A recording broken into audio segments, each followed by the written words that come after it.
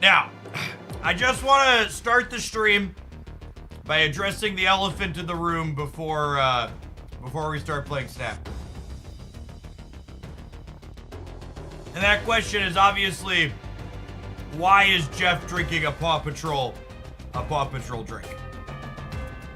Let me tell you a toddler tale as old as time. Naturally, my wife and I bought a pack of these Danimal Paw Patrol smoothies for my 3-year-old because she likes Paw Patrol and yogurt things. And she drank the entire 6-pack in like a day and a half. So naturally, my wife and I then bought a giant box of these Paw Patrol smoothies.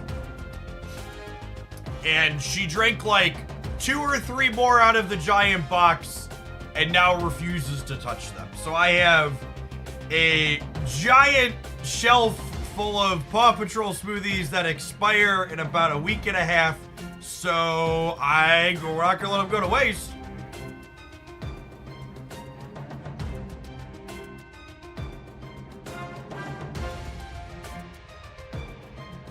You name which pup that is. That's Chase.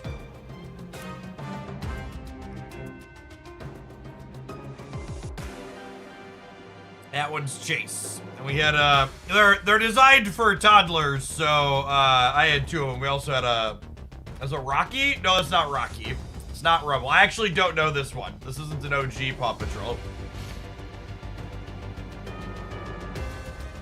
That's Zuma. Okay, today I learned.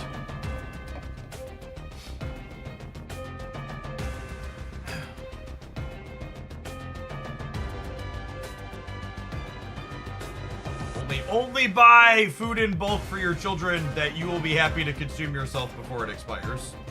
Actually, they're not bad. They're like fine. They're like fine yogurt drinks.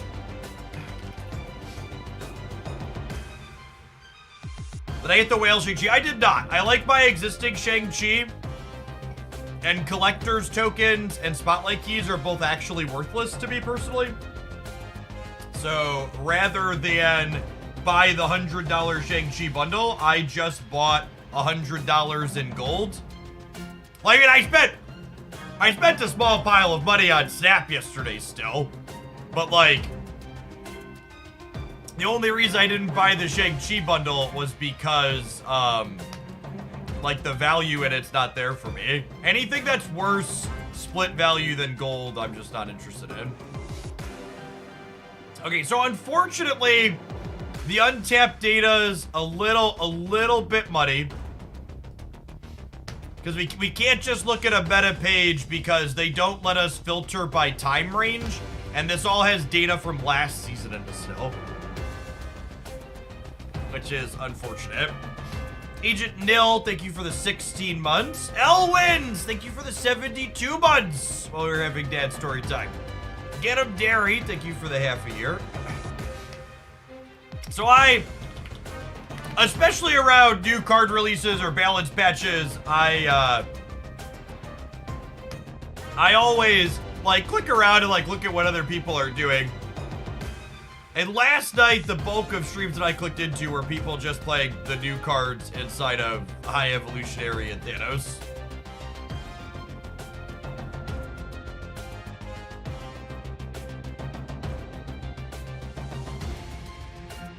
Yeah, I really wish I could just click here and set a date range. They must have something set up with their data that makes it difficult for them to do that, but I would really like to decide when I want the data to start. Yeah, it was announced last week that the patch was moved back.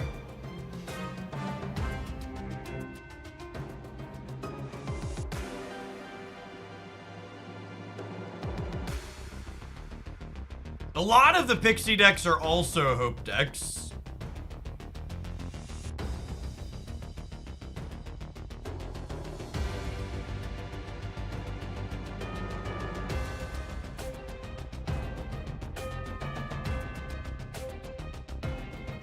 Let's start by sorting by volume. Just see if there's anything interesting. This is our highlight from this morning, second most played. These are like okay stats. The thing to keep in mind is because the season reset, I have to look at pre-infinite data, and pre-infinite data has lots of bot matches in it, right? So like these cubes and win rates are absurd, but like when you look at one of these decks, you basically have to ask yourself like, okay, what are the stats on this deck if I cut like 5 to 6% off the win percentage, and like I take the average cubes and I divide them by 3, is like probably realistically what you have to do.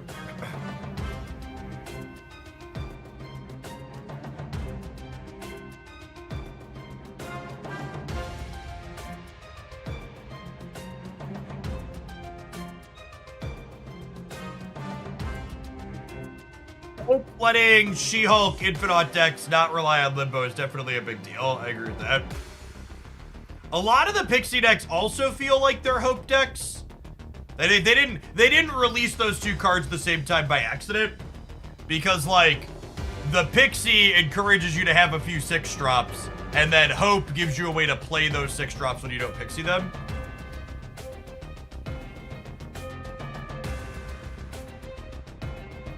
Hey, Twitch, thanks for dropping by periodically still, and I appreciate that primer. Yeah, if you were thinking about poking back into Snap, I think now's a great time. I think the last OTA was really good, and I think Hope and Pixie are the two most interesting cards to release in a really long time. I will say, maybe we'll have to play some more games with this. We played some games with this yesterday, and I pushed off of it, but even if we subtract some points off of here, these are still pretty good stats here. I think we ran a little bit cold when we were playing this one.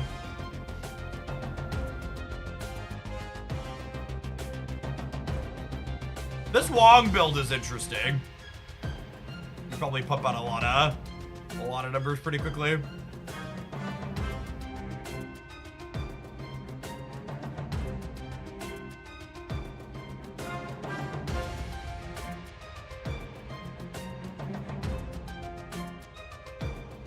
This is an interesting take too, playing Bast in your big stuff deck with Luke Cage. So the gamble I'm always amused to try.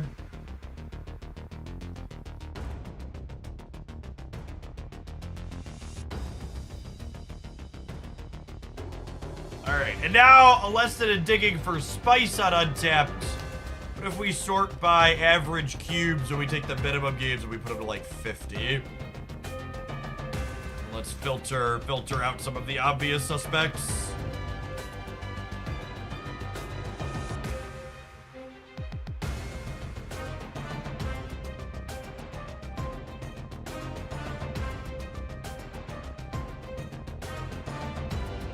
Just like Loki as a break glass in case of emergency. I think we're gonna see more and more of that style Loki.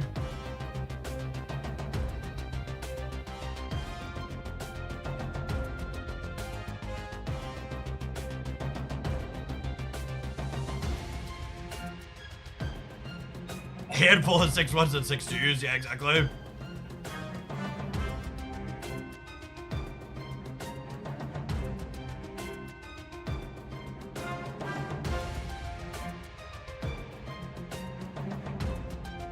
What's the best lockjaw build?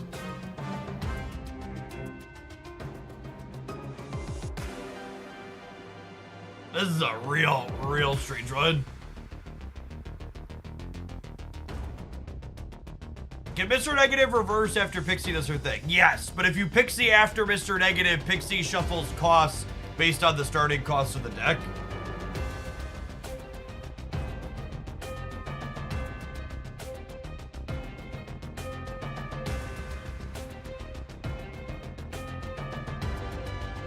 I think I deleted this one. We'll re-import that. Maybe give it some more try. We'll see.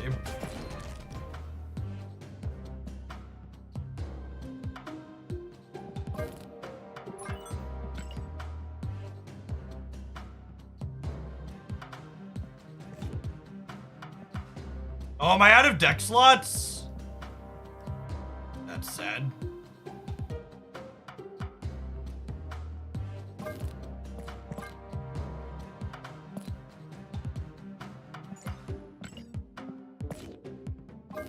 Alright, I think we're gonna have to delete some of the oldies here. Although Kitty sure he has Hope Summers, so we need to try that. So it's been a while since we had so many potential cards that I needed to delete things to fit stuff in.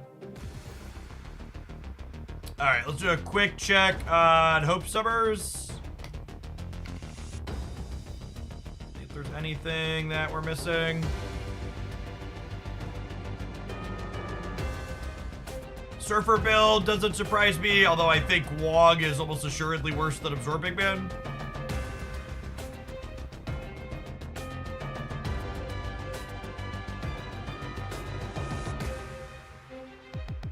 More deck slots wide, yeah, really? Sure, there's gonna be a lot of Thanos in here. I'm not interested in playing Thanos. I'm not interested in playing Goliath.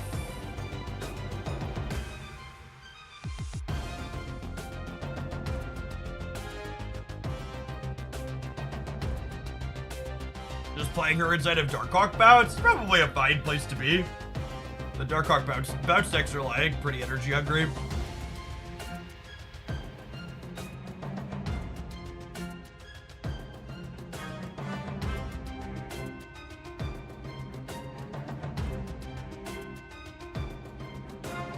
He doesn't have a Cope. I don't know that Hope's gonna necessarily make Havoc playable, gamers. I think that's some Cope. We might get there eventually, but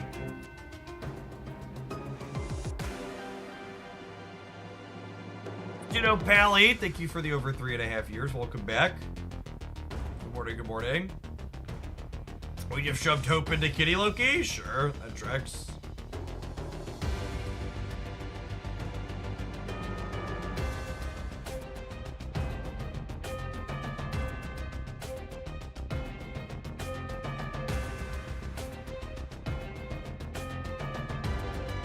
We could look at High Evolutionary generically. I mean, I assume Hope is good in High Evolutionary. I just don't think that that's a very interesting place to start, yeah. Okay. But scrolling through Twitch last night and this morning looking for other people and what deck ideas they were playing, I don't think we're likely to explore High Evo or Thanos anytime soon on this channel, because it feels like that's content that's been done to death. Sort my game count here to start.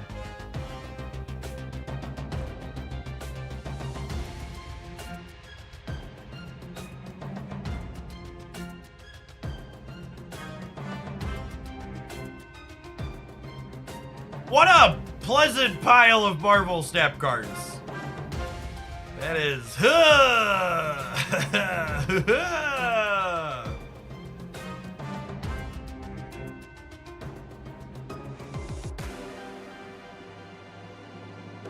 this is the shit Nightmares is made of.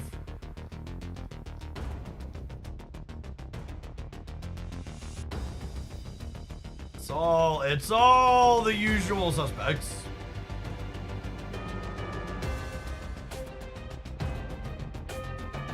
No sandcastles for you. Yep, basically.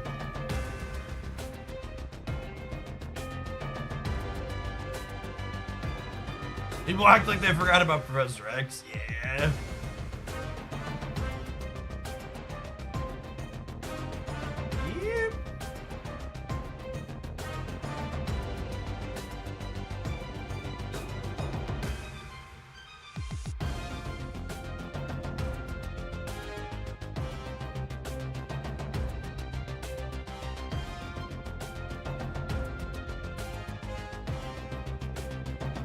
Moon Girl She-Hulk with Hope. That's the highlight on the YouTube channel this morning is Moon Girl She-Hulk with Hope. We'll probably do more of that. I have...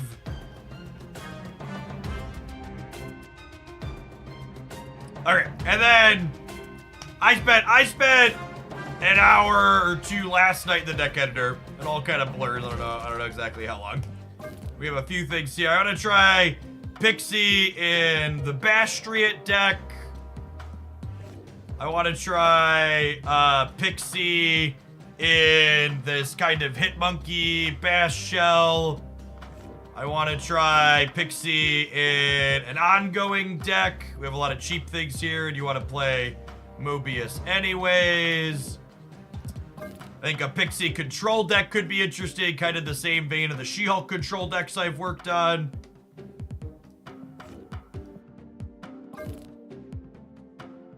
This is a different Hitmonkey Pixie deck that's playing bigger things at the top end.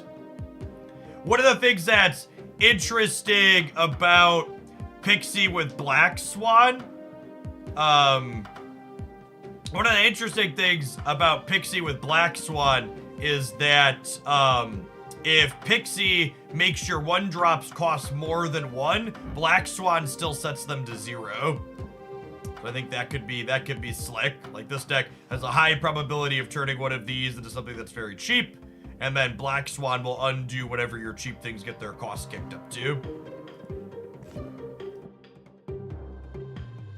And we finished on Hope Surfer yesterday, and this felt pretty clean, so I think we'll definitely play some more of this today.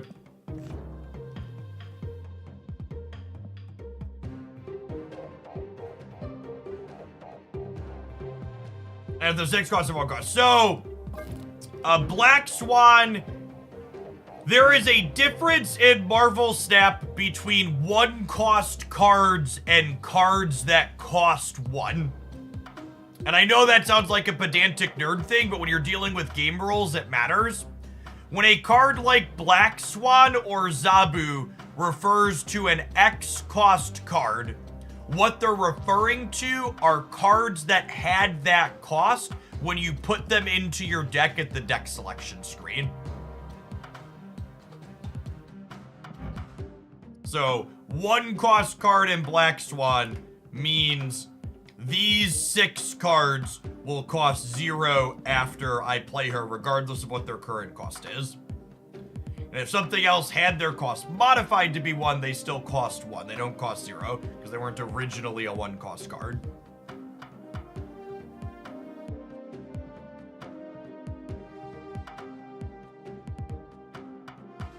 Sure. Thanos Stones and Demons aren't 1-cost cards that you put into your deck, but they start off as 1. They're not modified to be 1.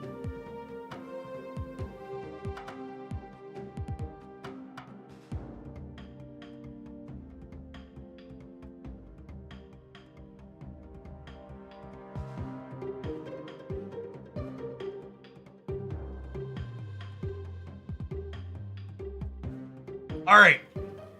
Before we dive on in to some goodies, tap our ad break so it doesn't interrupt us in the middle of games for a little bit. We'll see you in 120 seconds. We're kicking off. Thanks to all the early crowd that was here. Do a little data dive with us. We're going to be playing different Pixie and Hope decks all day. Don't go anywhere.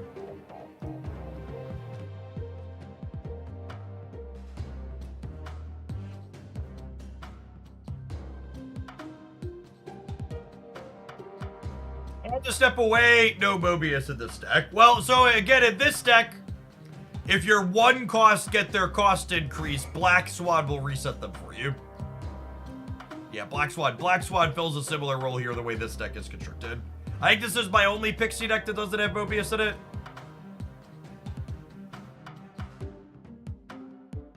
Yeah, the Hope Summers Movers deck.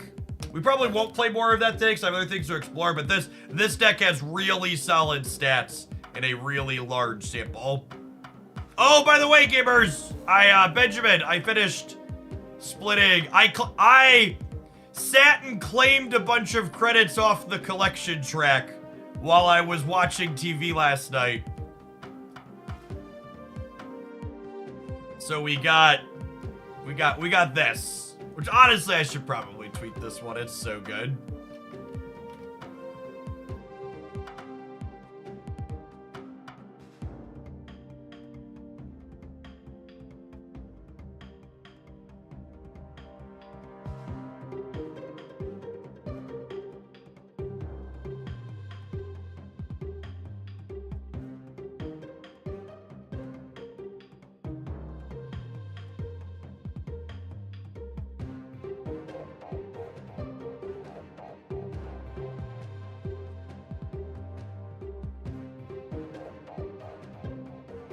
Hey, Trebasura, thank you for the entire year. Let's get your sword to go with that shield. Welcome back. And Easily, thank you for the 8 months. Good morning, good morning. Willow Glenn, thanks for coming in hot for the 7 months.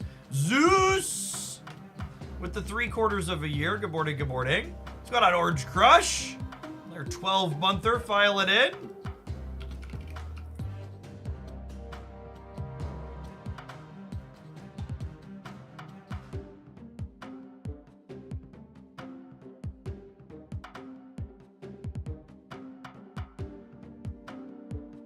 Could you fit Sif Proxima into the Hope Surfer deck? You'd have to go with the Killmonger stuff to do that, I think.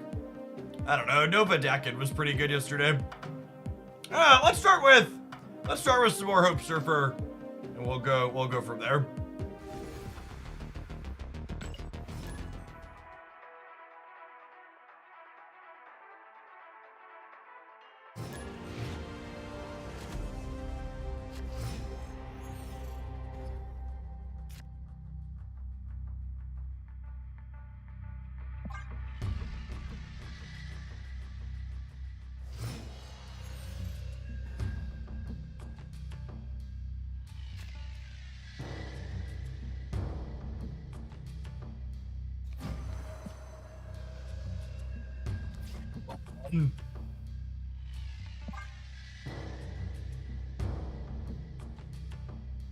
I haven't purchased a season pass in a long time, but Hope seems super powerful. Hope is the best season pass card since Miss Marvel.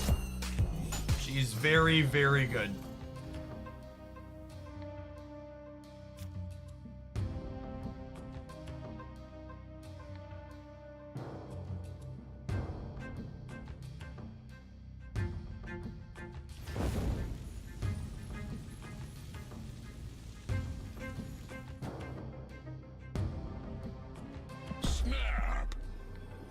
Preston, one of our inorganic friends. Definitely.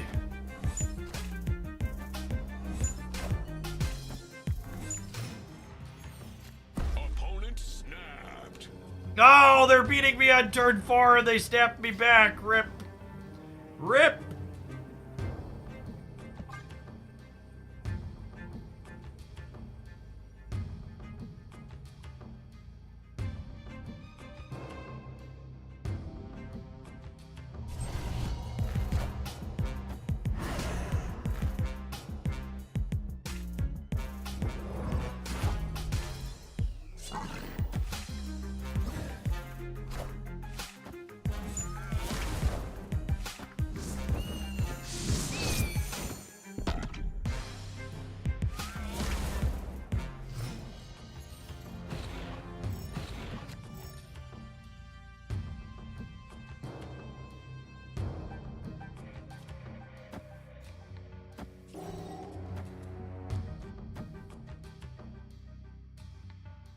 Do I need this many in the middle? I probably don't need that many in the middle, yeah.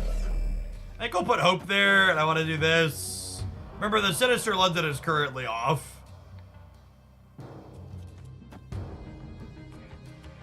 It probably doesn't matter. Realistically.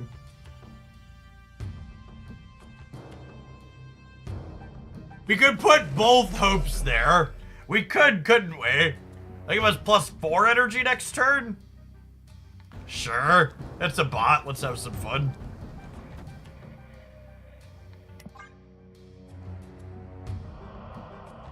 Hey, James, thanks for the membership on the YouTube side. Does Hope Summer have the potential to be the best season pass card released from Marvel's? I don't think best ever is likely. I think strongest in a while is definitely true. We've had a lot of kind of mid-tier and only okay ones. Like Scar was playable, but like Sebastian Shaw is pretty mid. He says playing Sebastian Shaw and what's her name? Black Swan's not great either. Yeah, original Zabu and Surfer are also both incredibly strong Marvel Snap cards. Alright, any 3-drop, please. Our entire deck is 3 drops, so we're good to go. Classic! Oh, that was the best one, gamers. Don't you dare leave, Preston! Don't you dare! You let my numbers go bare. Good bot. Who's a good Preston? Yes, you are. Yes, you are, Preston. Watch the bot Shang-Chi, yes. Just get absolutely devastated.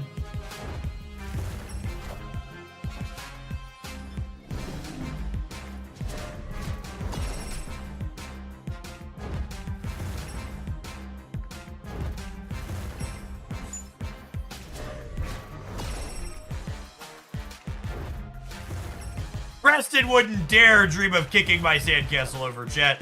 That would just be rude. What a Heimdall. He beeps, and he boops, and he bops, and he whops, and he pumps for 8 cubes, chat. The Preston Wonder.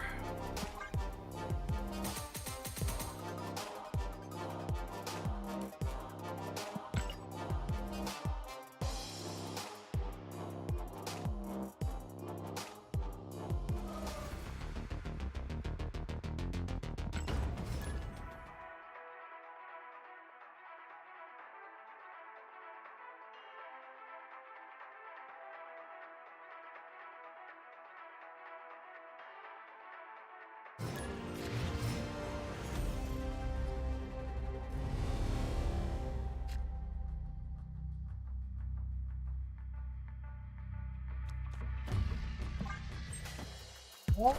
They have a 1-drop.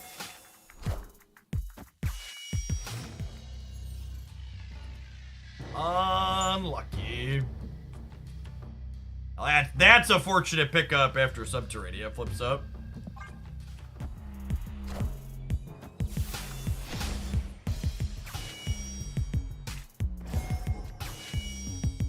Yikes! 1 gladiator, please, deck. Oh no. Space Stone's having a moment, chat.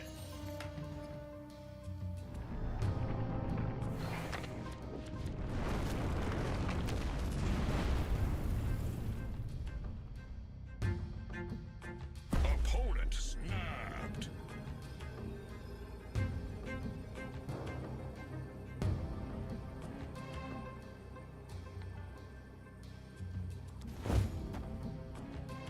So I'd be at if I have Hope into Shaw in one path, and then Killmonger, Mobius, Surfer in another, I would be at 8, 14, and then I'd be at 10, 12. I think 14 and 12 might be good enough here.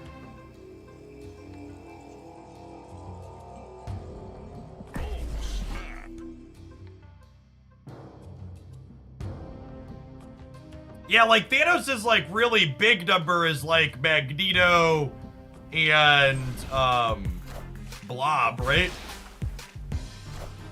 They have another stone?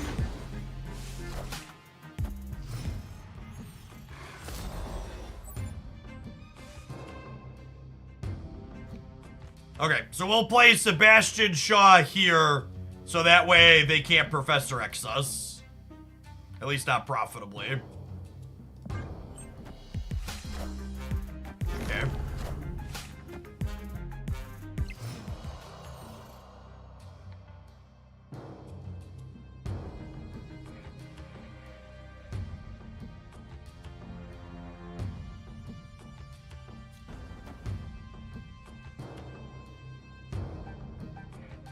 Oh, I should have rocked mid, yeah. Good call.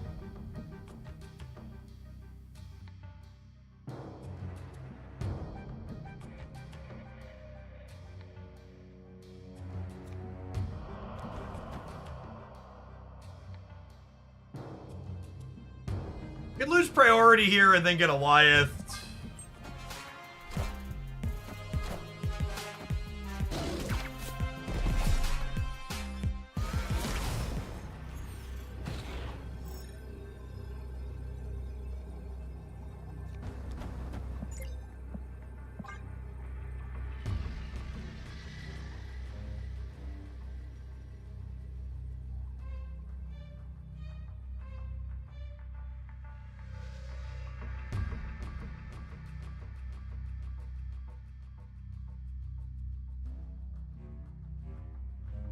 Their odds of having Goliath are low. Obviously, they could get us, but odds of it are low.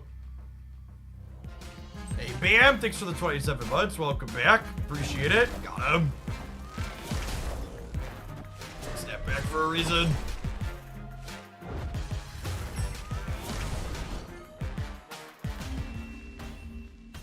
They're 100% an Alliance deck. Not close.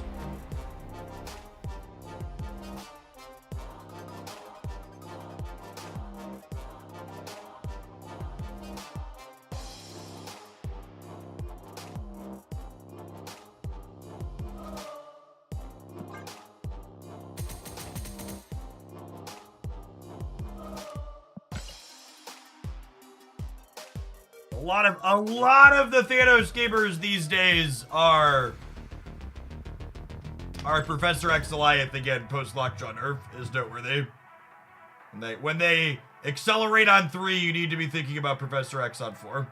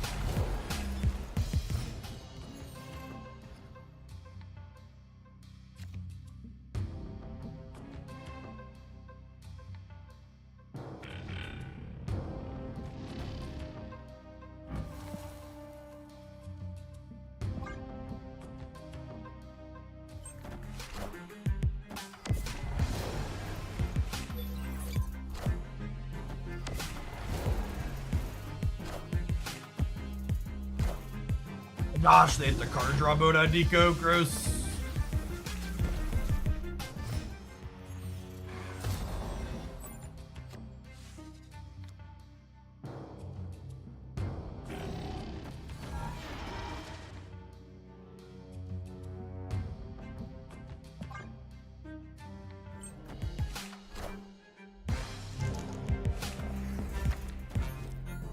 That card is very good against us.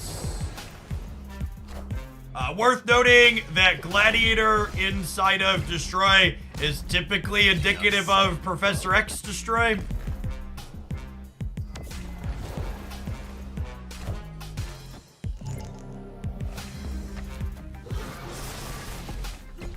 Enough said, Bob. Professor X Destroy is new. It's not really, actually.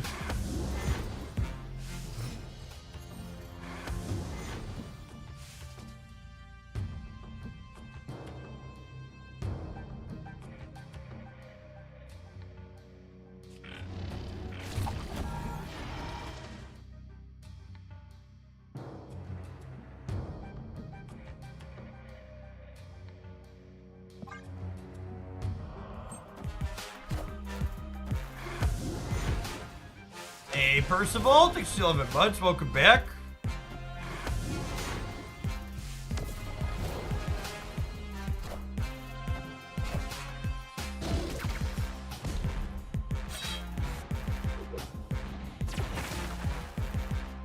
In addition to X, Goliath is also a card we have to worry about here. Probably can't beat that one. Friendly neighborhood Spider-Man here.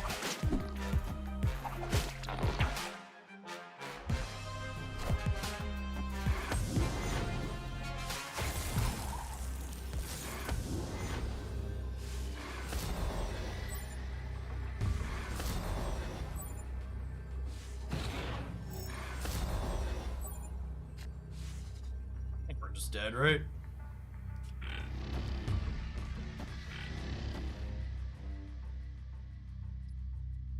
This gets me to 12, 17, 18, 19, 20, 21.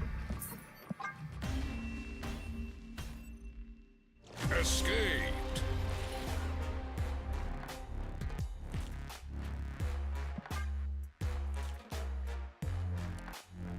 They have all the energy in the world, they can even play their death. I mean, their death would just be an 8-12, which is not very good. That's fine. Winning an 8-cuber and then throwing a 1-cuber is fine.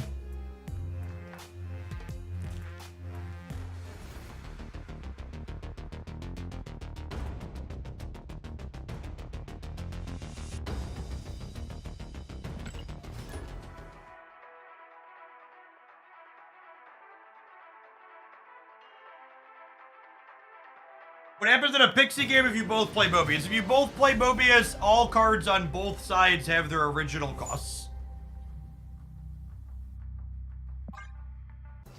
No modifications.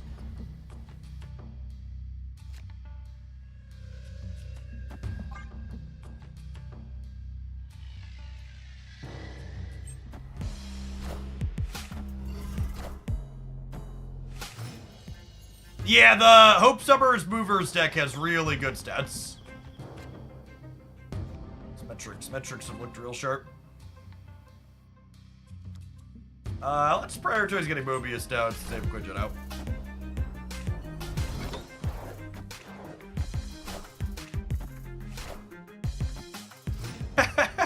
It's one of the more fair expansions I've seen recently.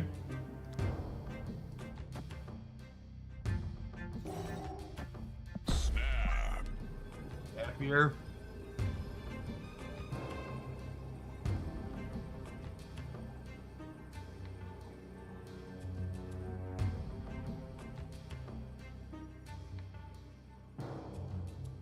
I have not heard anything on the whale track. I would be operating under the assumption that there's not going to be one until told otherwise.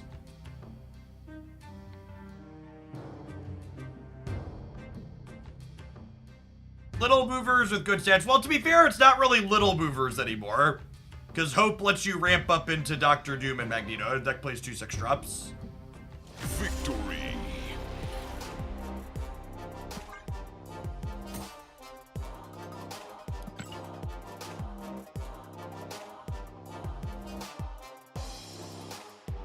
Little movers with big helmets, a good way to put it.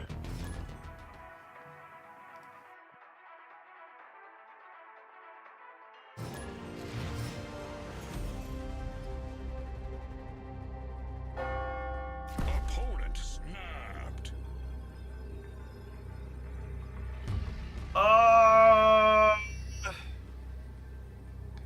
No Surfer, no Killmonger, no Hope. I have no hope, chat. We gotta leave. Escaped.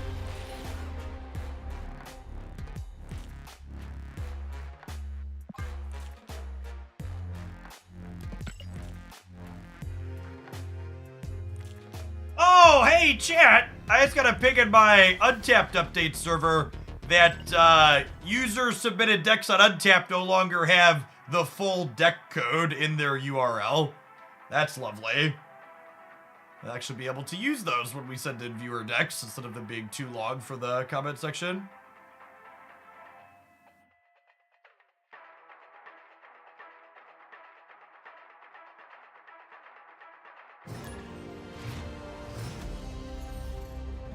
Welcome change. This just in.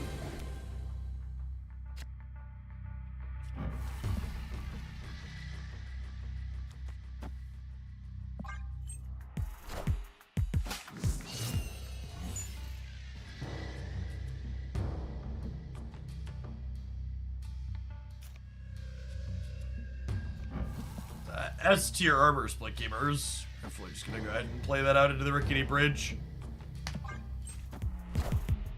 This might be an armor on both sides.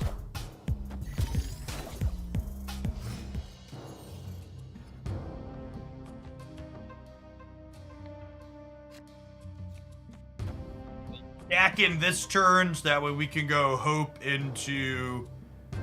Oh, I guess stacking this turn cuts me off a draw. I do really need to draw Killmonger or Surfer is noteworthy.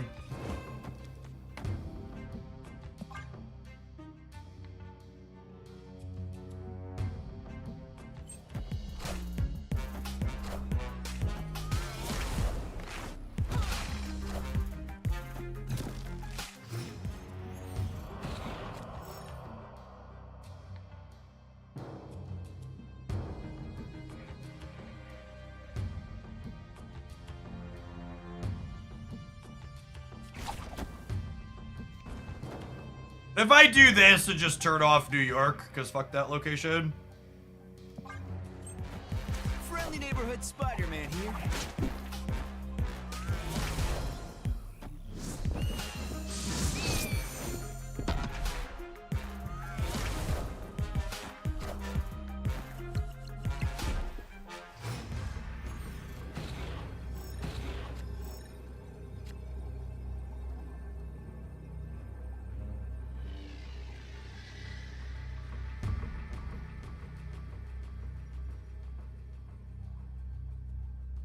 And my poor Decken.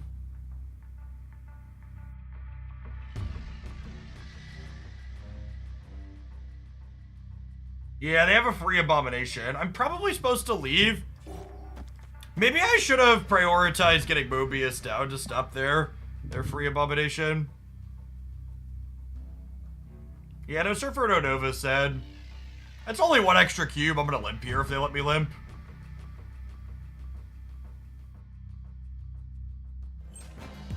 Yeah, we're gonna do a bomb plus a big thing.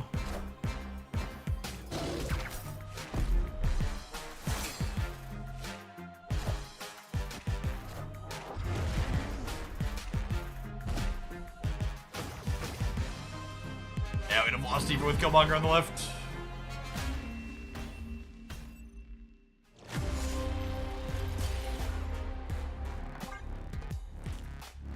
Afternoon, Johnny.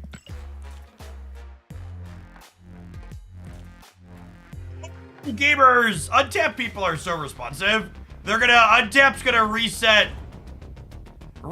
their latest patch thing for the season rollover for us. Asked and answered, so we'll dig into that here once they get that done. Give us a better look at what people are doing than what we did to start this morning. Oh, Magneto booster. Definitely needed those.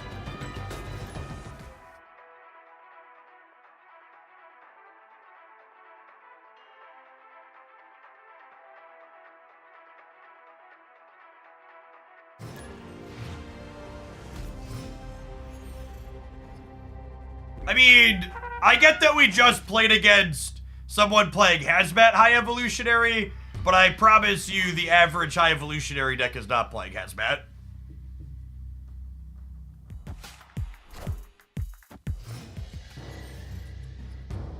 You should definitely be playing Mobius in your Surfer decks right now. Card's very good. I can't play Snow Guard out because if I do,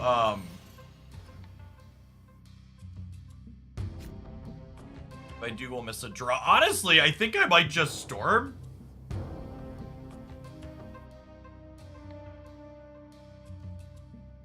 Because it feels like if they had a Reality Stone, they would have played it last turn, yeah? Snap.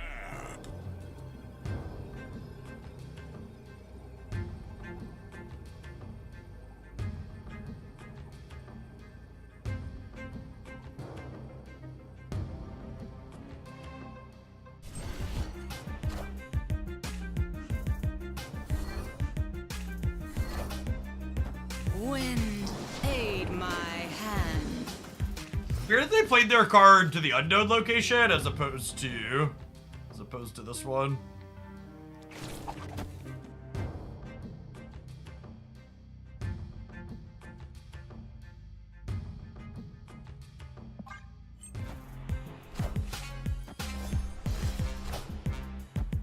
I'm hoping to grab not. I want to grab Moon Knight's really the only one we want.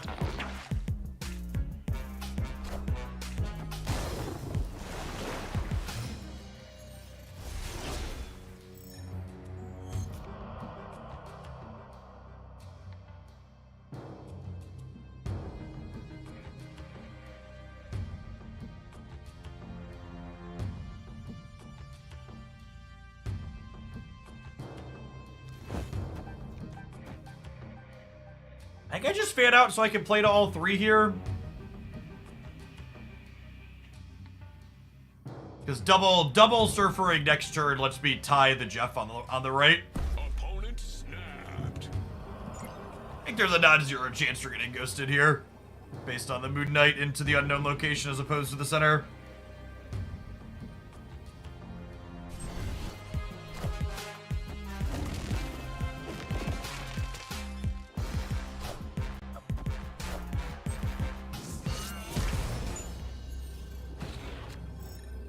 That's fine. We're never beating a ghost anyways. Escaped.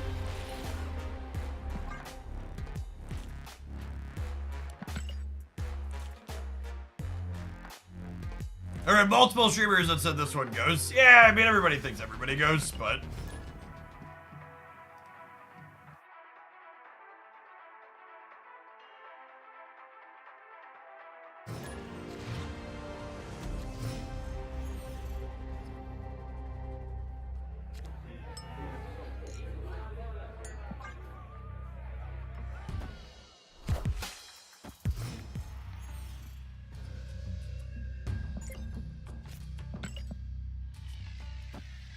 Each avatar, turn 1 Nebula, assuredly playing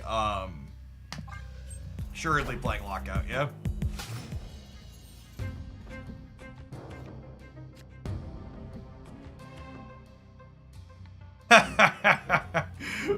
What a fucking set of locations.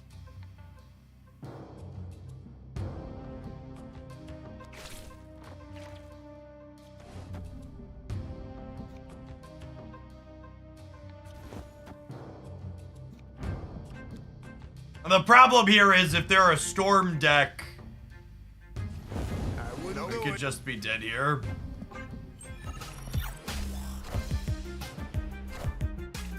Wind, aid my hand. Tough set so far this morning. Escaped.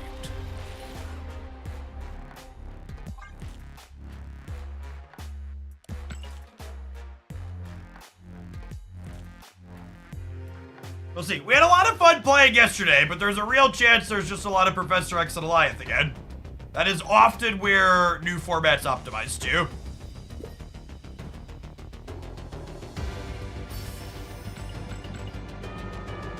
I'll be curious to see what Untapped says people are playing once we get to dig into that with the reset.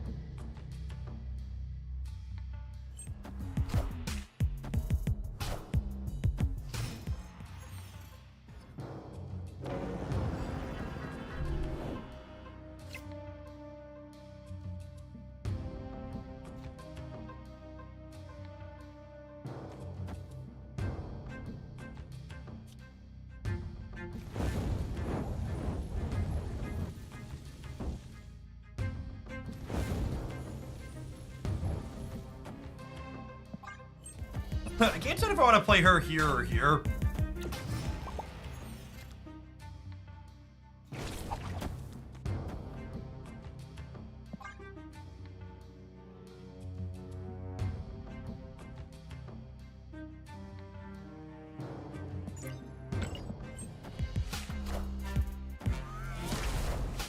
Well, I mean, I would just like to correct a comment in chat.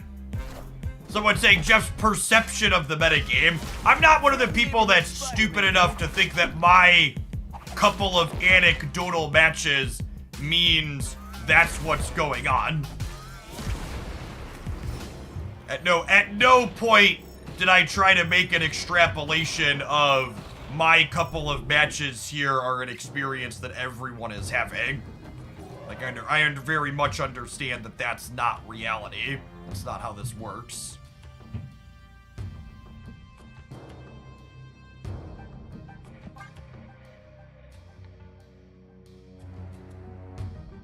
I explicitly made the comment, oh, I'm interested to see what Untapped looks like because formats often evolve into optimizing Professor X and Alliance. That's such a good Nightcrawler split, holy. Just...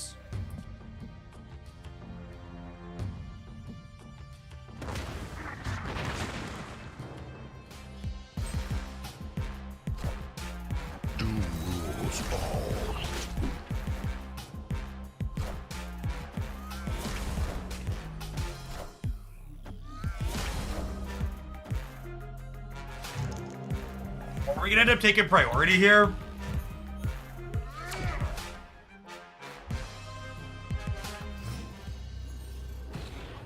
We are, aren't we?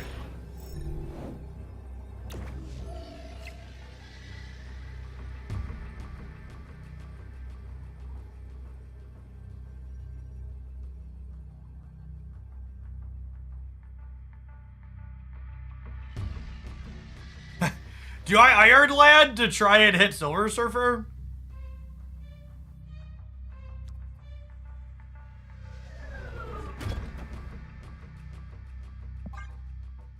Yeah.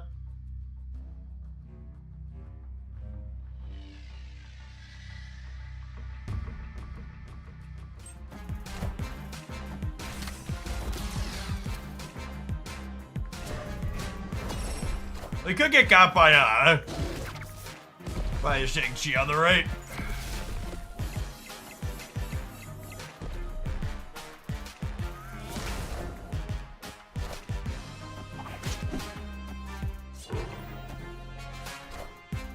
Kitty Shang. Friendly neighborhood Spider-Man Ooh, here. Kitty Spider-Man.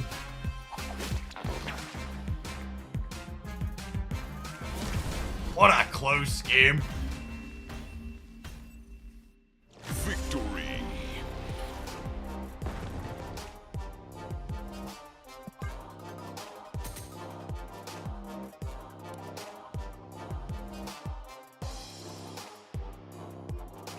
Your experience does not light up with a significant amount of players that never see bots posted. So, after talking with a bunch of people, I think the folks that say they never see bots after a certain rank are just really bad at identifying bots.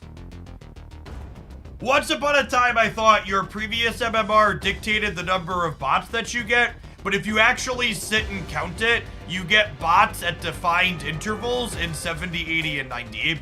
And the bots come at wider intervals in 80 and 90, but they're definitely at set amount of intervals. And based on the number of people that think actual human beings are bots, anecdotally, while I stream on Twitch, it does not surprise me that most people are just bad at identifying it.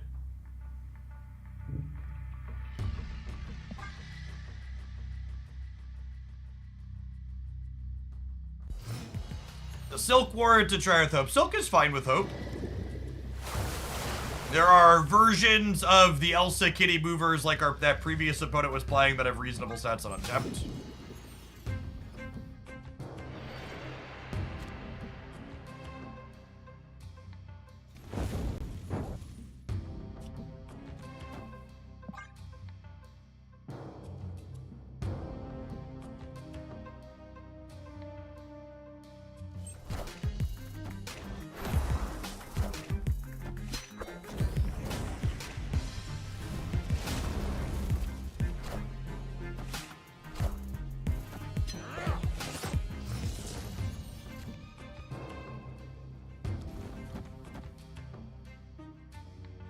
Now, obviously, I can't tell what your experience is, Dr. Grindel, but I'd be truly surprised if there's different bot roles for different people.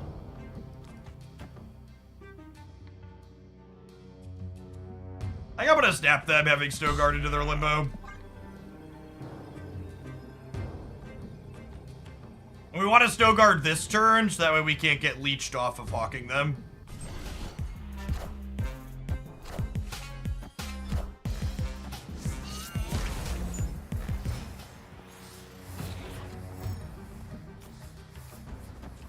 But I want to Mobius this turn, so that way Abomination can't be cheaper.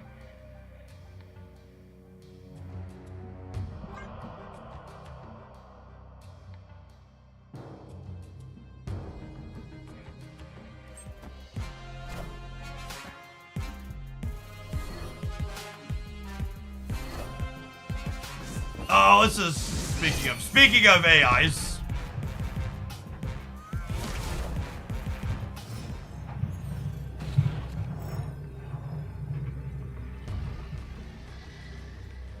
Speak of the devil. So this is 5, 6, 7, 8, 9, 10, 11, 15, and we put numbers everywhere else.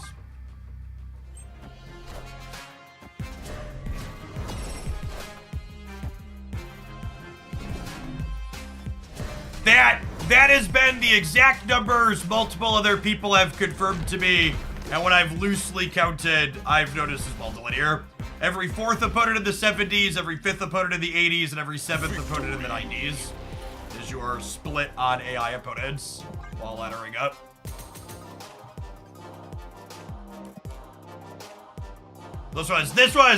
I'm in the 80s. Well, I guess we might jump to the 90s. We'll see.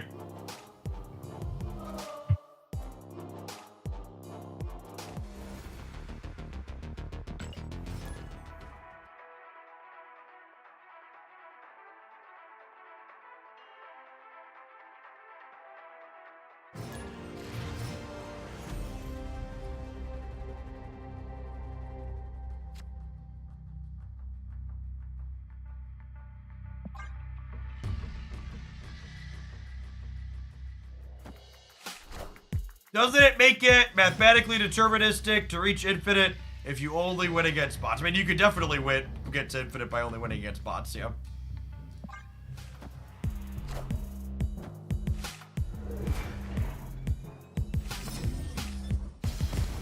Old and Patriot here from the opponent. Yeah, how do you think I hit infinite every season? Mood.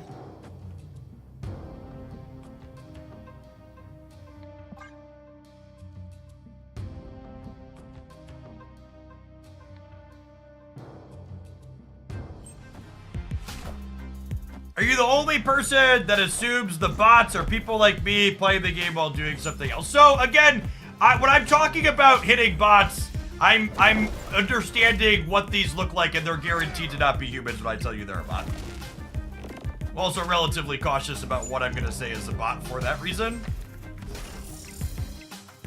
Oh, Cerebro 2 gamer we're being mean to.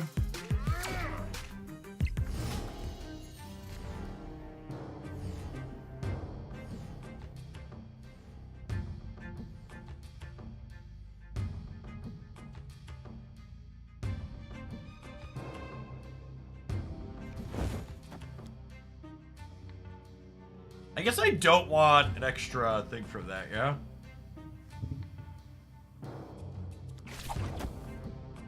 Guess we'll try and pull Goose off of here, so that way we can absorb double absorbing man. Wind, aid my hand. Friendly neighborhood Spider-Man here. Well, we pulled Goose off, chat.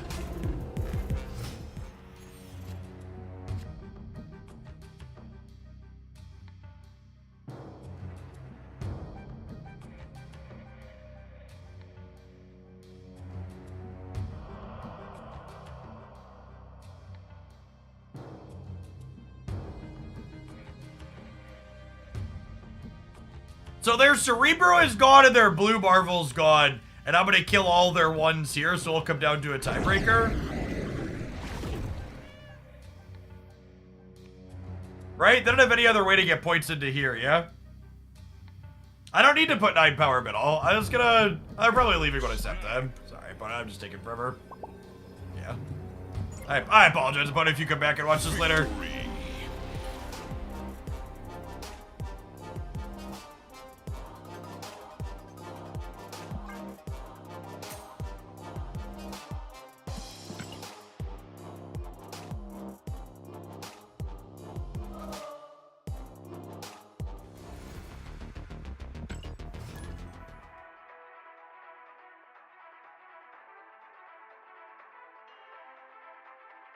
Yeah, they can only have 8 points everywhere. And in the center, we're gonna killmonger some of their stuff, so they're gonna be less than that.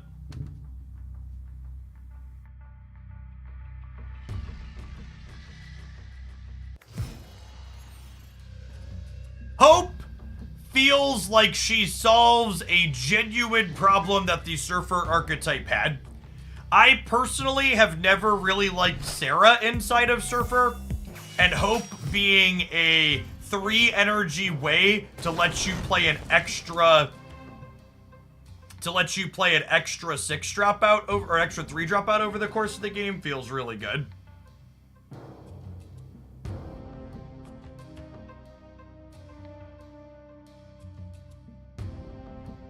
I want to killmonger. The question is, do I want to wait for them to play stones or not? I don't think so.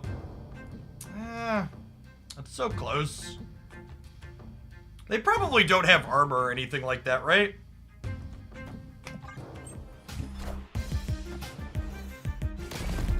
guess like armor or Cosmo. I think that's unlikely.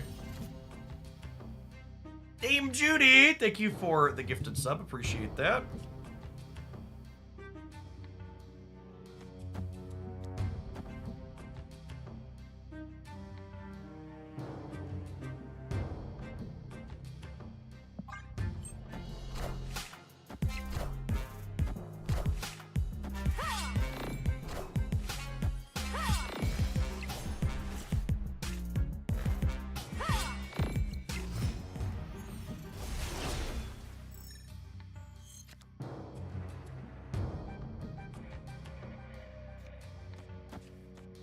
Now, we could get Professor X tier.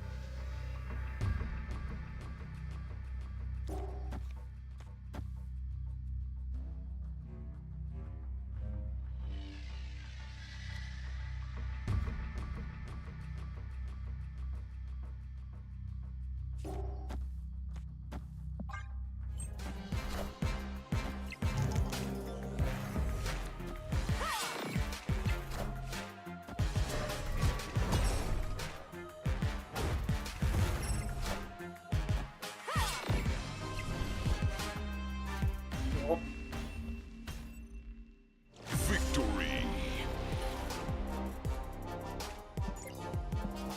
Just like classic Professor X feelings, I don't even know if this card is that good. It's just like big sigh every time it comes up.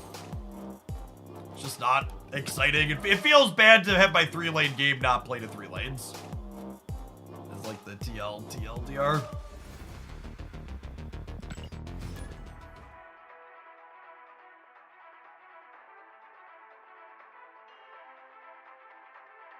Hey, thanks for the 16 months, Taquias. I appreciate that. Welcome back.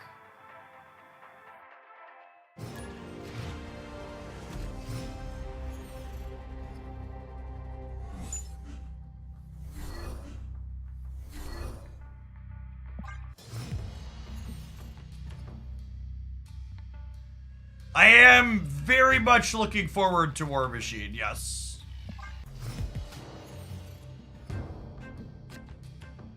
His days are numbered at least.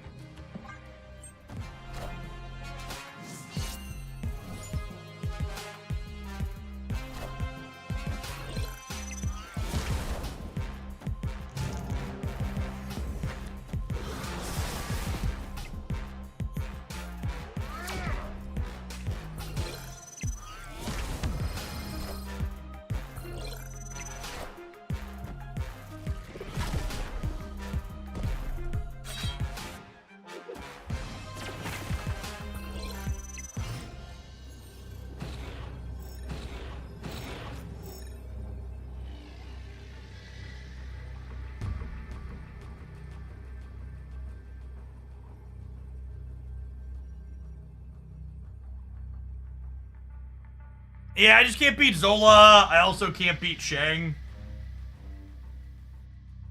Just gotta go. Opponent snap. Yeah, move her, calm down. Escaped. Whenever my opponent snaps and I'm already thinking about retreating, that's a boomer snap, chat.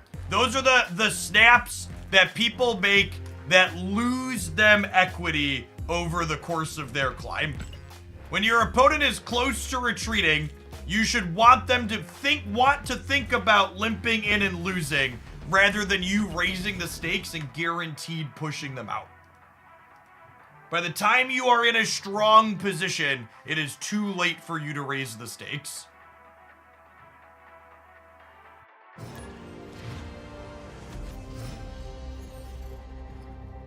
That skill expression while leveraging the snapping mechanic is the #1 thing that people struggle to learn to do appropriately in this game.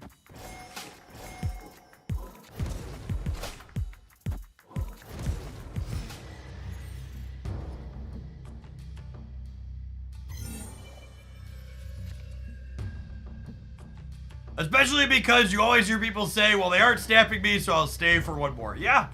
Yeah, just like the raw density of one more cubes people lose for themselves with that kind of attitude. I have to say, I get really excited seeing Time Stone on 2 these days, because Time Stone on 2 means that I'm not getting Professor X on 4, most likely. Their hand's strong, but ours is pretty good too, so I'm gonna stay.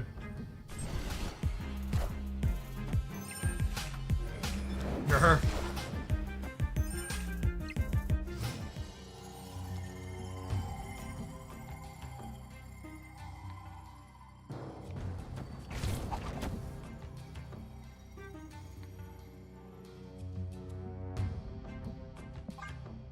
Spider-Man right could bite us a little bit here.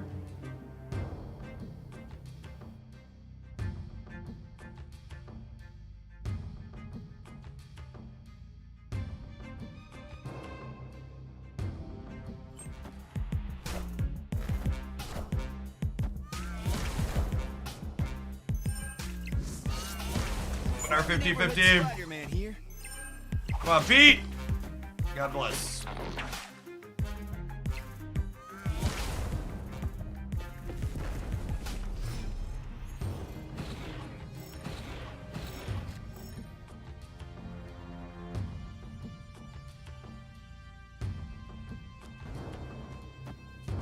Do I snap them at this point? Because we have like our best, like they have our cards discounted, but we kind of have our best possible here, yeah? I guess they could also have our best possible, but they already played 2 of our 6 cards that they got from us. Oh, snap.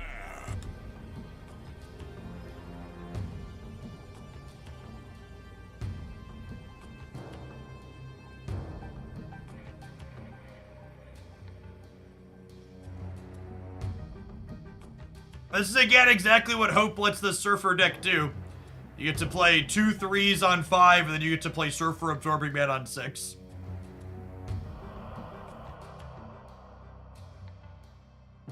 Why are they waiting so long? For a lot of the more competitive players, it's technically optimal to always use your full rope.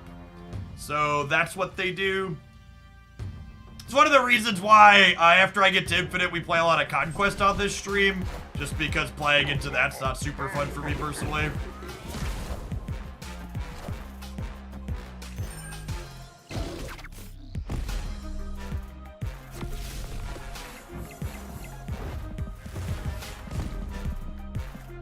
Notably, their Shang is not in the blob, so we could eat it to Shang on the right or on the left.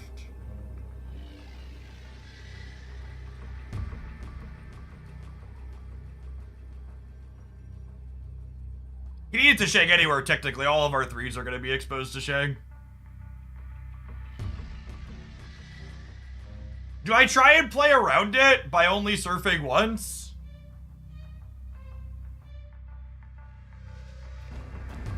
If I do this,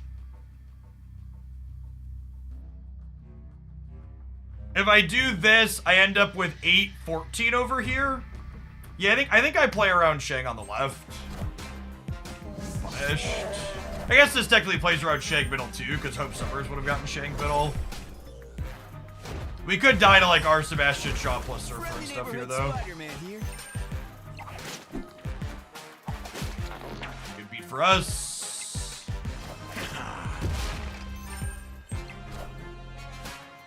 Oh god.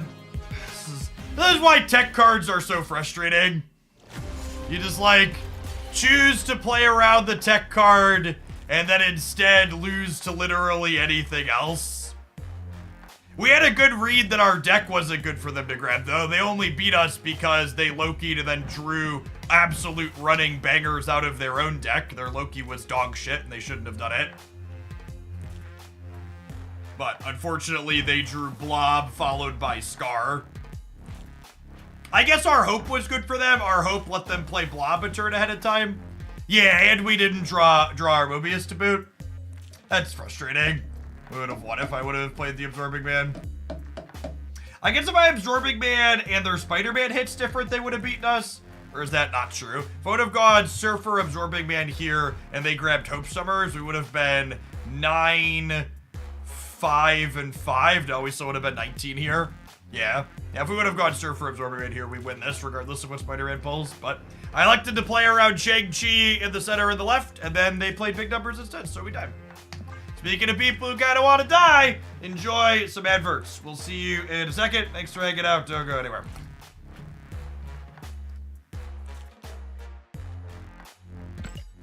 The Surfer deck seems fine. I don't know that it necessarily feels powerful enough. Hope Summers feels like she fixed a problem that the Surfer deck had in that she's an accelerant that's more smooth than Sarah, but at the same time, I don't know that this deck is good enough even with that problem fixed. It's just like, eh.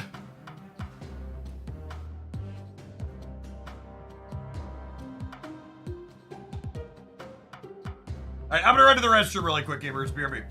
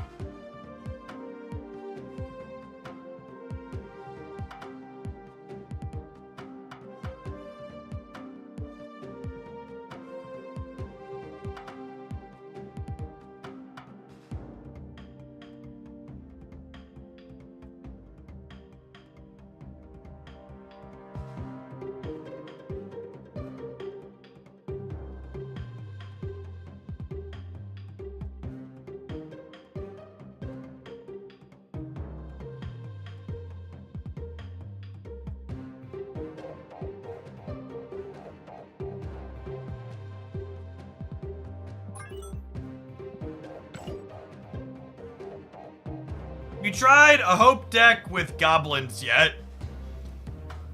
I don't see how that doesn't just turn into just playing Galactus. I don't really feel like playing Galactus. Well, maybe we'll get to it at some point, but sounds like Galactus.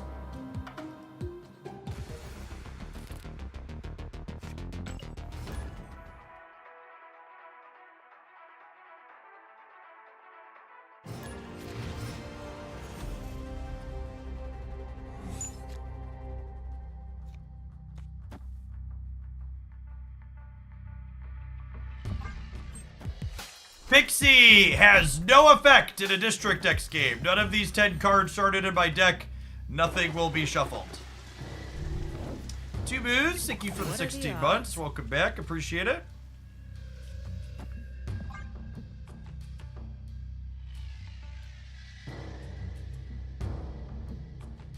Just came back. You talking about putting Pixie in a Galactus deck. I am not. I'm talking about lots of other people doing stuff like that, and it not being something I personally am interested in doing.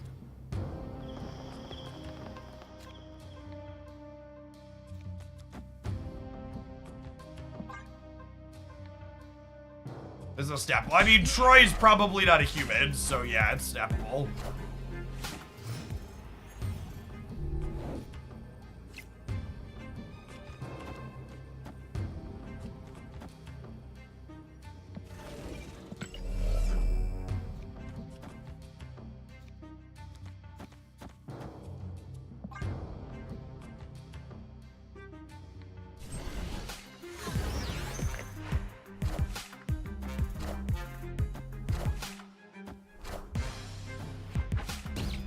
Oh no! We turned Cyclops into a pig!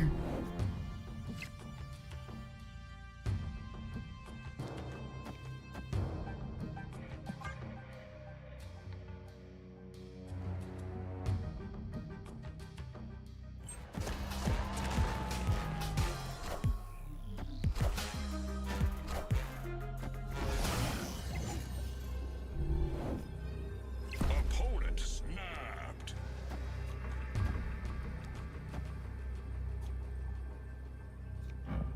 Kitty Pride is so good against bots, chat.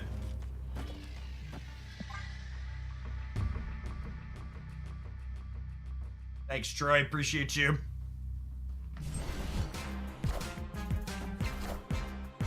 I am Iron Man.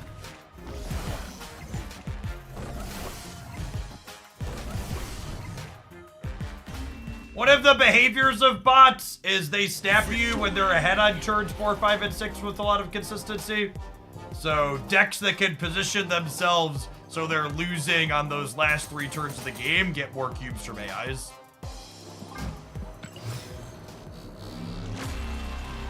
Frame break.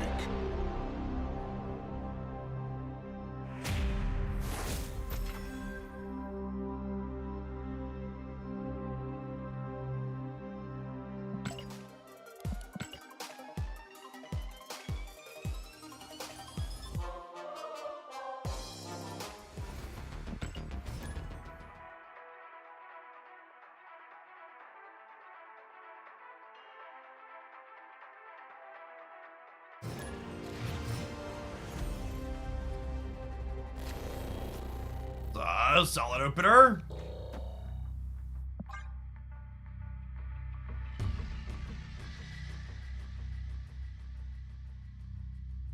Jeff, I was just overhead your YouTube stream and noticed you have a bunch of viewers who hadn't liked the stream yet. Is there anything we can do about that? I don't know, dude. Like, hopefully there is something we can do about that. I'll have to put our heads together and try and think of something. Holy crap, gamers! Meet Dr. Doom, and by Dr. Doom I mean Dr. Doom that triggers Bishop. Lovely. Oh, snap. I almost don't want to snap just so they don't retreat on me, but they play Black Knight on 1. They should stay, right? Dr. Mysterio. Mysterio went to college, chat. Got his PhD. Yeah, so I basted them, and then Wakanda Embassy happened. So every Mysterio is just fine now.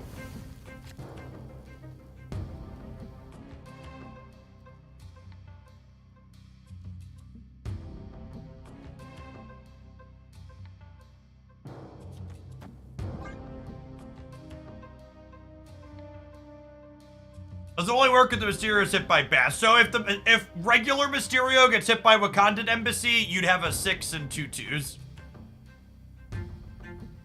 We have not had any confirmation of whether or not there will be a whale track this season. They burned my 1 energy monkey! Rude. Opponent snapped. I'm gonna prioritize keeping this full over here, so that way, they can't Annihilus the hood across.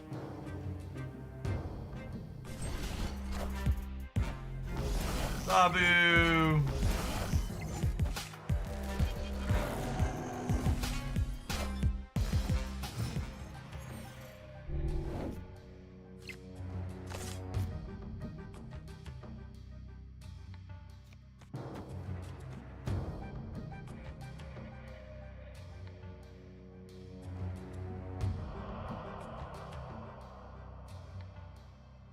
Well, that's the thing too. Yeah, but I should have the bandwidth to play for all three here, right? I think. Maybe.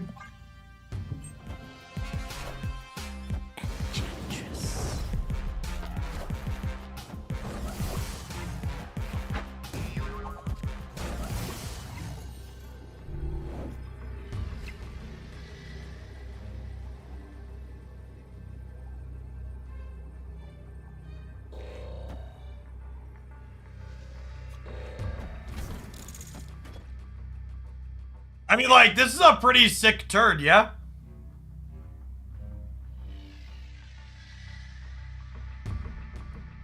This is, 5 power Ant-Man, 5 power Mysterio, so I'm going to 22 in the middle.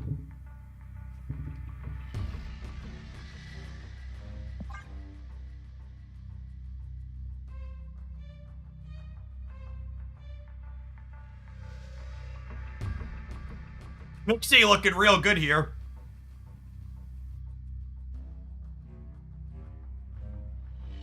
There's a world where Danger Room does us dirty, but hopefully we're not living in it. Hopefully they just feel safe in the Wakandan Embassy, but they're also so far behind in Hotel Inferno that they might play to the Embassy just because. But they might feel so safe there that they overcommit to the Danger Room because Danger Room is Danger Room. Yeah, I think if we have a safety room, we should be winning this. Like, what did Pixie do for us this game? She discounted this by 2 and she discounted this by 1. Seems solid for us. We're about to play nothing middle. Ooh, we're winning middle, chat. We have 22 in the middle. It doesn't matter what the Danger Room does. We got him.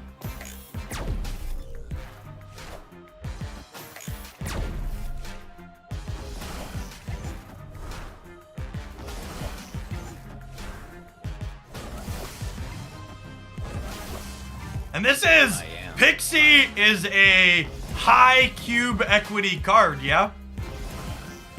She is an effect that... It's also worth noting that Spider-Ham won us this game as well. So Ant-Man buff helped drag us over the finish line, and Spider-Ham too, because Spider-Ham porked a Lady Sif. So if Spider-Ham hadn't happened, they would have been able to play Lady Sif here and beat us in the middle.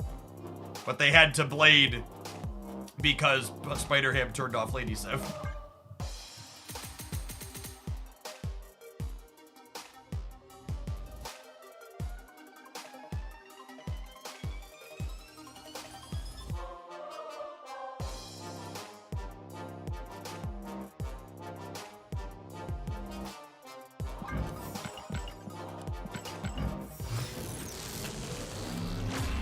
How do the Mysterio clones stay 5 power? They were Basted and then Wakandan Embassy, so they're all 5. I want Valkyrie boosters. I would like a gold Valkyrie. We have an inked with Kirby Crackle right now, but I would like a gold. Spider-Ham porking Lady Sif shouldn't be a legal sentence. I mean, why do you think his eyes are like that, chat? Yours would be too, don't lie. Crisp one, thank you for the 16 months. I appreciate it.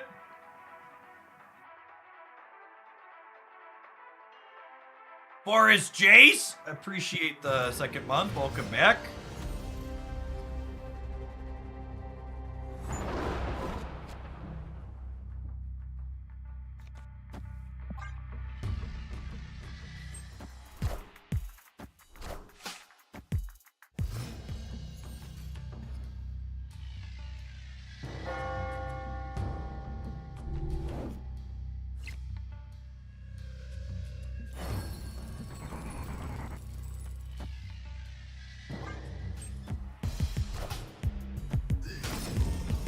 A lot of demons.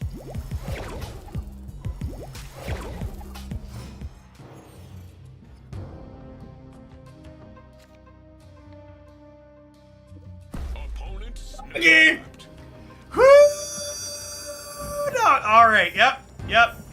Yes, please. Yes, please. Alright, so they're snapping because they have a bunch of demons on DC.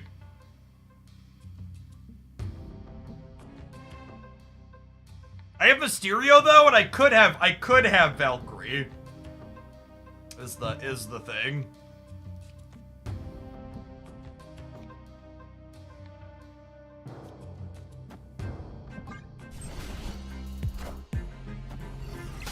Oh, they're actually just a Patriot deck. Sure.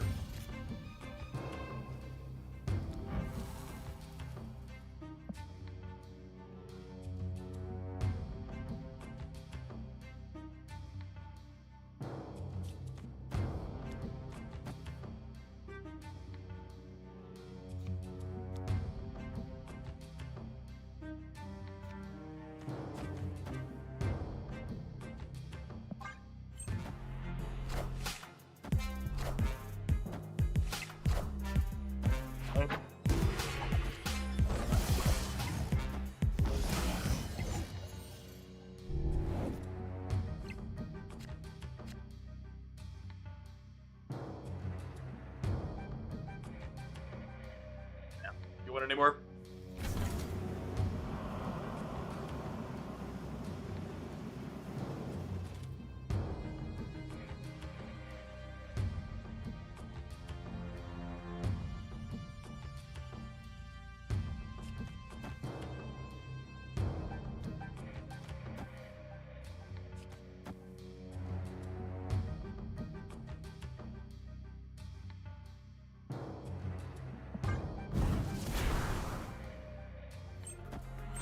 Yes, their snap had a lot going on. Iron Man. Is accurate.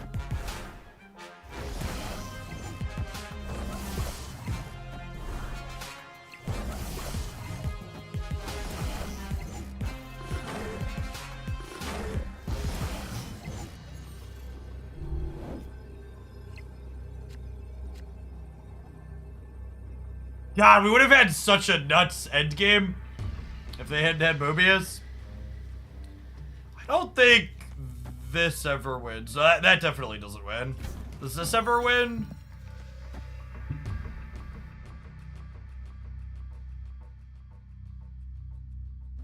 Just 20 on the left. 20 loses them playing a demon here. That was a good snap on their part. This is on the list of things that I'm interested in playing today too. Got that one loaded up in the deck editor. I think that's another excellent Pixie deck.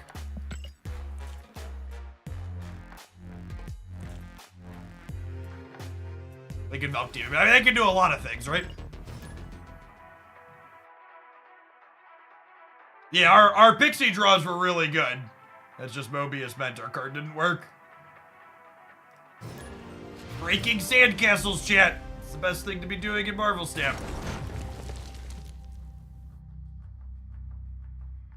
Such an unfortunate first location.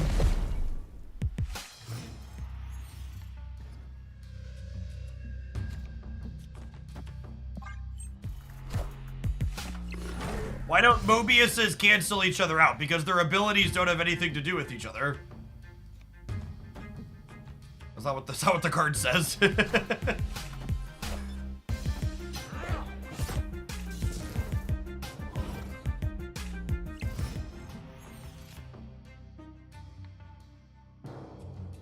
is really bad for us. They are assuredly a Killmonger deck, yeah.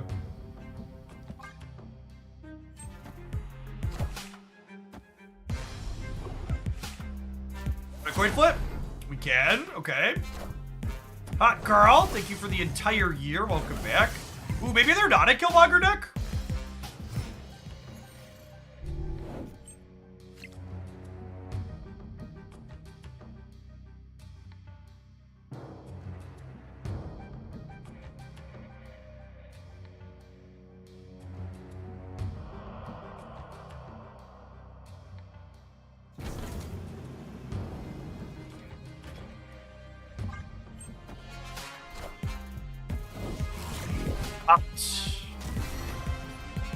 I am reborn. Alright, 12 power Apocalypse and 2 Swarms. They had a really good MODOK end. fully. Okay. I am Iron Man.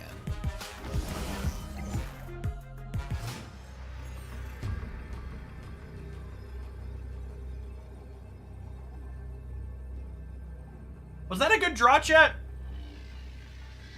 If so, why? Can you explain?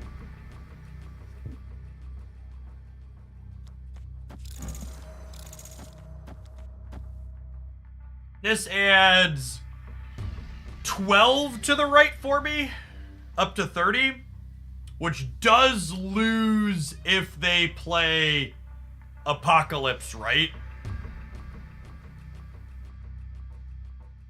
Without the real Mysterio in the middle, I have 7, 13, 18 here.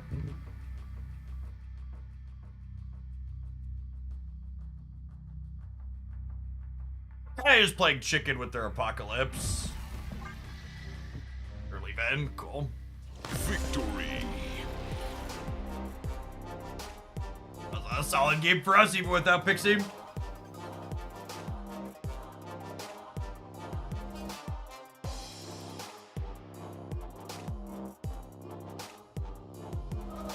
What's going on, Sailor Jerry? Thanks for the 10 months. Welcome back.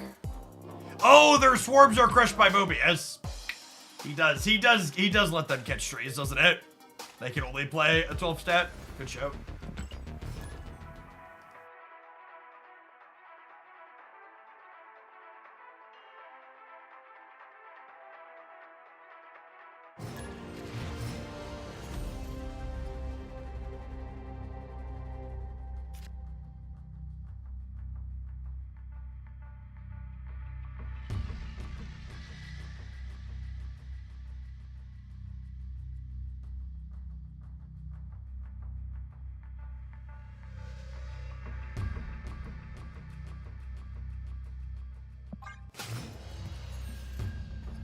Mobius is definitely worth 3k tokens. Yeah, I mean, if you don't have him yet, yeah, he's a solid card. Very playable Marvel Step card. Of course, he's also in the Spotlight caches this week, so like if you think you're gonna pull for Pixie, just like pull for Pixie first and see if you get Mobius along the way.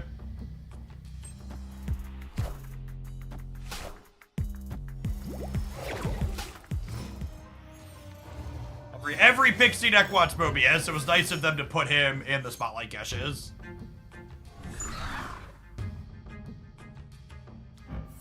Damn it, Pixie! This is why we can't have nice things. He's gonna end up over here anyways, doesn't matter.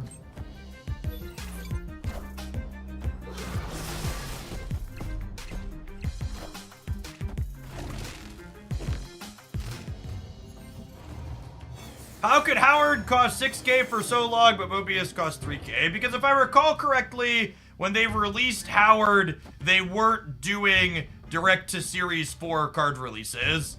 And then once they moved to doing direct-to-Series 4 card releases, they didn't do a series downgrade for a long time. Is Howard Series 4 now, or is he still Series 5? I genuinely don't recall with bad cards like that. Yes, Pixie can scramble your cards back to their original cost. He's a 4 now. Yeah, okay. Is it Venom? Sure. He dropped to 4 with Echo. Yeah, they literally dropped Howard to Series 4 as soon as they did a series drop after his release. I know that took a little while, but that is what happened. I think it's just this, yeah? Just chop this down to size. They're doing direct-to-Series 4 releases, so there weren't any last month or this month, but they have previously done direct-to-Series 4 releases, yes. Yes, thank you for the prime, appreciate it. They can earn him now, sure, but they're not guaranteed to earn him now.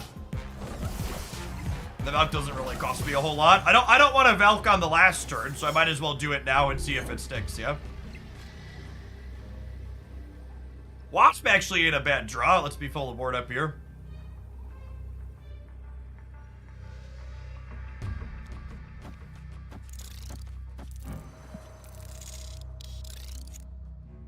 One, two, three, 4, 5.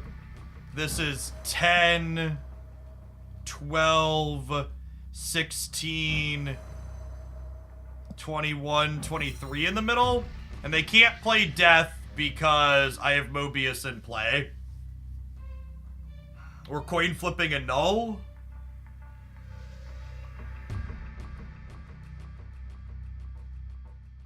Flip a null for 1 extra. Sure. Do we die to null left? I'm going up to 19 there. How big's their stuff? Opponent snapped. Alright, we'll leave. It's a good snap if they're missing null. It's a bad snap if they have him. Escaped. Oh, the Arnim! The Arnim Zola also blew up the Venom. I forgot the Venom was destroyed. I really hope someday they make Marvel Snap a digital card game, so that way the computer can track things that a computer could easily track, like Total Power Destroyed. So that way I don't have to, like, keep a little notepad and pencil next to me while I play and write these things down. It'd be really sweet to have some of that automated.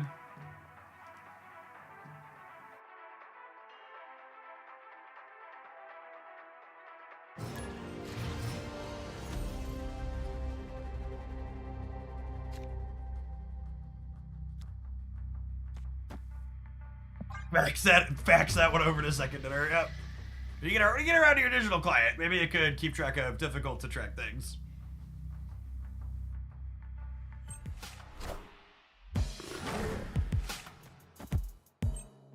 Unlucky.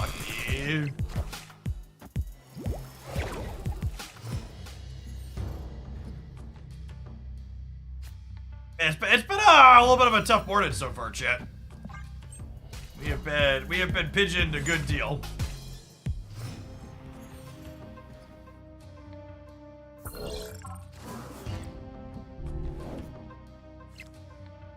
Is turn 1 Pixie the new turn 1 negative? Turn 1 Pixie is not nearly as powerful as Mr. Negative.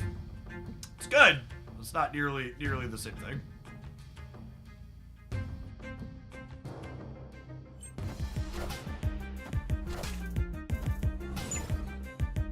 They got a multiple man at random from the hub in a game where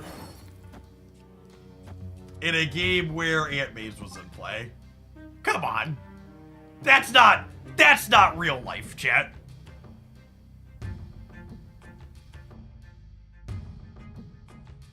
Saucy, thank you for the 16 months. Welcome back. Appreciate it.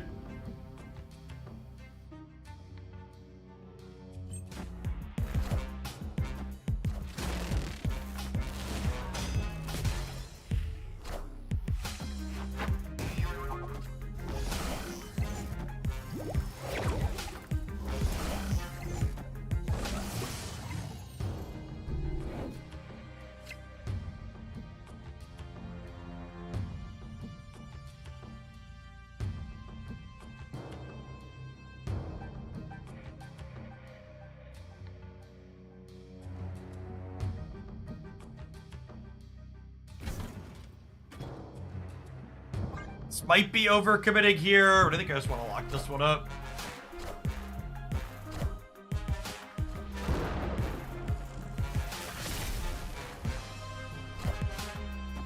Playing Mysterio feels weird.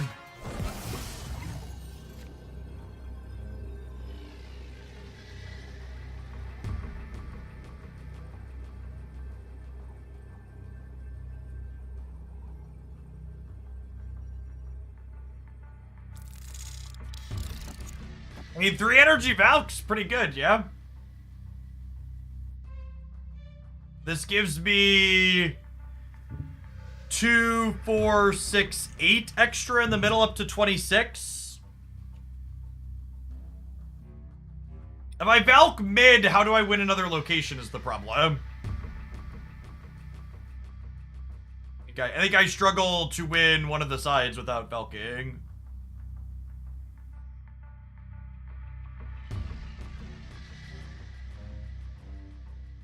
Could definitely die, though. Depends on where Slim Shady's at, too. I feel like they wouldn't have played the real Slim into the beta build lane.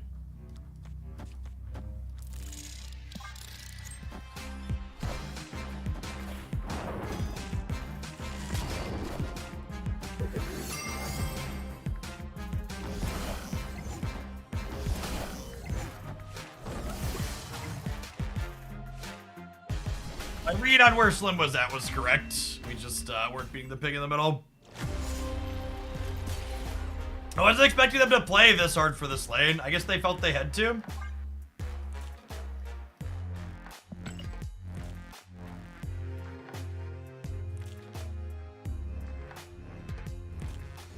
If we could force a tie left with the Valk and then put Kitty Pryde in the middle to try and win the breaker. Yeah, maybe that's the better line.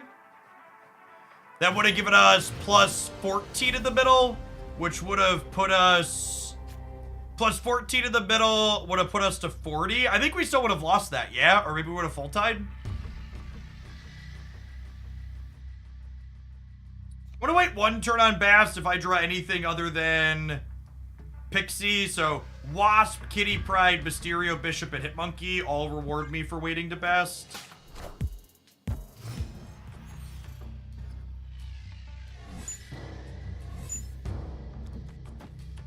You know. Them's the beats sometimes.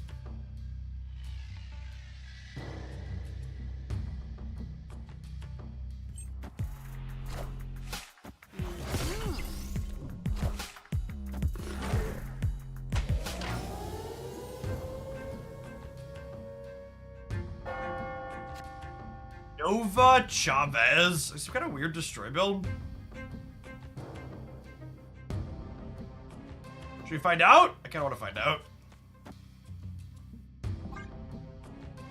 Playing out 3-power things and oh, it could be an AI. Yeah, that's a good shot. It's been a while since we had one. We're in the 90s now. Oh, yeah. Okay.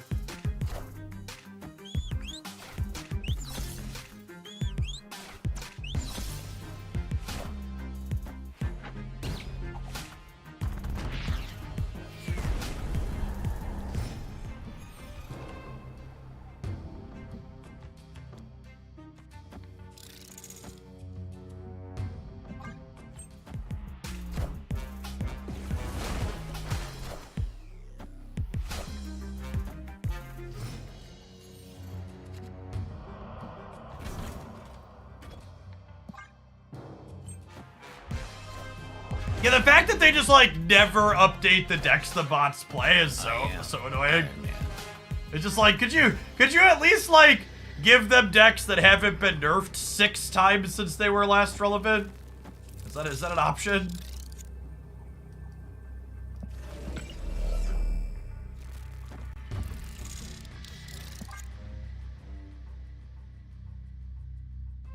Snap. Nap too late. Rip.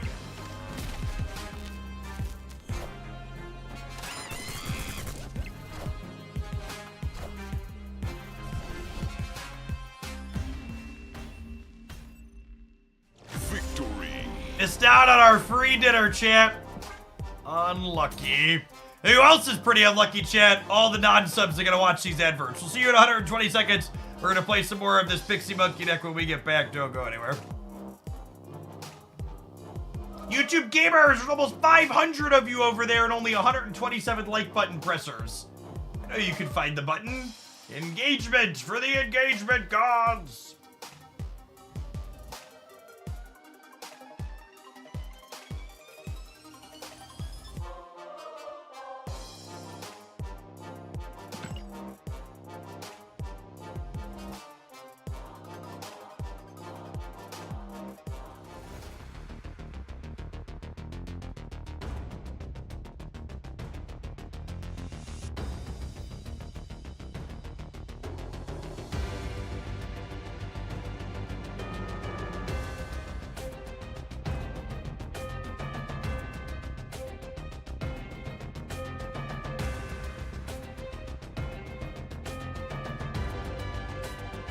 Anecdotally, I've had less retreat bots recently. Panda, thank you for the 2.5 years. Welcome back. Saucy, thank you for the 16 months. I feel like I would have remembered saying the username Biznacker. Thank you for the prime sub a little bit ago. Sorry I missed that.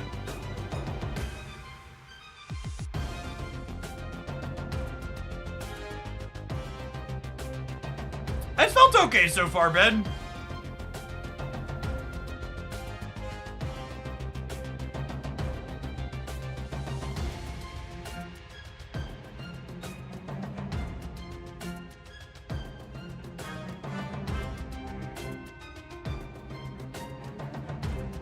Moon Girl Pixie seems amazing. It has all right stats in 1,000 or so matches on Untapped.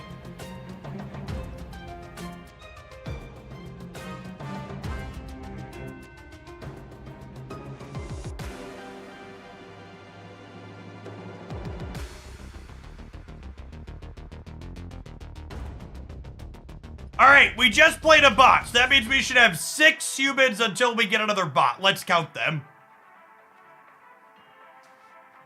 That's what other folks counting their matches have said. It's 1 bot per 7 matches in the 90s.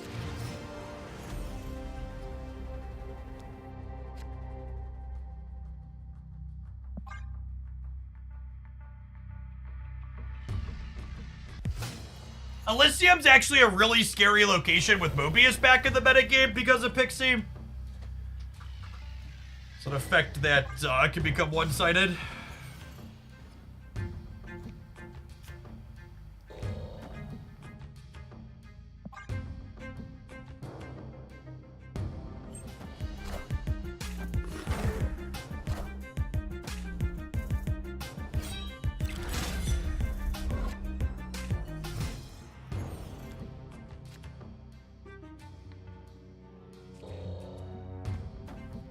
This location is not great for us, but I just drew Mobius for Elysium, so we'll snap them.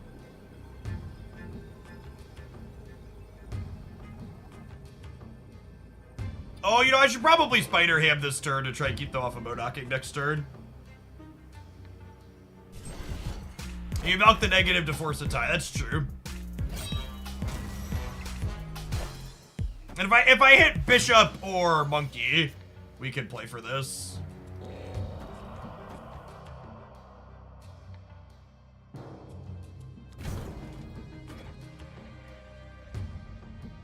Opponent snapped.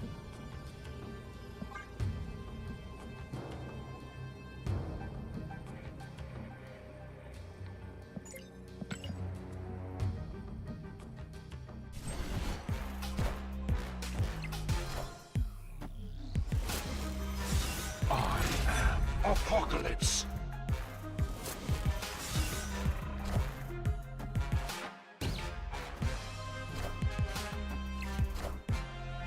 I am Iron Man.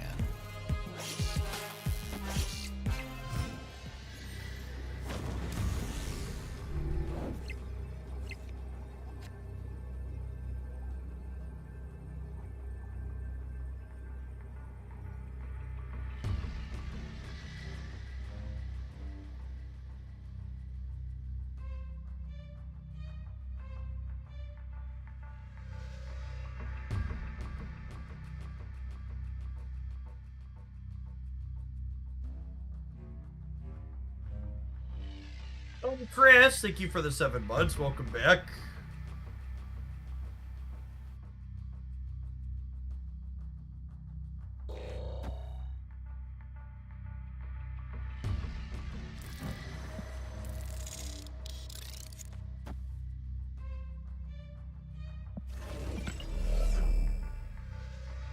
You gotta go Valk, Monkey, right. The problem is Valk, Monkey, right loses to them playing 16 power Apocalypse on the left, yeah?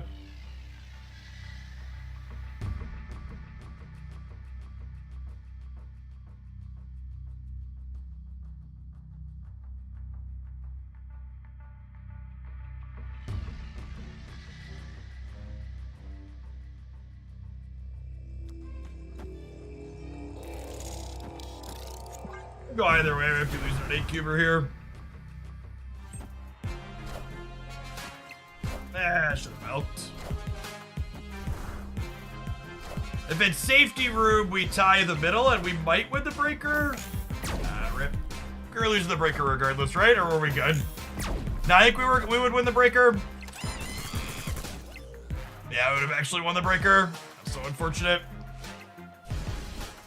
Chuka Chuka! Thank you for the 14 months. Welcome back. Unfortunate. Would I have won if I would have played Valk here? Yeah, if I would have Valked here, we would have tied here, and then I would have won the breaker this way. Maybe that's better. That just flips the Apocalypse being somewhere else though, right? If I Valk here and they Apocalypse here or here, I lose them. Alright, that was 1 human. Should be 6 humans and then a bot. TJ, thank you for the 5 months. Welcome back.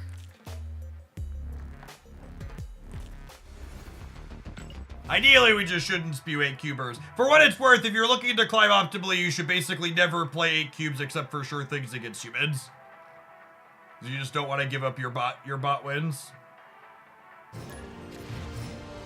I gotta say, I really don't envy Second Dinner. Hope Summers is the first playable season pass card in like 3 or 4 months, and people are just like, well, they'll nerf it because they're just making her strong to sell season passes. Just like, if it's playable, it's too good to sell season passes. And if it's not playable, they just don't care. It's like there's just no winning for them. Pro Superior, thanks for the quarter of a year. Welcome back.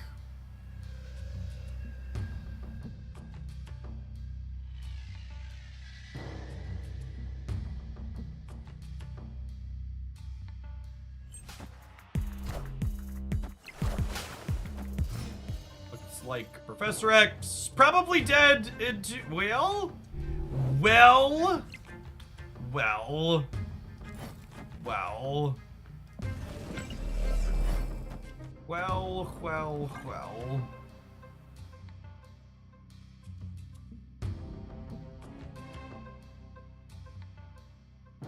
I really don't like cost reduction ramps, so I think Hope Summers and Pixie are some of the best ramp and cost reduction they've ever put into the game. I feel fairly strongly about that.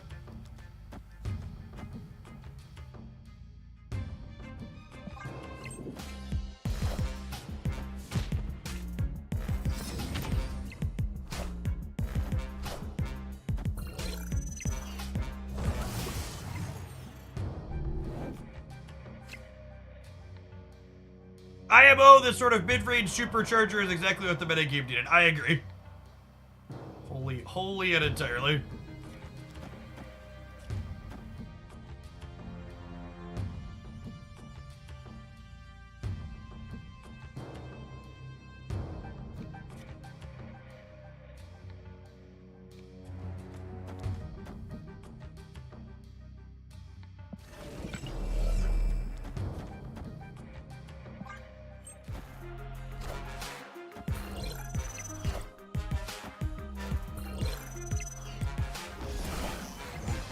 Kitty for excellent. I think I can play around Professor X here. Also, I think a lot of the types of builds, like what our opponent's playing, usually don't have room for Professor X.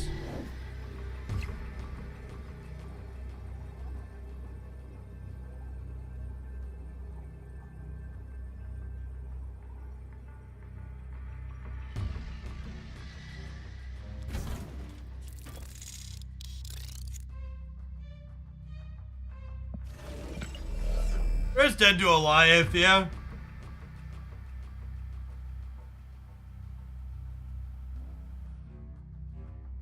Because Crimson Cosmos is Crimson Cosmos. I don't know the option to play for all 3.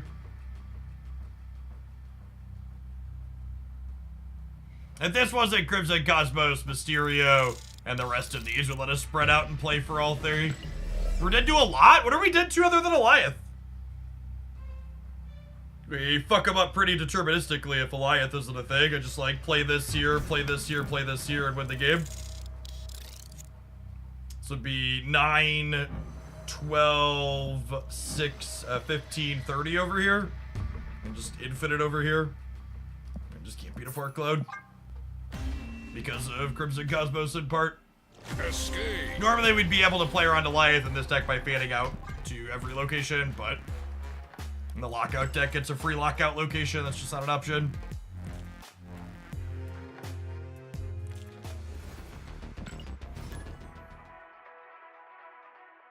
To 11 months. Catlin, welcome back.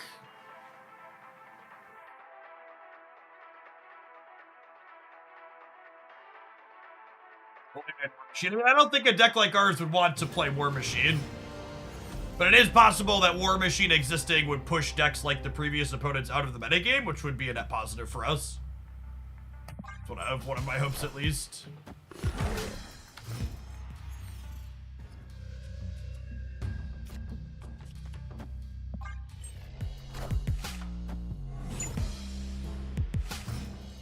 It's our second human in a row. So in theory, this is also a human.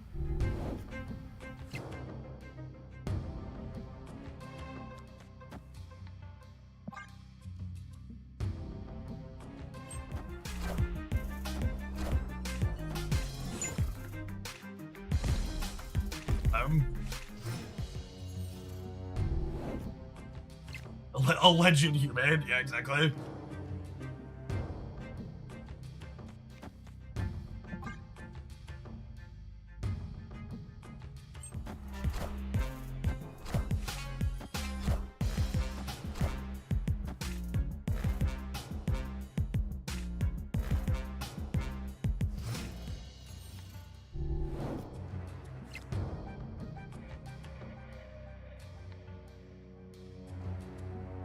We talked about the last minute spotlight switcheroo. I don't think second dinner switcherooed the spotlight so much as their different departments haven't been good at talking to each other. I don't even actually know, because we saw some spotlight variants in the season announcement video, and then we saw some different spotlight variants in... This was certainly a human. Bots don't retreat in spots like this on turn 5. That's 3 humans in a row. And there were other ones on their website. So it would be, actually, I'm gonna ask for confirmation on that.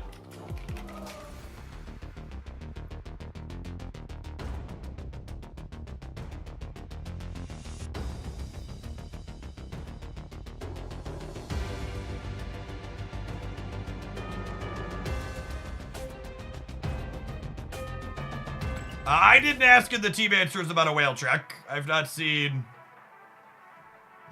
anything else.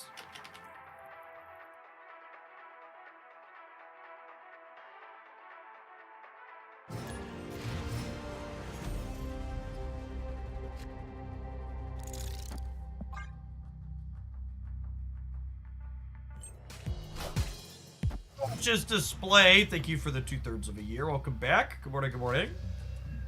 Oh, lovely. A piece of candy, chat.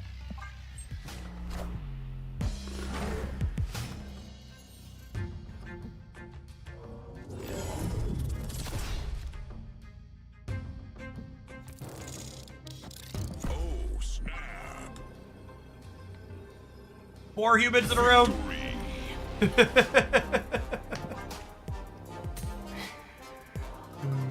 Getting Valkyrie boosters at least. Working towards another split on her.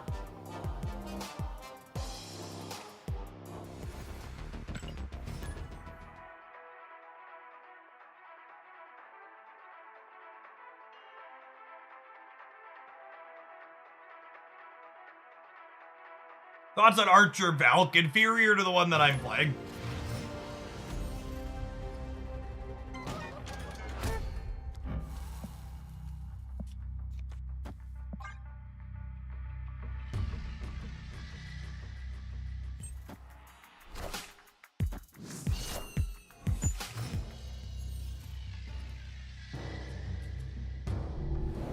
I am not a huge fan of the not actually protective, gaudy, shows too much skin fantasy armor that frequently ends up on female characters like, what's it called, Valkaz?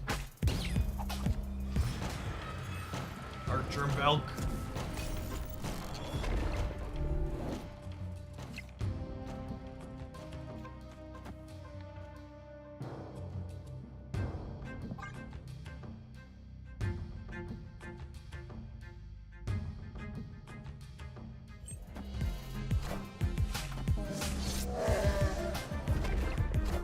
Our Mysterio is lovely, chat. We have an 8 power and then 2 4 powers. Thank you for your service, Bear.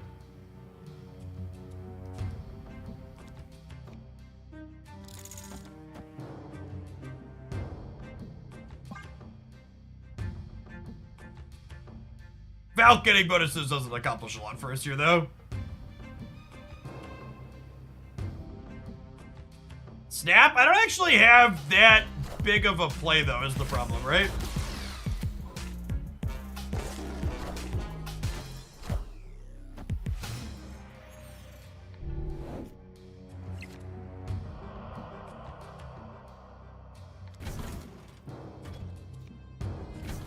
Yeah, they've added better art to the game since then. Dobby Bobby Angela is like my number 3 for Angela variants now.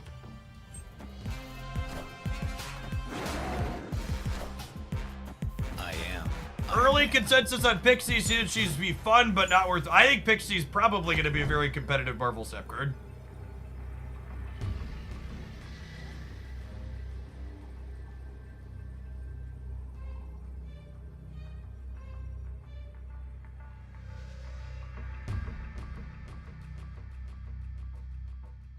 Oh, so this adds 12 over here up to 21. Sad that we can't do better than that.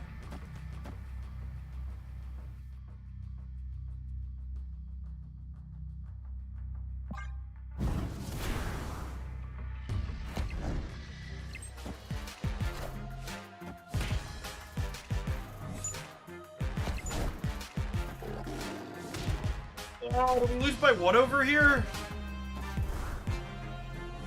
No, wait, we win by 1? No, we're down by 1. No, up by 1, this is 10. 10 and 8? Okay, cool. Yeah, never doubted me yourself for a second, chat. Victory.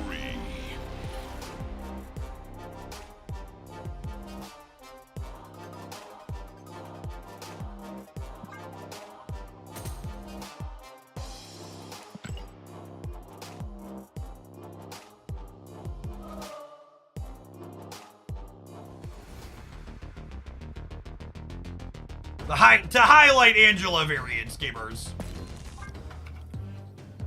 The one is definitely, this one is definitely what I'm referring to in inappropriate armor that is not functional.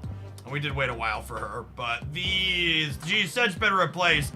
Ultimate Angela and 1602 Angela, I think are my 2 favorites.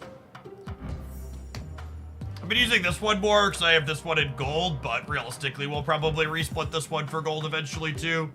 I think this is my number 1 at the moment, but they're both good. I don't really play card games in my spare time, gamers.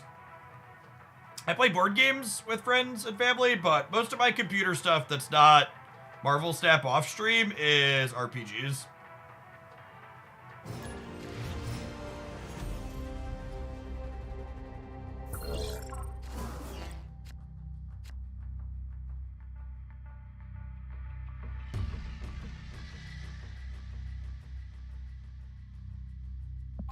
Baldur's Gate 3. I'm not a huge fan on turn-based stuff. Usually I do. Usually card games satisfy my turn-based niche.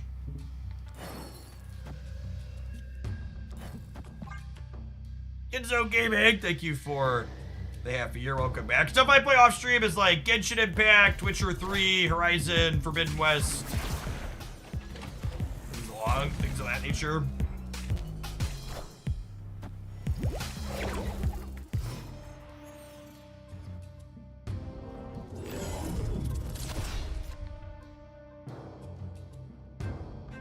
What do you expect me to do, chat? Not have Terminal Legion Brain? That seems like decidedly not an option. All right, lessons for how Legioning works. The leftmost nexus is worth the most points. You wanna put numbers to the left. This one is worth the most. This one is worth the second most. This one is worth the third most.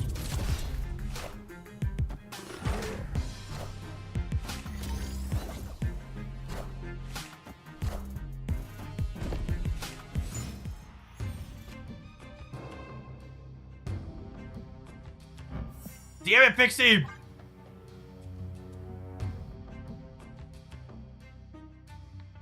There's a 1 energy Iron Man coming for us, huh?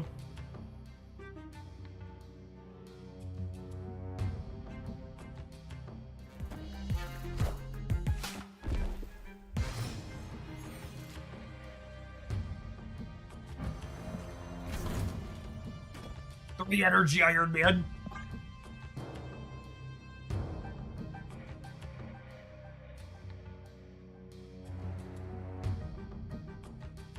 Opponent snapped. Snap. Please don't Goliath me.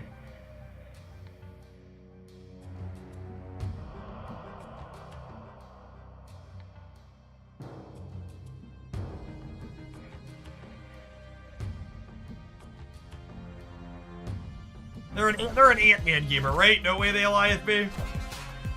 I am. Alright, based on the fact that they just played Wasp on the left, I'm gonna go out on a limb and suggest that they don't understand how this works.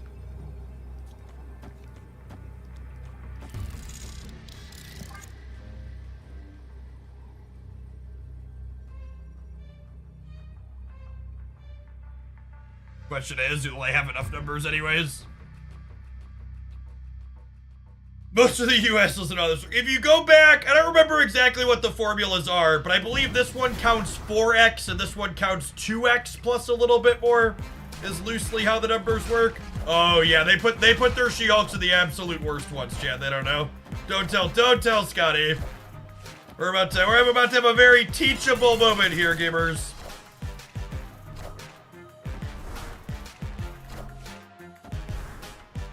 If you go back and look at my deck highlights around the time when Legion released, there are algebraic formulas in the first Legion highlight talking about how this works. Victory. Loosely it's 4x, 2x, 1x if I recall correctly.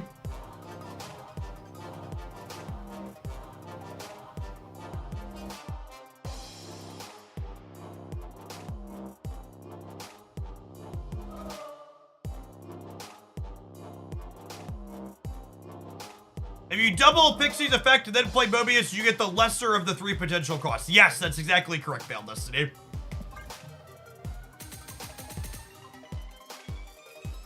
And monkey boosters! Lovely.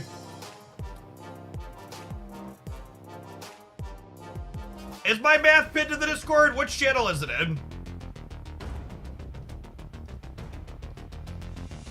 I don't see it in the main channel. What channel is it in? Deck building? Put a link in chat if you have the link. I can pull it up real quick, but alright, that was our 6th human, chat. So this next one should be a bot then. It's pinned to the main Marvel Snap channel. Oh, it totally is.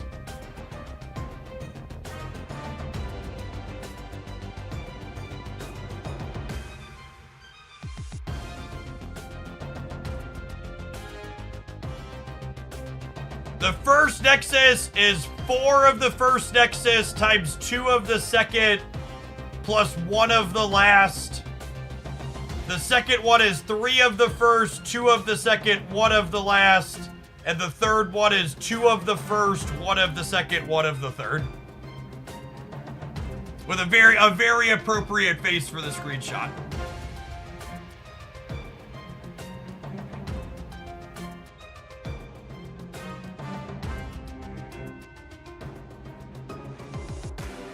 Yeah, the takeaway is play all your points to the left is the takeaway. And then any other points, put them in the middle.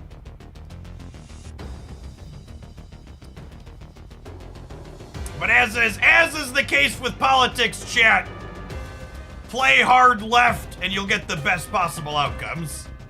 This is the TLDR. It is actually pinned to the main Marvel Snap channel. I just scrolled past it, going past other images.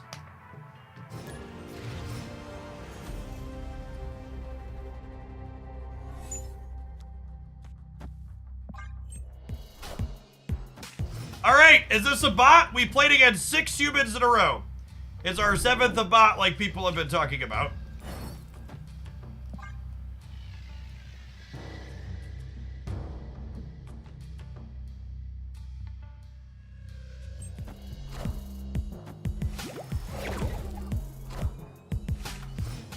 Beast on 2. Sounds like a bot is my 7th game to me, chat.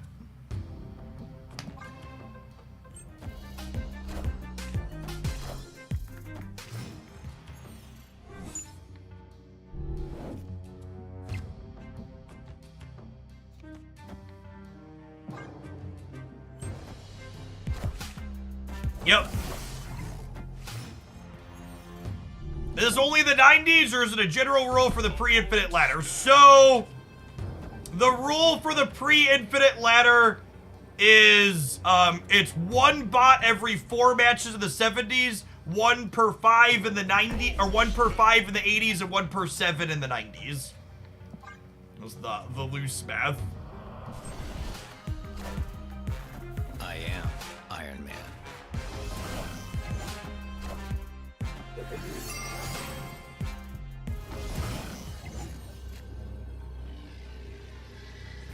My poor Iron Man got his same 5 cost back. Rip.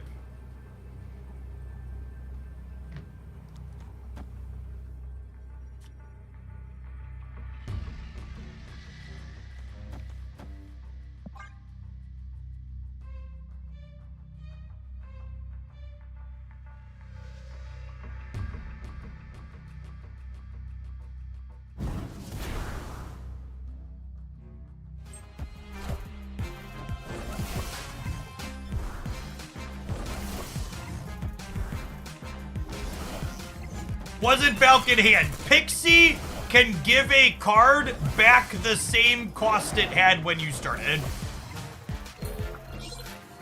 Yeah, but I'm gonna actually make a bot command. I just like the people that are saying you don't get any bots. I don't know that I believe you anymore. I think I might doubt your ability to identify bots.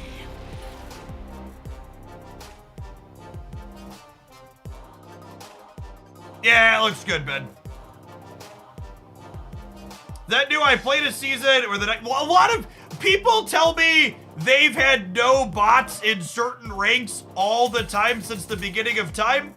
And I think you all are just bad at identifying when you're hitting bots. And like, anecdotally, it can be difficult to pick out bots sometimes. Some are less obvious than others.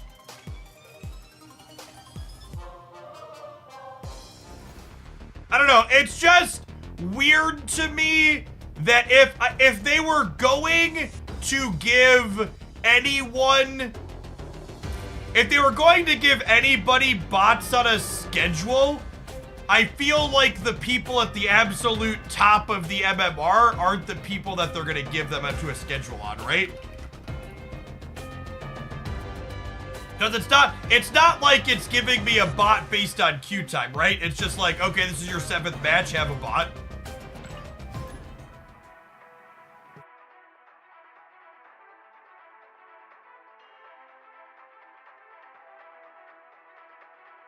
Sometimes I get 2 bots to see, I don't know that I believe you.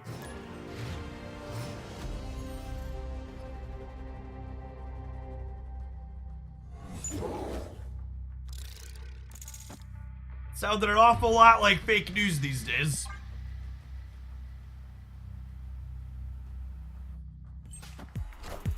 Yeah, maybe super low MMR is different.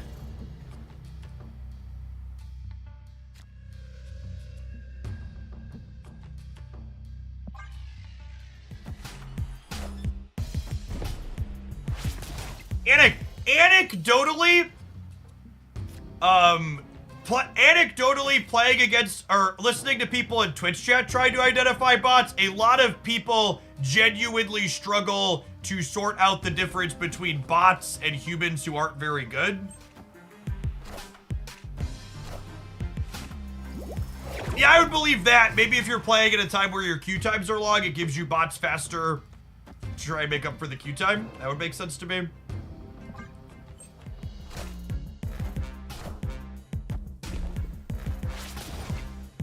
Clear for takeoff. Leech time. Maybe? They can't leech without limbo.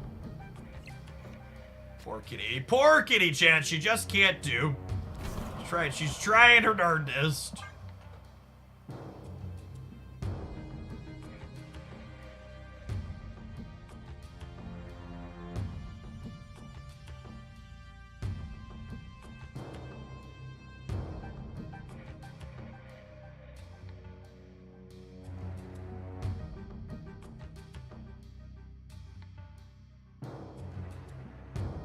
I've been leeched without limbo before. It's not that you can't get leeched without limbo. It's mostly that if they leech you without limbo, they probably can't win the game themselves.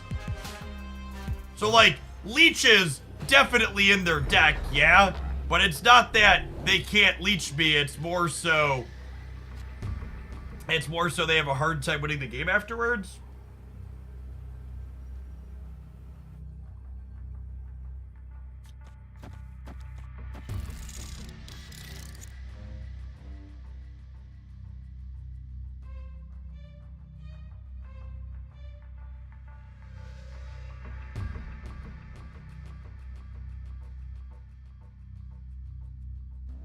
Now, this is my forever Valk.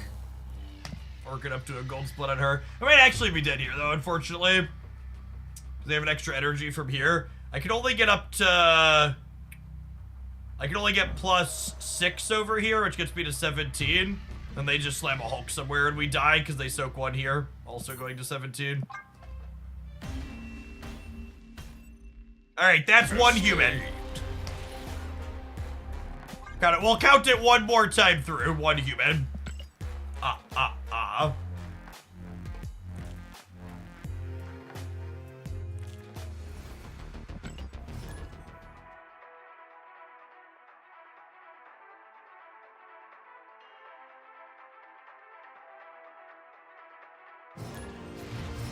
This is definitely a human.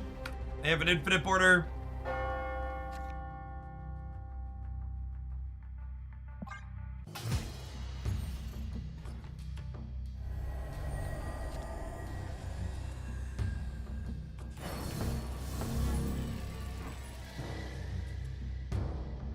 Do I Pixie the Carbartage just in case we draw Mobius we can play him? Probably.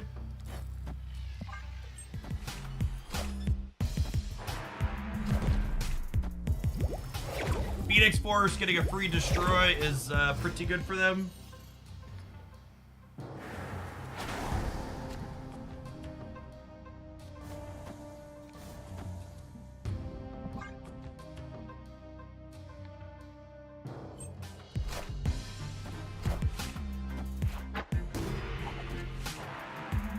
Go play Iron Man in the island. Big ups. Yep.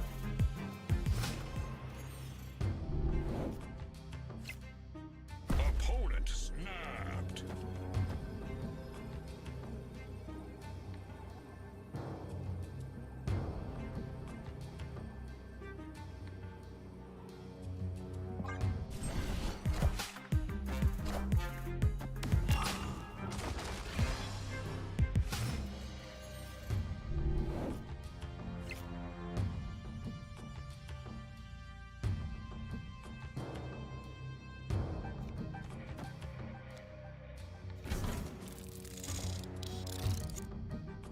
I'm playing Wasp out onto the Isle of Silence so I can take priority here.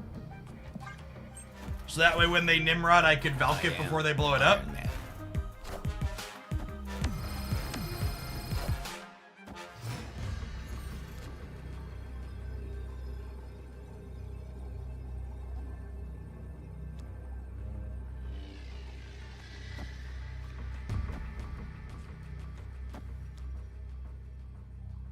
Oh, I'm one short.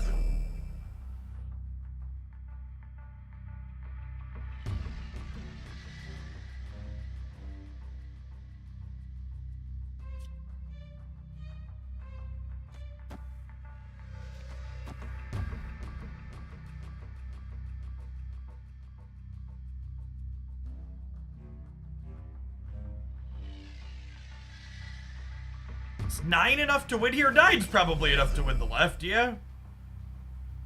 I guess if they Venom here and then do something else back, it's not enough.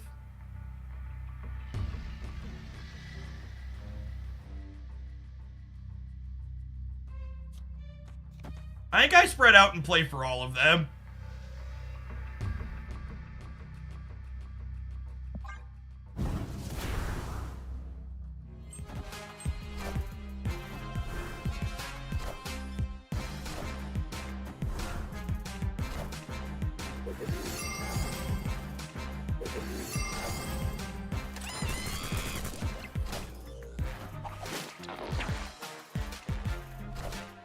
Haha! They were playing around. They were playing around Arbor and Cosmo. We got him with Valk. This is one of those plays where we literally only win this game because we understand the priority mechanic. We won this game because we identified what deck they were playing, and we knew that we needed priority going into this turn, so we deployed the Wasp. And it allowed us to, obviously Pixie was instrumental there too in making this cheap enough to make this happen and still play stuff. But that was great.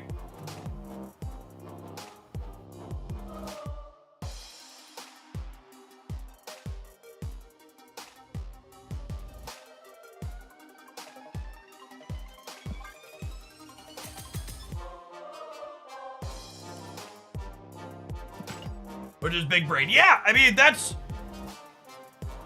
it's neat when playing for priority has sweet payoffs that aren't just a Goliath your card.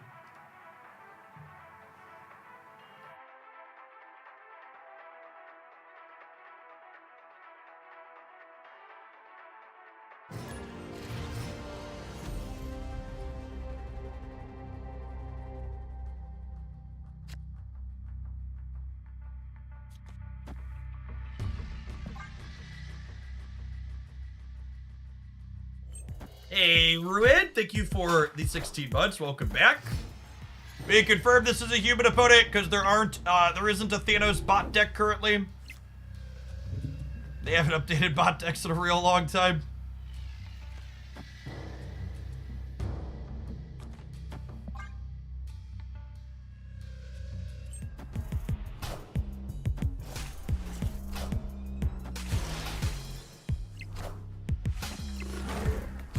There also aren't any bot enjoyers. Yeah, actually, one of the things that really surprises me about Second Dinner's implementation of bots is I'm a little surprised they don't simply take usernames from real humans and reuse those as bots. That's what Pokemon Unite and a lot of other games do.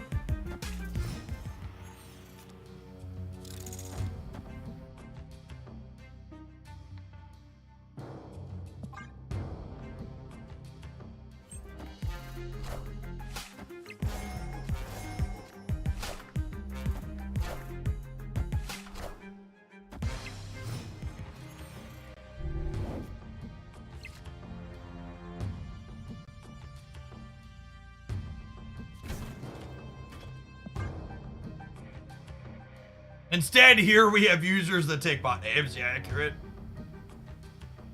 Is the result.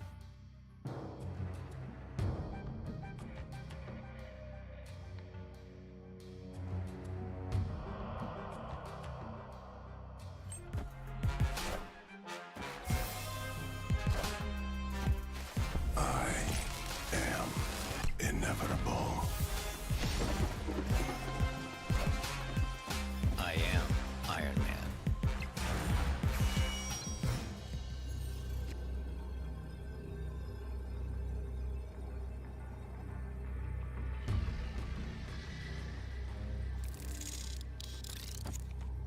Are some worlds where this wins the game? Just don't know that it's likely we're living in one. If Shauna Enjoyer lets us limp, we'll limp. Otherwise, we'll bail. Wasp Band 0. Wasp Band 6. 8? Wasp Band's 8. To the center.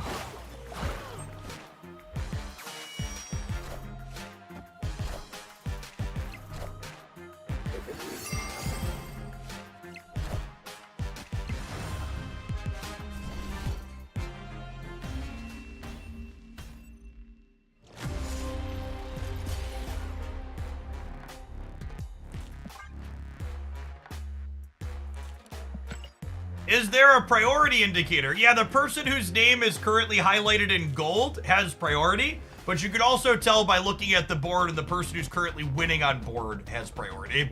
You only need to look to confirm whose name is in gold if the board's currently tied.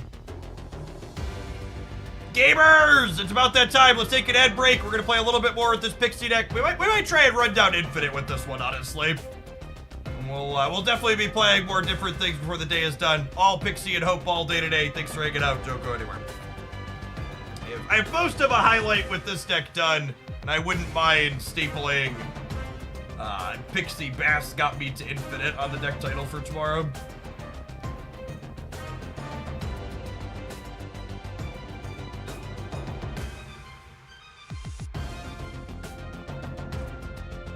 Yeah, I think explaining priority is one of the things, is probably the one big thing that Second Dinner's onboarding doesn't teach players appropriately. It's the biggest. People are like, oh, I thought that was random. It's a very, very, very common shout out.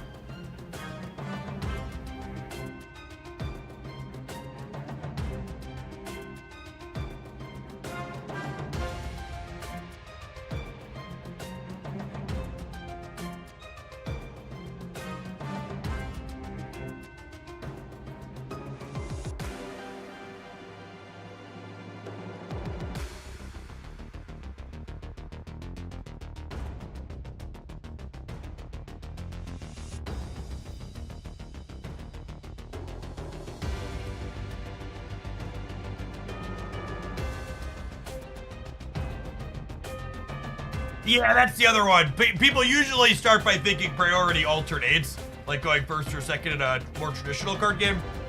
And then once they realize it's not following that pattern, they default to thinking random a lot of the time.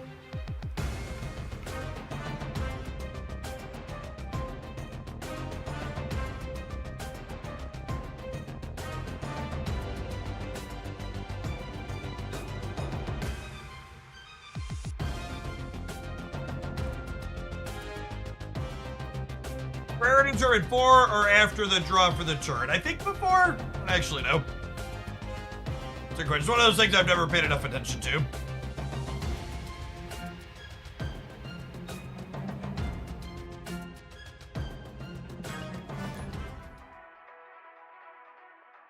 I know it's determined after Kitty Pride comes back to your hand. So probably after the draw, I'd imagine, too. Based on how Kitty Pride behaves, I'd assume after the draw. If I draw anything other than Pixie, I'm happy to wait to Bass, so my hand's pretty good. I'm definitely gonna stay for their stat.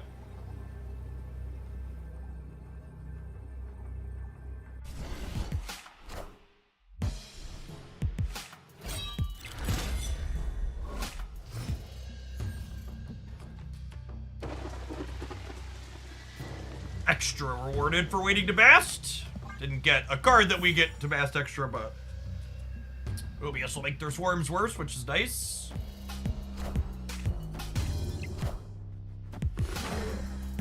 Noteworthy call out here for people that haven't played a lot with Valkyrie. Valkyrie does not impact ongoing bonuses. Snap back Mobius into Dream Dimension here. So Valkyrie will not have an impact on their Morbius.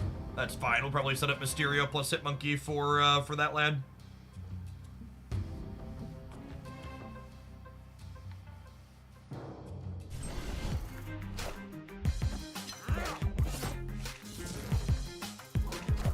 That's a kind of scary one. That's lovely for us, though.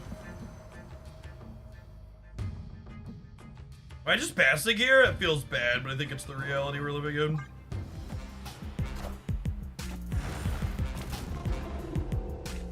E-Tone, thank you for the 13 months. Welcome back.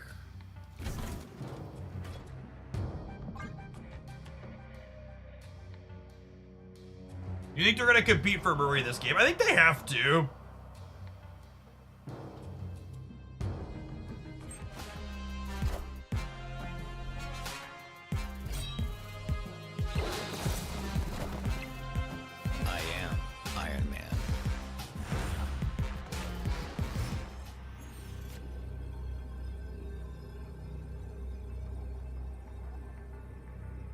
Hey, thanks for the primer, J-Duds. Appreciate it.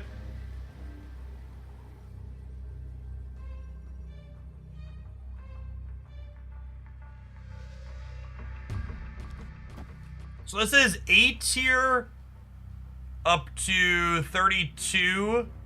And then I gain another 8 up to 40. Right? Is that the math? So this is 32 and then 40. And they're going to 23. They play Modok. They go to 31, 32. And then they discard 3 cards, which gives them plus 6 more, up to 36.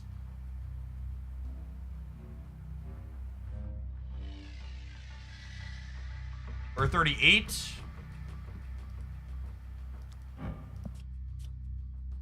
That being said, I don't think they could beat this here, even with me giving up a Mysterio clone. So I think I'd rather just have 1 more point here, or 2 more points, just in case. It's gonna be 1, 2, 3, 4. So this is 11, and then this is... Yeah, I think I take the couple extra points. I think I take a couple extra points here in the middle. Oh, and you know what? I need the couple extra points because of Apocalypse.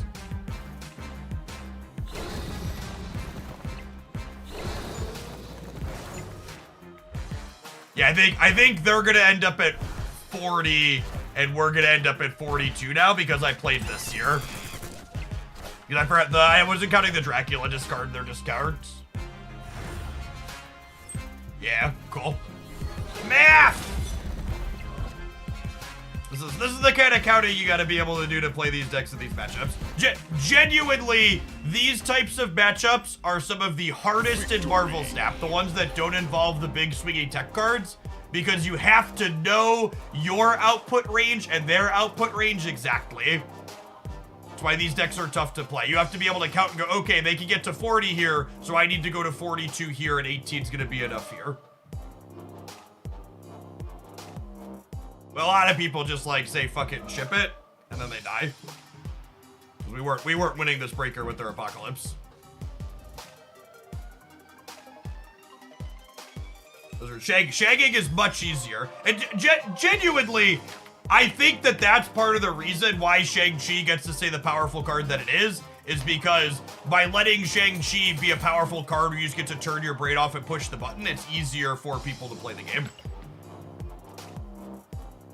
Like those types of easy buttons are important.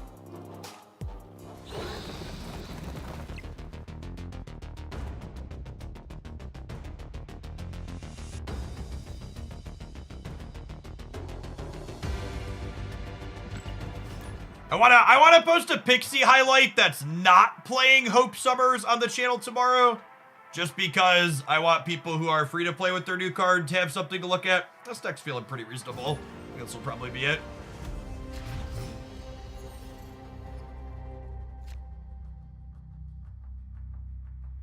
But if playing Free Swarm in the middle lets them win the game. Well, it's a good thing they couldn't play a Free Swarm then, because I had Mobius in play. Snap. I'll snap on one here. Is our hand's absurd? Maybe I shouldn't chase our opponent out, but... This is what? 6, 7, 8, 9, 10. It's a 10. It's an 11 power Bast with Pixie on 2. This is the Dream Gamers.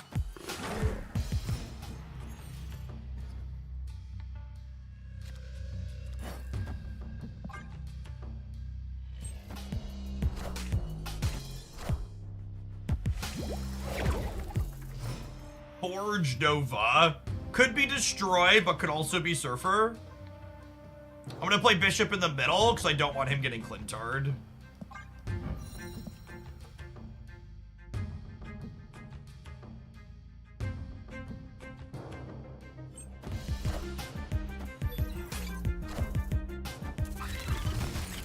Is in fact Surf's up. I'm probably playing Iron Man next turn, so I want to Spider him this turn to have the best shot at... And actually, this is another one of those things, think about priority. I want to not have priority so they can't get my Kitty Pride, so I want to play this here. Or here, it doesn't matter. I want to play Spider him here so I'm not 1-to-1 over here on the left. I want to be losing here and losing here.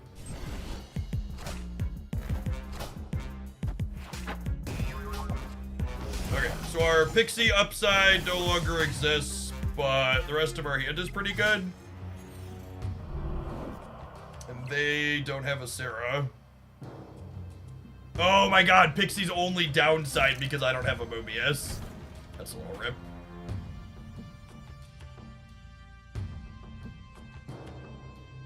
And unfortunately, I can't just play these two this turn because I don't want to get Killmongered.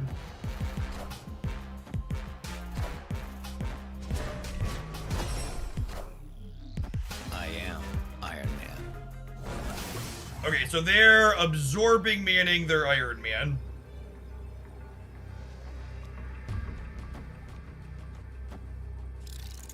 But this beats that, right? I'm gonna have 5, 6, 7, 8, 9, 10, 11, 12 over here. And in the center, I'm gaining 1, 2, 3, 4, 5. I'm getting 10. I'm getting 16.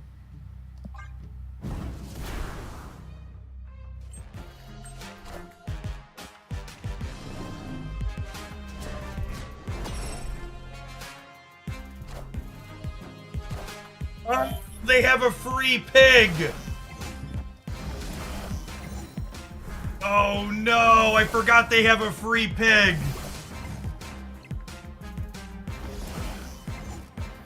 Oh, we won anyways? Oh my god, we got him by 1. Suck it, hog! I forgot the pig was free because of their Mobius. Bass Mysterio is so good, shit. That's so good.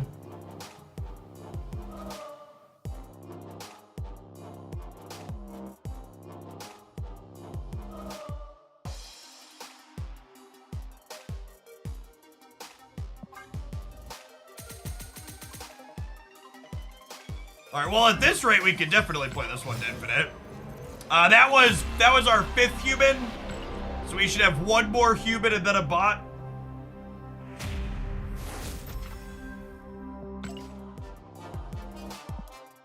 Hope inside of Surfer actively solves one of Silver Surfer's biggest problems, which is having to play Sarah. I've never really liked Sarah and Surfer. Getting to play Hope and still play extra 3s out is really good.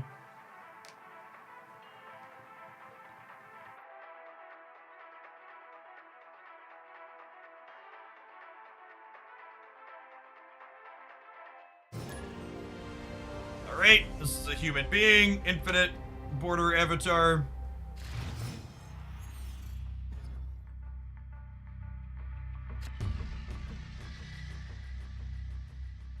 Every time Spider-Ham is next to...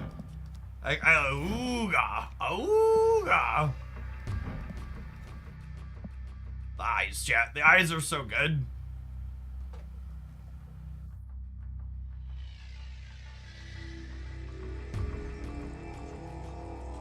I'm gonna vibe on Spider-Ham for now. The longer you wait to Spider-Ham, the more likely you are to hit something profitable.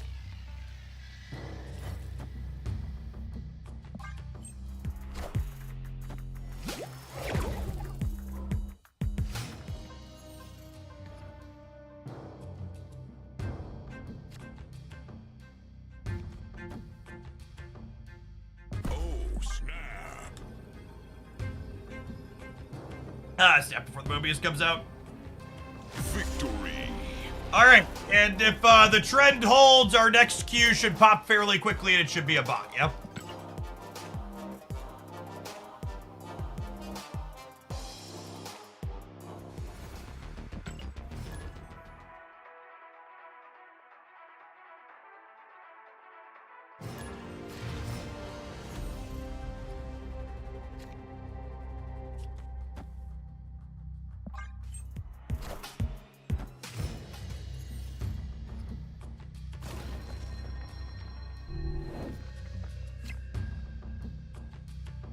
Alright, a formal bot check, snap and end. Snap.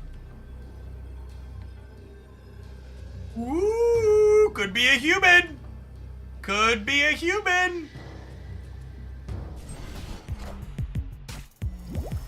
Our hand's pretty good. I wasn't snapping just to bot check. Mother of God. Holy. All right. Yep. Thank you.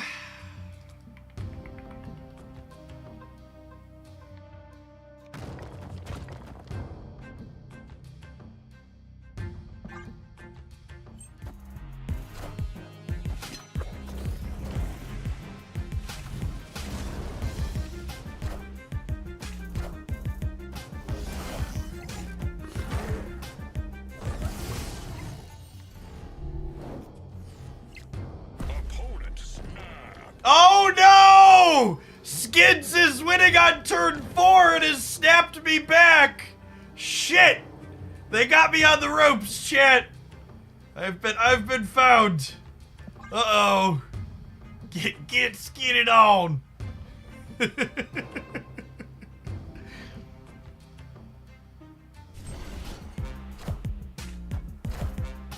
Yep.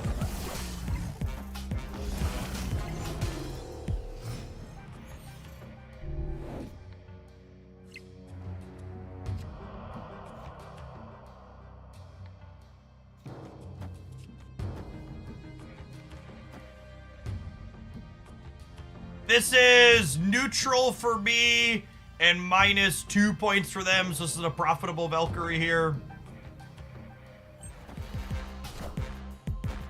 I'm using Valk now because I don't really expect to have a larger target. Did you see that Killmonger hit the Ant-Man in my hand? Stop it. You can't have him. He's safe.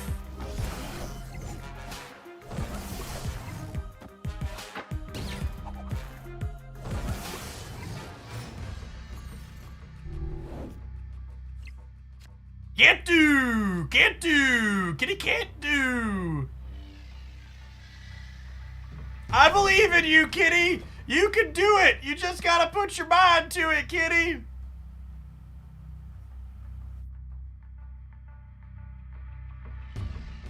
Hopefully they play Doc Ock left, so that way they're winning on 2 locations. I am Iron Man. You want to cause the kitty glance? I think it has something to do with Mobius. I think it has something to do with Mobius. Oh wait, this is perfect. Because they're only down by a little bit, so hopefully they stay.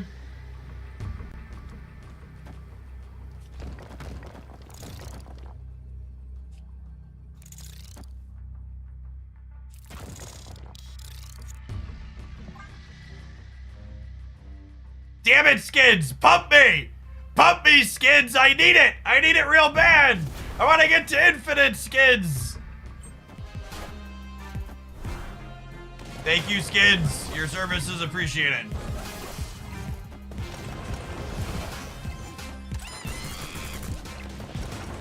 Yeah, thanks to Skids, we drew our entire deck. Yep. Every 7 matches in the 90s is a bot game. I'm done counting. We counted it twice. It worked out to exactly 1 in. Victory. Worked out to exactly 1 in 7 twice. Anecdotally, that felt about correct. This deck's great. I never need boosters for 3 different cards that I'm playing. We need Pixie, Hitmonkey, and Valk boosters, though. All right, 1 more 8-cuber, and we get to infinite. Unfortunately, we don't have a bot for 6 more matches.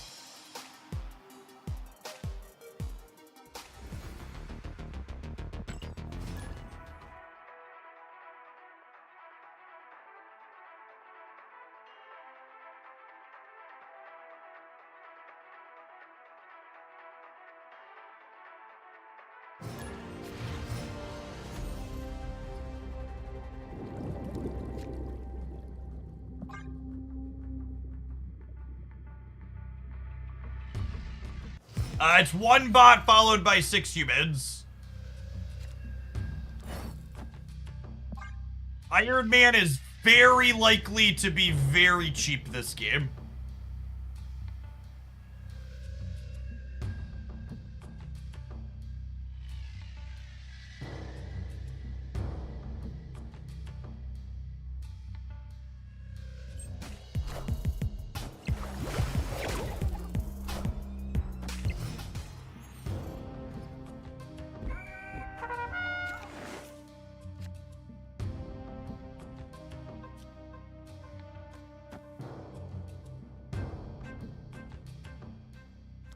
With Craven in the middle, do I want to set up a Valk path here?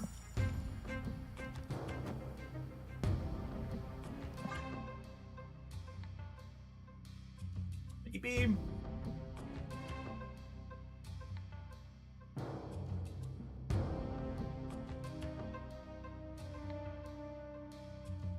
Iron Man will be on the bottom of the deck. Yes, we have a zero energy Iron Man bottom of the deck. Very likely.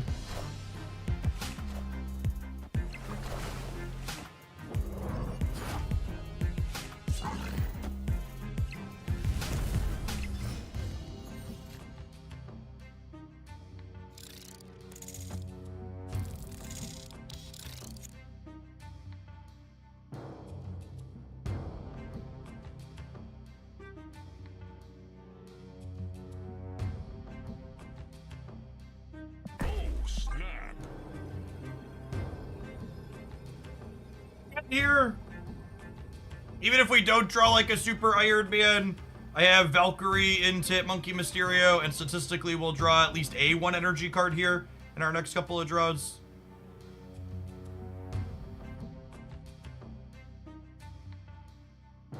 I assume they're like a Beast deck? Beast Falcon, maybe?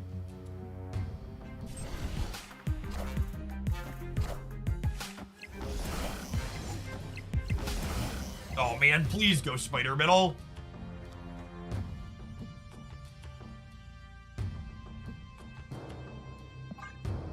I don't have time to Bast, unfortunately, because if I Bast this turn, I can't hit Monkey and Valk, which is what I want to do. You ever Monkey Mysterio into Valk instead? I don't think so.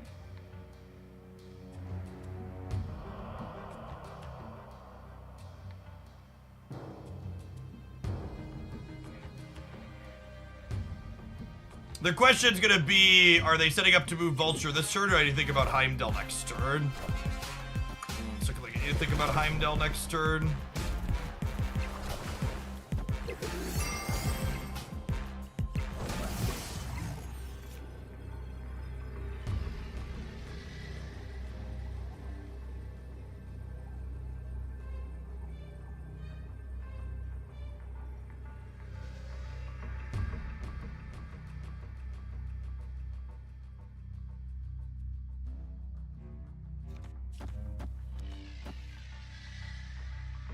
If they Heimdall left, this is 5.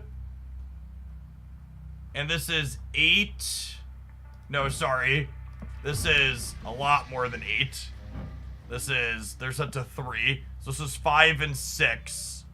So this is 11, 16. And then Heimdall's 25. And then I'm only getting to 4, 5. Monkey in the middle. By monkey in the middle, I'm only, yeah, I'm at best a coin flip against Heimdall. I'm gonna leave.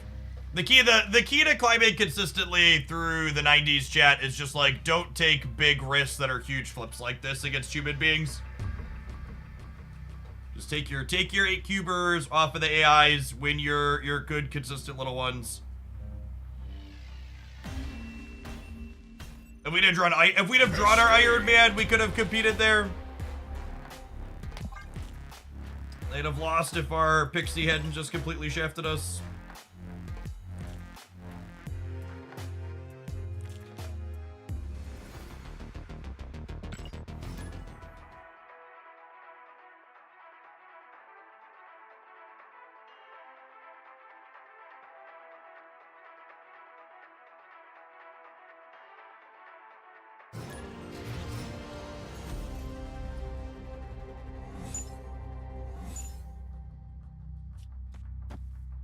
Suppose we're hamming on 1.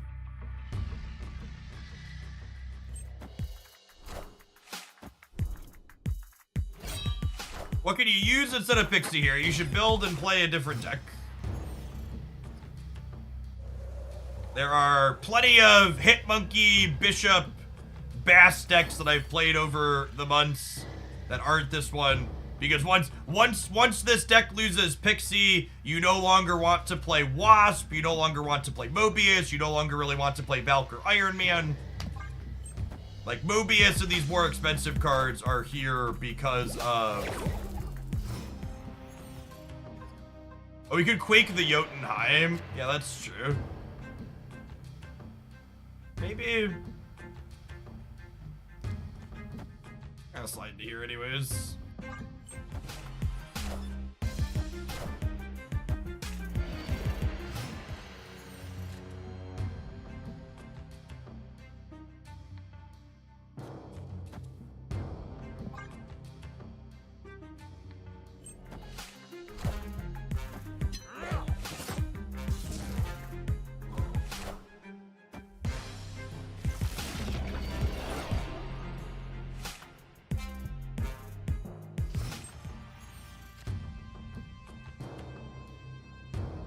That's a pretty good one, yeah?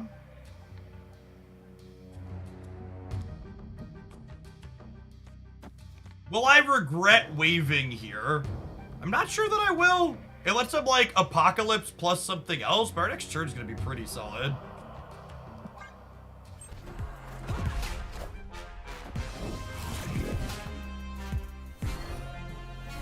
We porked a swarm. Apocalypse.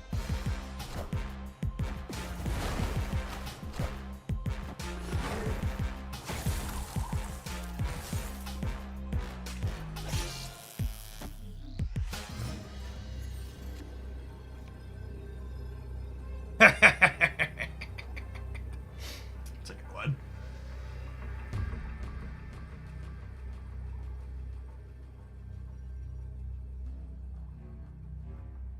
And they can't move Meek and play Apocalypse, because even if they drew a card that discard cards, they only have the Apocalypse plus one other card in their hand.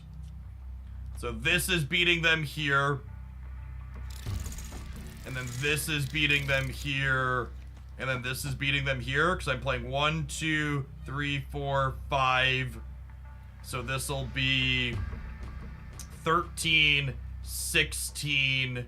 and then I'll get -4 and they'll get -3. Oh, Quake is worth more than this. Yes. Yes. Yes.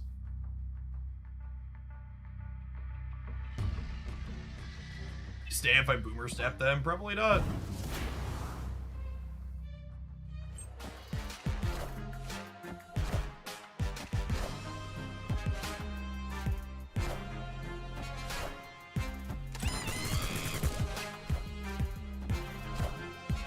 Pixie giving us 1 mana monkey that game though. Let's play a bunch of stuff out here.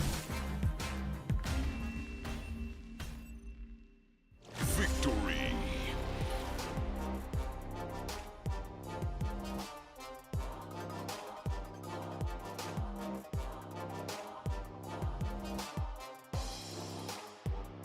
Hey, Saudi, thank you for the half a year. Welcome back.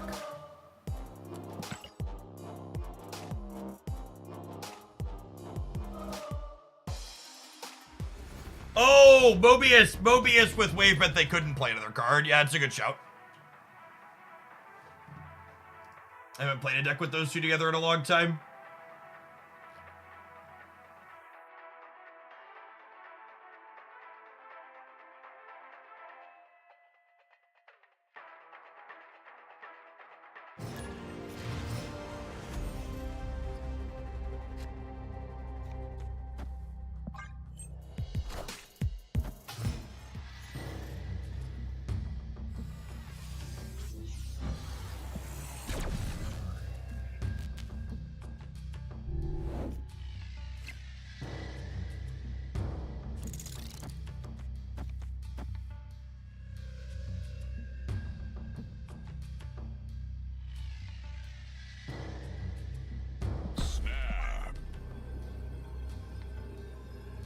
A lot of draws to let us fill up the white hot room next turn without being fully locked there because of Kitty Pride. I'm gonna snap them here before the Spider Ham hits and they see me put 3 things down. Victory.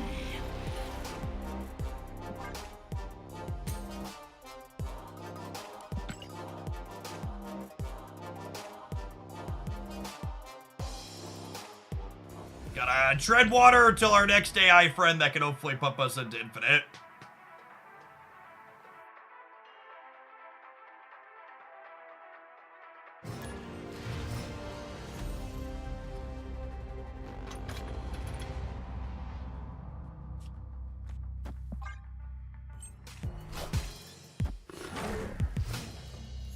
This person for, I don't know, I stopped counting.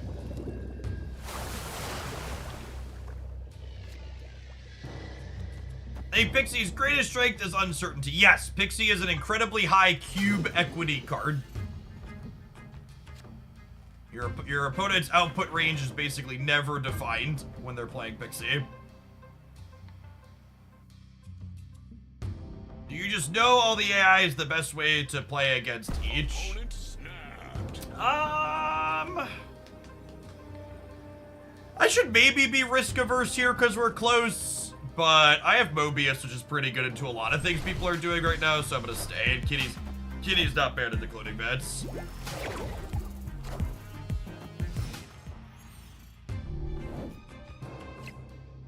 Yeah, they stayed because they have Pixie Mobius.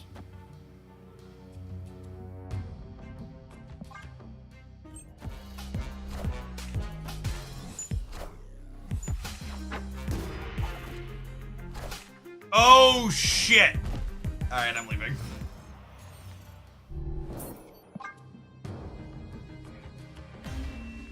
I forgot about Hammond. I wonder if our Ham should actually be Iceman, despite our wonderful variant here. Yeah, so no 12 they get to copy. I should have left when they stepped. I should have just not played the Spider Ham.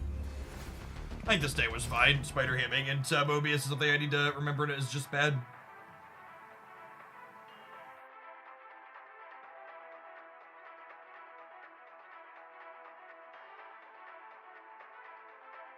No, chat. Mobiuses don't cancel each other. Mobius on each side just means all... That's not true, chat. It is free. It is free. Spider-Ham doesn't reduce the cost. It changes it to a new card that has a base cost of 0.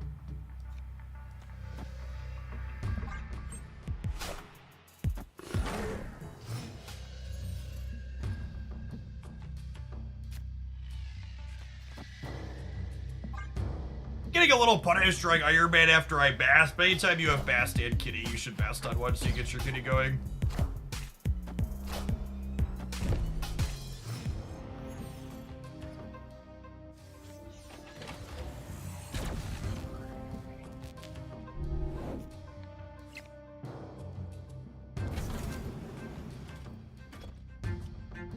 Am I supposed to snap before they see Iron Man here? Probably.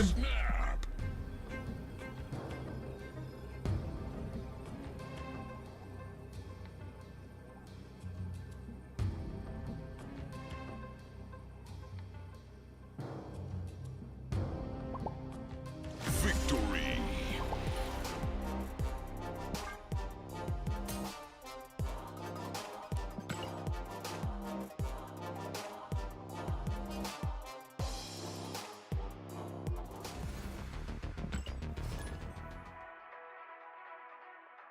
Mr. Something, thank you for the 20 months. Welcome back. Good morning, good morning. Good afternoon. It's noon here in Central Standard Cornfield time.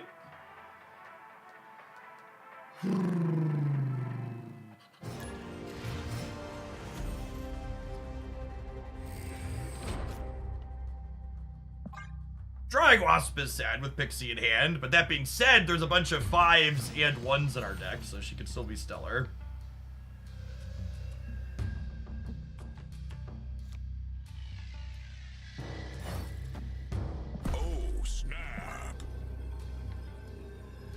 Snap before our friend flips up. What turn is optimal to Spider-Ham? Depends on the matchup that you're playing and what the rest of your curve looks like. In general, it's more profitable to wait longer to... Spider-Ham. But you gotta also think about, like, this deck, for example, I'm often playing a 5 energy card on 5, meaning, like, 4 is often my last window I can ham. We Bishop this turn into Mobius Bass next turn, probably.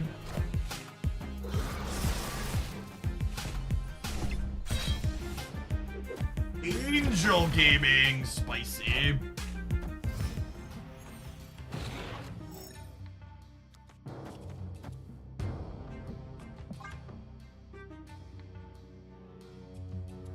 One Energy Monkey here. Oh my god. Brutal.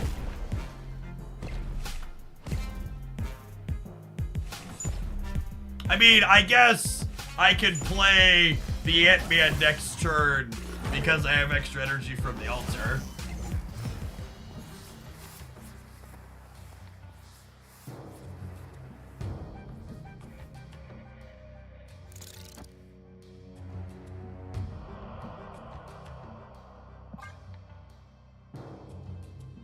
Reality Stone punks me so frequently, it's annoying.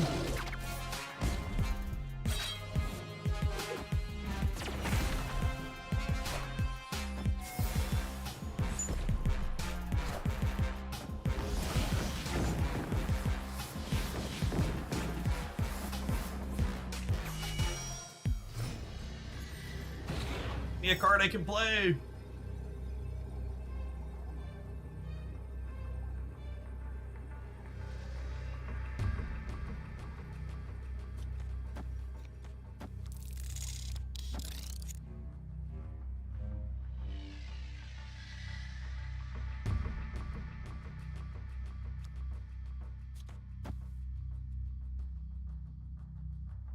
This is better than playing Kitty. I think I stay here because I'm beating the Carnage move left. Unless they have like Doctor Doom. Yeah, cool. I just didn't think I could play 4 things.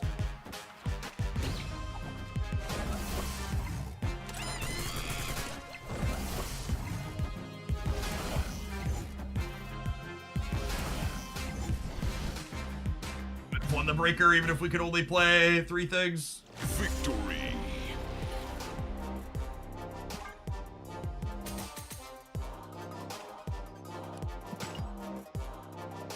Alright, gamers, 4 cubes off. Can we take this one to infinite? We'll find out when we return from this 2-minute advert break. Thanks for hanging out today. Don't go anywhere.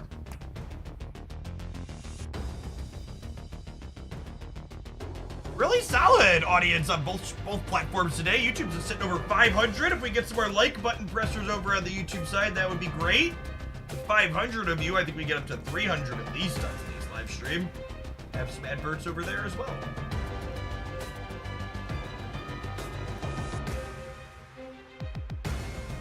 This is 7. Oh, is this the bot match? Do I only need 4 cubes out of this AI? That'd be sweet if this was an AI match. We can just pump it up. Pump up the jam. Bump it up. Doo-doo-doo-doo-doo-doo.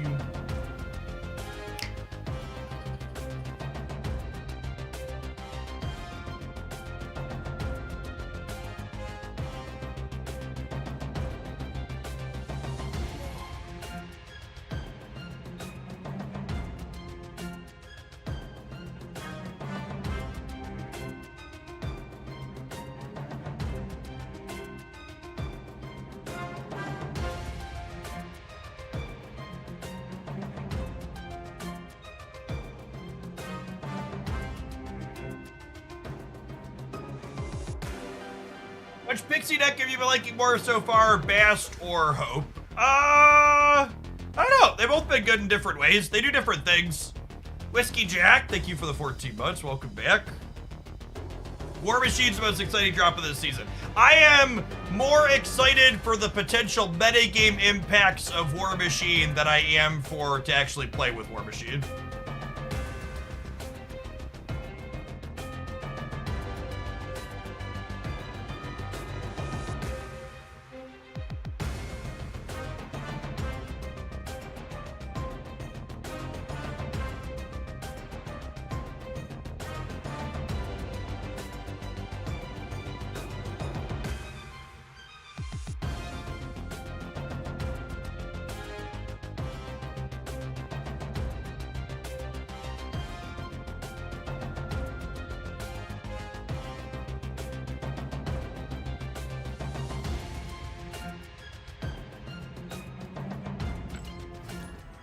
Diamorphic, thank you for the 10 months. Welcome back.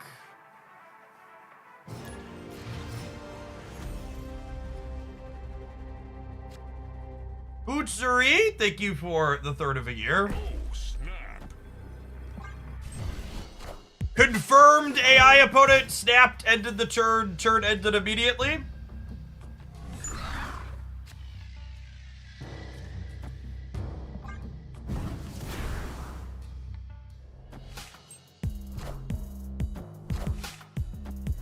The only question now is this a retreat bot? Because if they're not a retreat bot, we should be good to go here. Watch them like play Patriot and crush me.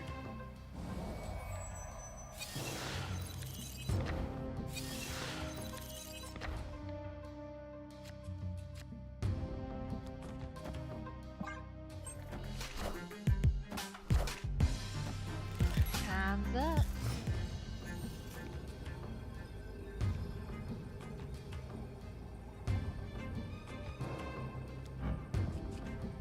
This is 4, and if they Patriot, they go to 6 here, and they'd gain 4 here. So I guess I'm supposed to do this, yeah?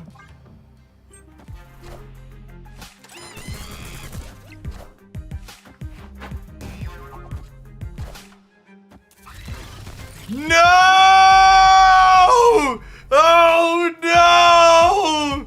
Oh no! I played around Patriot and we lost to the bot! No!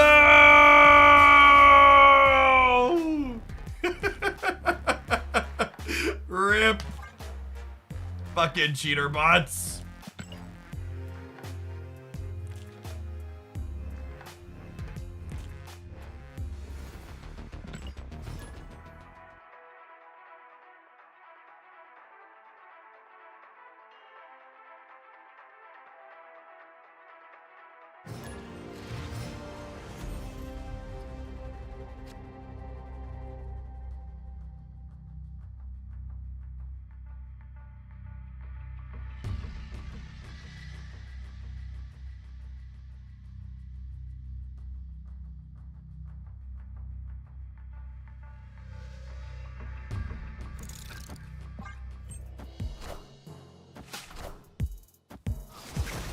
For reference, chat, games like that, I think, are why there's people in chat who are like, I never play against bots. I think you just fucking die to bots periodically and don't realize that you're dying to bots. I knew that one at least, but like,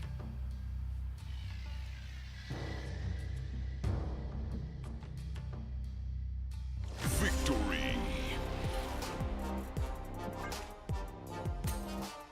I do not think this deck likely functions without Hitmonkey. There isn't really a replacement that scales like Hitmonkey scales. Botcoming. Bots are every 7 games, chat. So when we lose to a bot like that, it's a big room. I just shouldn't have played around the Patriot. I should have played the what's it called, the middle, and the Hitmonkey on the right, and then we'd been infinite. It'll be okay. No, our previous one was not a bot. The person, though, we lost 4 cubes to a bot before that game.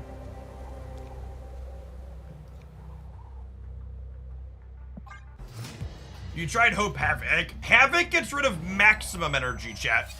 Hope gets rid of... Hope adds temporary energy. So she can, like, kind of offset a little bit, but also, like, not completely.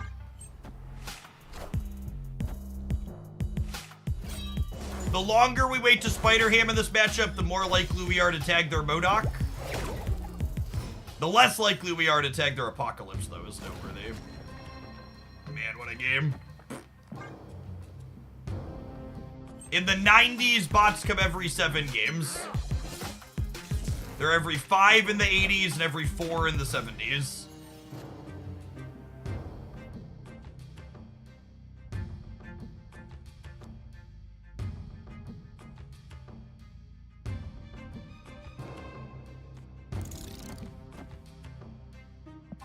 I need to ham this turn to try and take Modok away.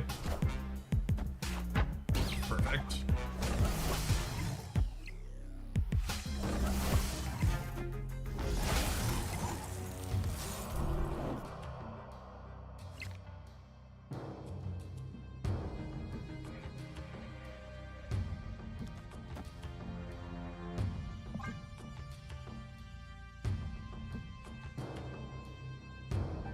We're hoping to draw a Mysterio that doesn't cost 5 next turn.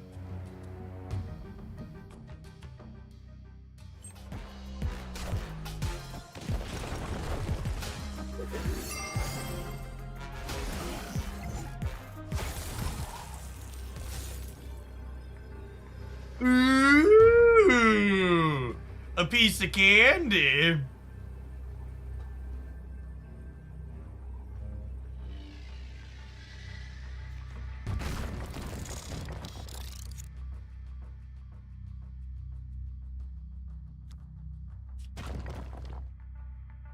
I know this is not what people who have limited resources want to hear, but this is true for literally every content creator you're going to watch playing decks with these new cards. You cannot replace Pixie or Hope in any of the decks playing Pixie or Hope. You can't. Pixie and Hope are both cards that you build your deck around. That your deck is going to be significantly worse and not function if you don't have the card that the deck is built around. Take this deck for example. Victory. If you cut, there are perfectly serviceable Bast Hitmonkey decks without Pixie. However, this particular deck, once you don't have Pixie, Mobius, Iron Man, and Valkyrie all become significantly worse and don't really make sense to play to varying degrees. So it's, oh, you don't need Pixie or Hope to be competitive. There's plenty of good decks that are playing those cards from last season that are still good. But you definitely should. Your competitiveness will be worse taking a Pixie or Hope deck and cutting Pixie or Hope for something else than it will just playing a different good deck that wasn't built with those cards in mind. And to be, it's been a little while since we've had releases like this. A lot of Marvel Snap releases the past few months have not been cards that you build and create new decks around. They've just been like small upgrades that you can realistically trim and have it not be a big deal. You just re-add the command with the same command title, Ben. Just exclamation point command. And then rewrite the text. Yeah, it's comparable to like, what do I replace High Evo with in this High Evo deck? Or what do I replace Mr. Negative with in this Mr. Negative deck? The answer is like, you should just play something else. I'm gonna Spider Ham on 1 here, so we get rid of one of their few cards that actually started in their hand. That wasn't a district deck. So they each get 3 cards from our deck this game. We're gonna take away one of theirs.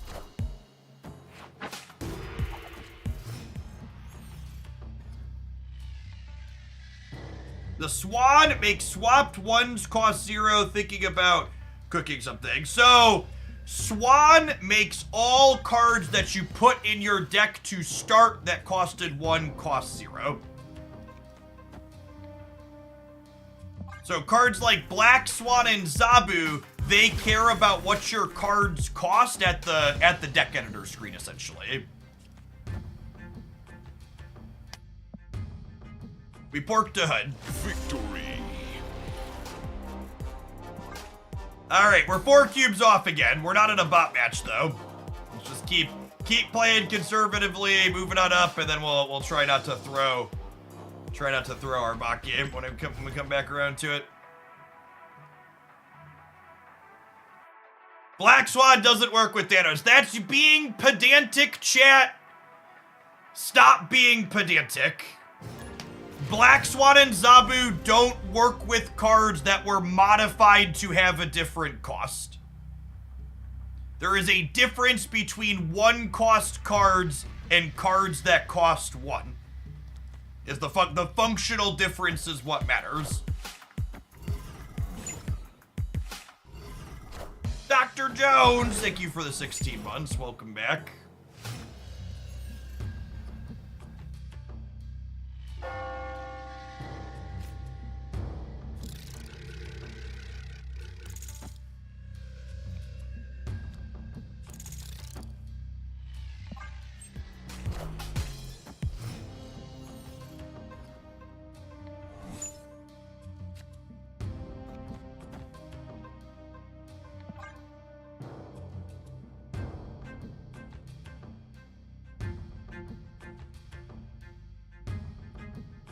I want to snap here because they haven't done anything yet. And I have like Bishop to win here and I have Valk to win here.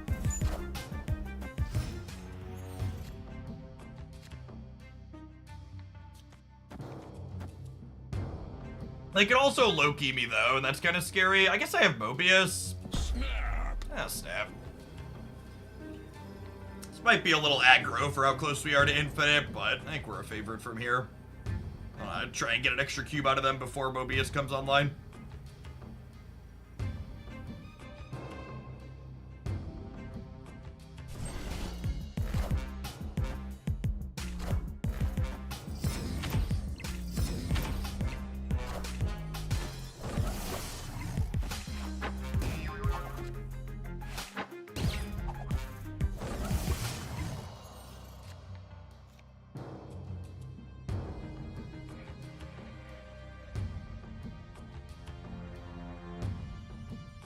Captain Marvel, randomly. Agent Coulson's one of the cards that I should just never step into when we're close. That's awkward.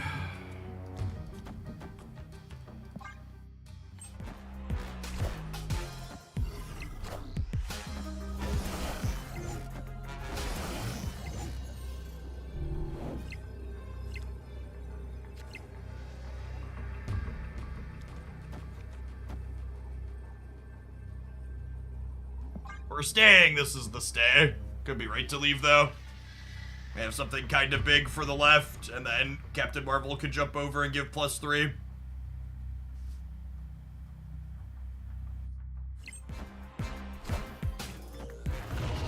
Fucking hate this game sometimes. Holy shit. And by hate this game sometimes, I mean I hate this game every time Eliath and Professor X are involved. Absolutely toxic, unfun bullshit designs. Makes me roll my eyes real hard at Glenn Jones's sandcastle comment.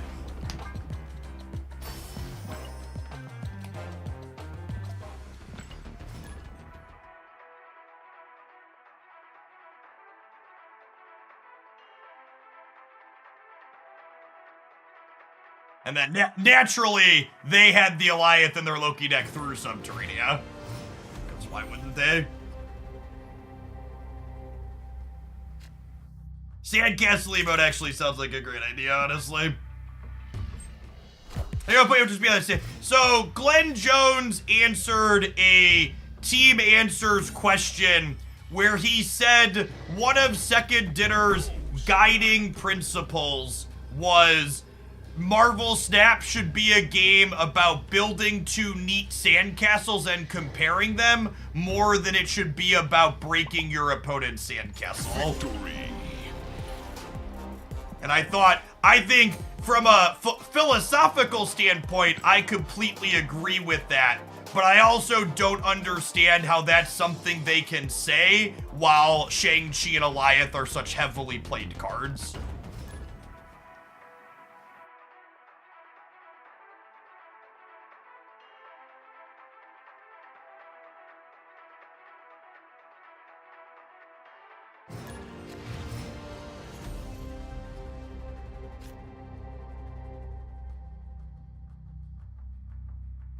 Dear gamer in chat, this is not Reddit where we're gonna cheer for your stupid conspiracy theories. Please leave.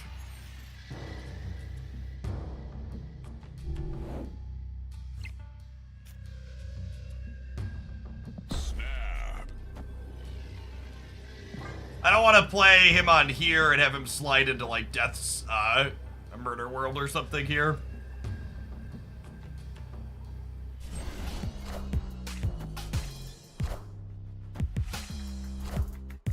Alright, they're still gonna be in a good spot because they have hope going.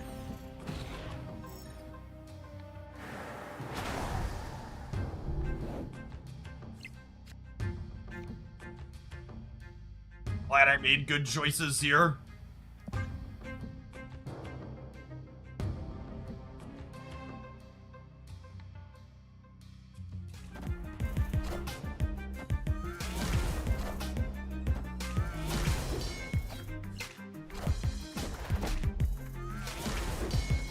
It's lose-lose for second dinner, though, because if the only deck is something like Sauron Shuri, then people can play with that too. See, I completely disagree with that. And I'm going to say I completely disagree with that while I look at this copy of Valkyrie here in my hand. I think Valkyrie is a good example. Like, people are, a lot of that, and that gets reductionist, right? When I talk about Shang-Chi and Alioth being problematic cards that are deeply unfun and uninteresting, a lot of people do what that gamer in chat just did there and default to, well, there have to be tech cards, Jeff. You can't just not have tech cards. And it's like, I'm not saying we shouldn't have tech cards.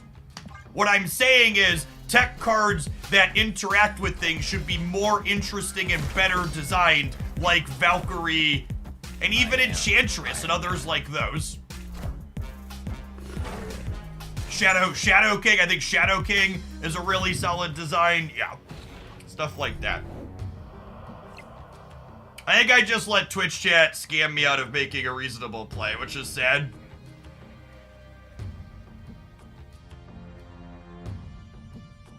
I shouldn't have basted here. I should have basted here so I can Valk here this turn.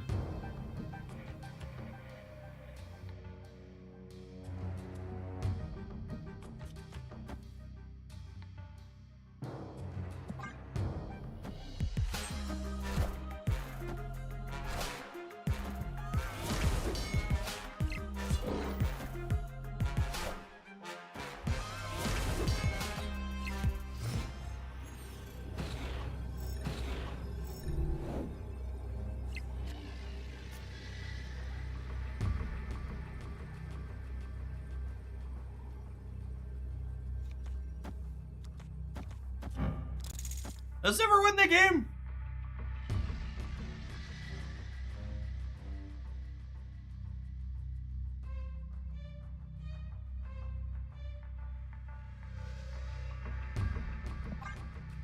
It comes down to what they do. I think they're gonna play for this location. They're not a Heimdall deck. They're a Magneto deck though, and they have Magneto and they have a big kitty. But they could think they could play for the Iron Man path because they only have 14 there. Another line is trying to spread out and play for all three. Like, I just play Mysterio across, and then we, like, hit Monkey over here, and we fill here with the Ant-Man. Could be reasonable, too.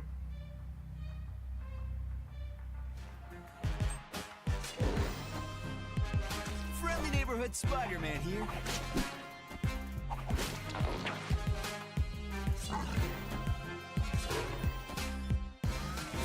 Alright, how big are they on the left? I don't think that's big enough yet.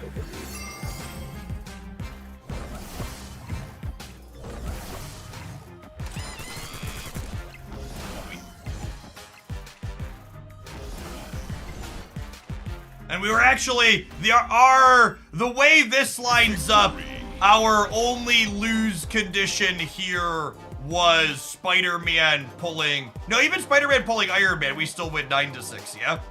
If Vision would have gone here, we'd have been 22-12. Yeah, we were good regardless.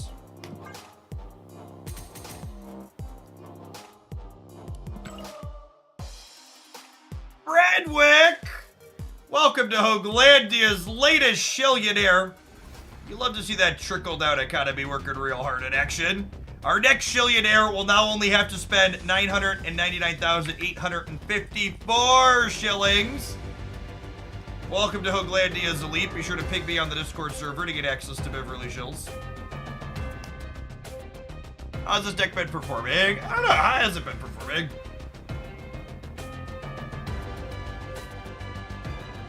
We are 23-11.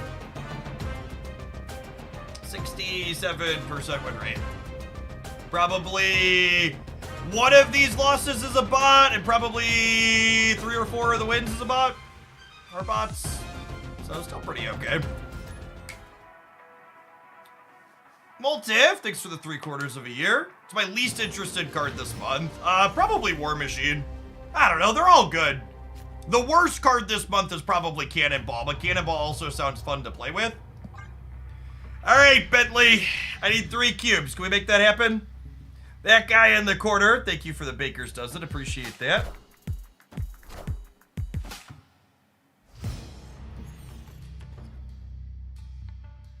Do you mess with C3 at all? Nyax Cerebro 3 is atrocious. Oh, snap. Not a fan, personally. I'm gonna snap our AI overlord here.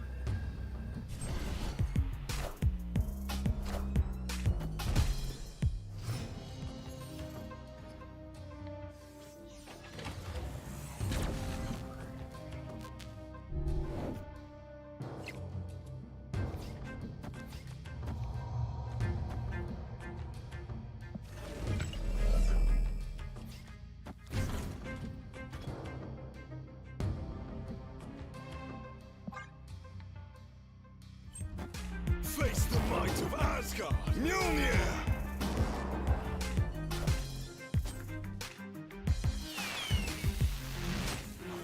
Alright, expansion, don't fuck me here.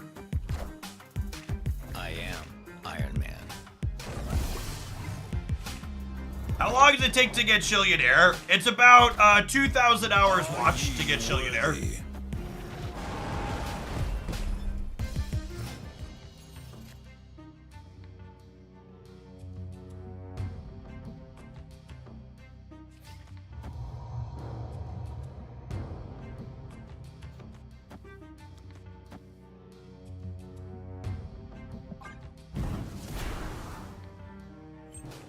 Dad, I can't lose 4 cubes to a bot again, okay? I can't do it.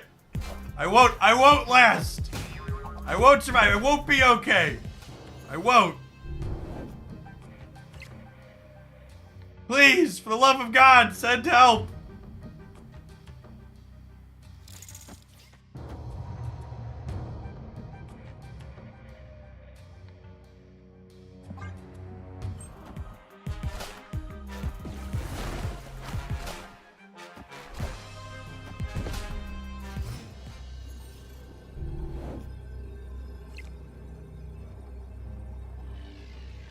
Okay, so this wins here.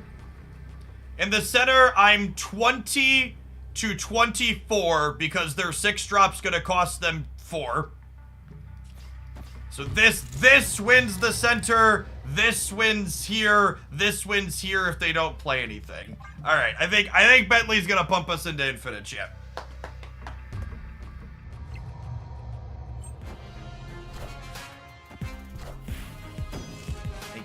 Thank you for your service, Bentley.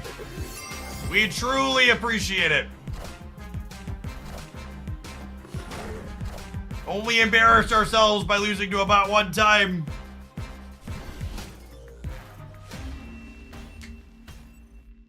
Hey, congrats on infinite, sure.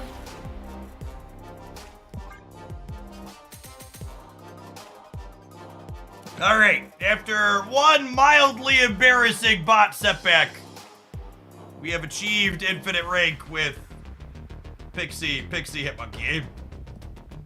Rank 66.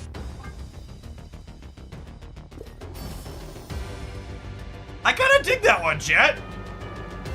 Well, I could go add that one to the favorites list.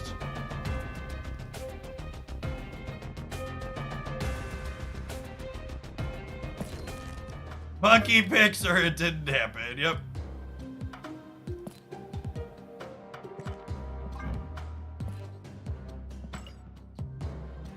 It's been a little bit since I added one to the favorites. I haven't been a fan of. Last couple seasons have been more miss than hit for me. Okay, so let's change things up. Okay, I need to run to the restroom. But before I do that, I think we're gonna let chat vote on what they want to see. So let's set up a poll. I'm gonna go through these decks really quick. So if you wanna vote in the poll and be informed, watch the screen, gamers. What deck next?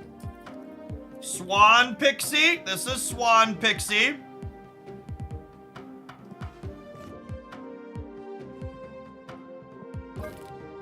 Pixie Control with She-Hulk and Magneto and stuff. Pixie Ongoing.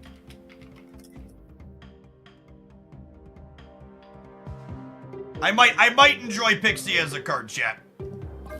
Or Pixie Patriot.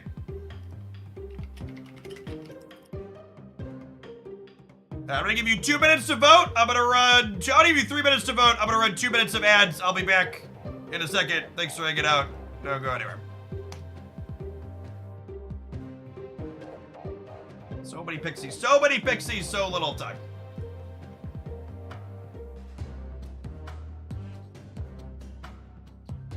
BRB.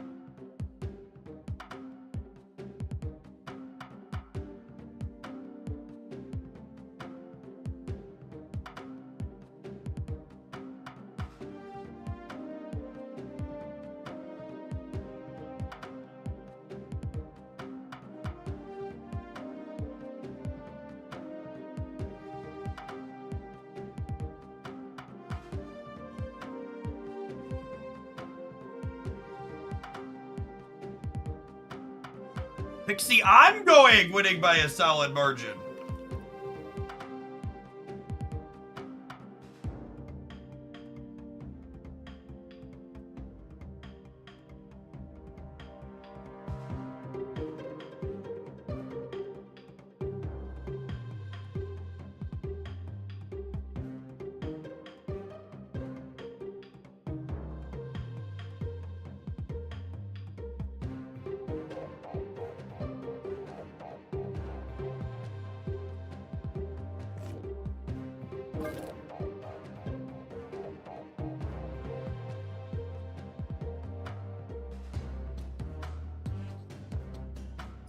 We have a data reset, chat.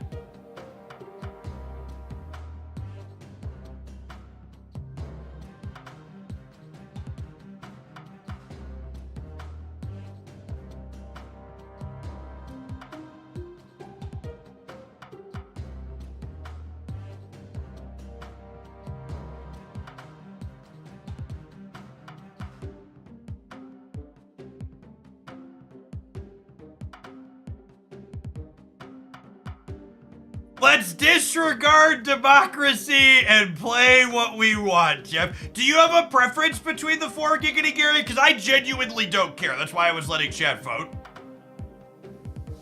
But if you have a preference between the 4, you can definitely pick for those minis.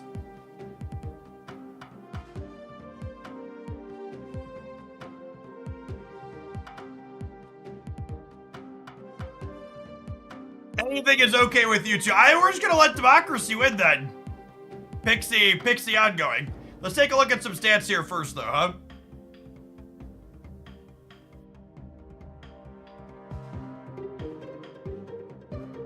Thank you for your absurd generosity, Gary.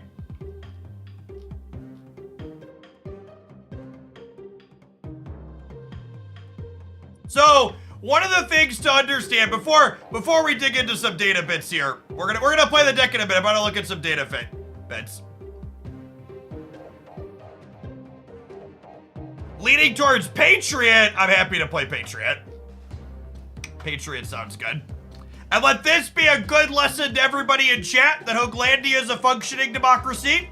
Everybody who wants to vote can cast their vote, and then at the end of the day, whoever spent the most money picks what wins. So Giggity is the winner this time through.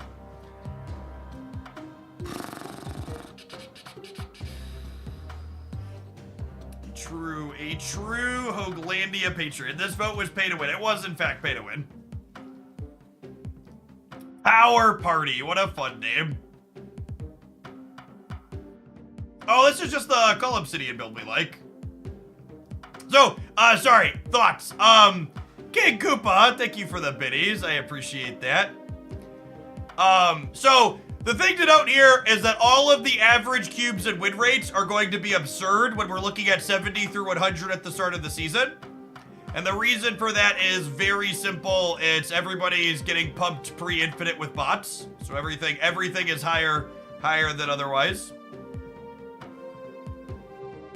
So Hope Summers generically has good stats, but her stats are markedly worse than a lot of other things so far. But that also kind of makes sense.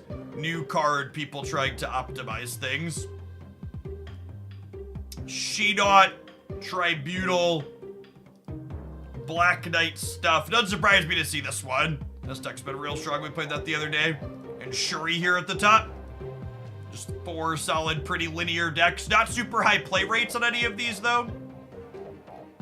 Discard is the middle of the pack with the highest play rate. I assume Hope's higher. Yeah, Hope has a lot of play.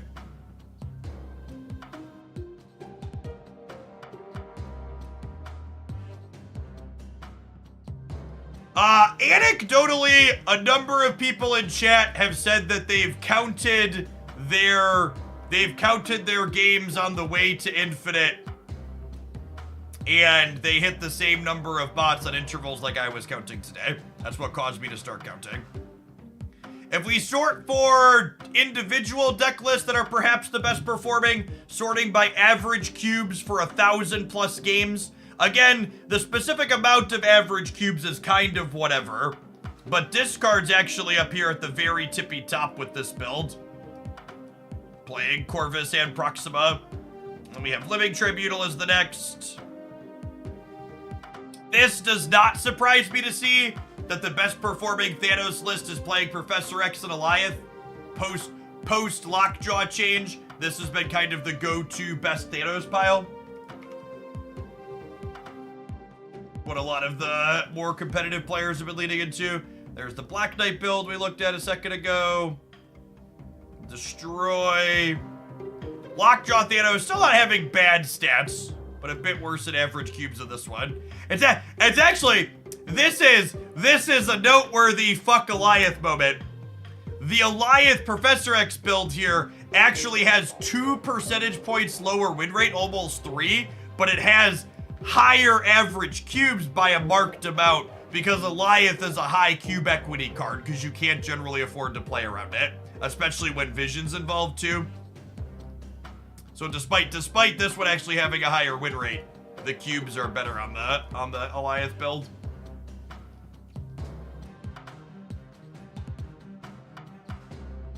Hope Movers variations looking like they're performing well. Here is Hella Stuff with Corvus. Another Hope Movers build. This is the 12 cards. These are one-off, right? I think this build cuts wave for Shang-Chi. Slightly better stats cutting wave for Shang-Chi, but also noteworthy that the game sample is a lot lower here. The Alioth Shang-Chi squeeze is so gross. It's my biggest problem with the card. I agree, Edmund. I think both of those cards individually are probably fine, but the fact that they're both allowed to coexist together, I think, is deeply problematic.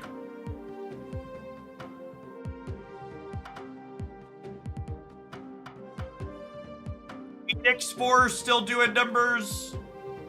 Another discard build. A lot of usual suspects in here with also some new stuff mixed in from the new cards. Seems healthy. Touch more like. Oh, you know what I actually want to look at? What are the most popular cards? Shang-Chi followed by Hope is not surprising. Magneto, Vision, Doctor Doom. Yeah, Alioth's at 22%.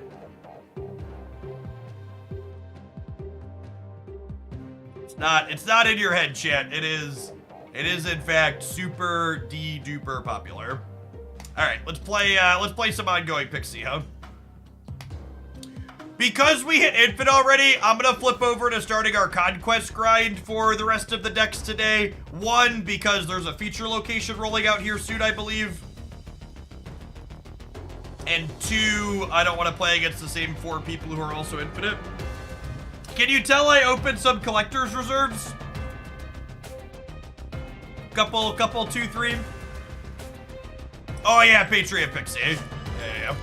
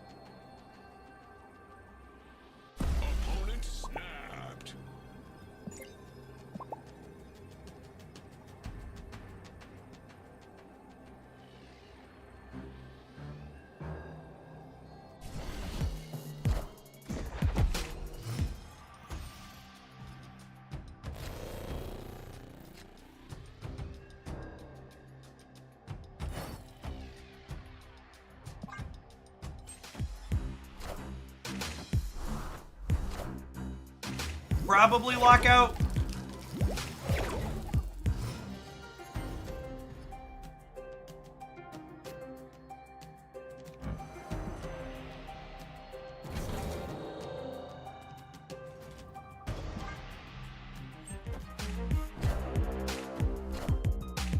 I am Iron Man.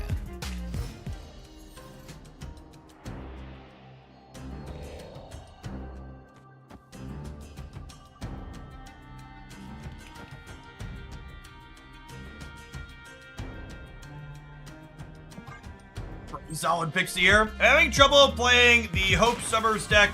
I'll watch your stream back later. Do you have any suggestions in the short term? Yeah, you probably want to cut a card and put Shang-Chi in it so the deck has an easy button.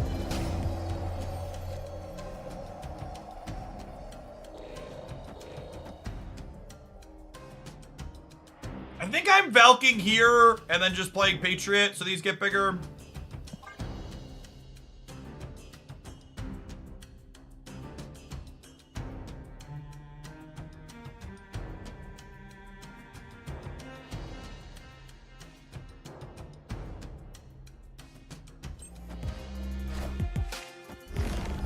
Oh, thanks, bud. Appreciate you. Although I suppose their Jeff can jump middle, right? And they have our blue marble.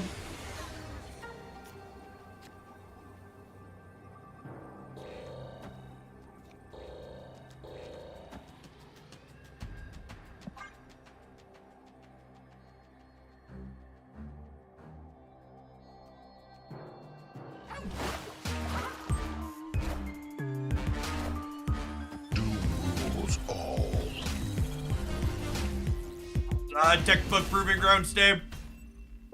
Victory.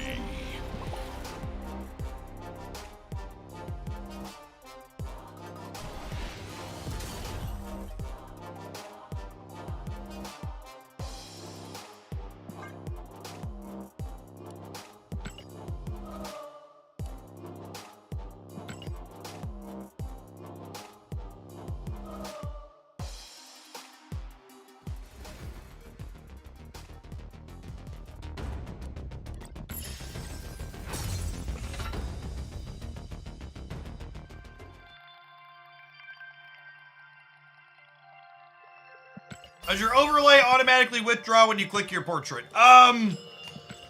There is a setting in Untapped to have it attempt to do that, but it doesn't always work. You think Mockingbird is likely to find a home in Loki or no? No, I don't think that's likely. The shield cards that generate random cards don't normally have high numbers of generated cards in play. Generally speaking, they only have a couple of generated cards at once. My expectation is that the good enablers for Mockingbirds will likely be Thanos as the obvious one, and then decks like this one playing Mysterio and Squirrel Girl, and maybe Debris, perhaps. That's where I intend to start with Mockingbird, at least. Think it's better to open spotlights for Pixie or Mockingbird? Too early to say. I mean, Mockingbird's literally not out yet. Shauna, sure. Shauna makes Mockingbird 3 cheaper. Parker! My initial impression is that I would be a little bit surprised if Mockingbird felt like a better card than Pixie does, but...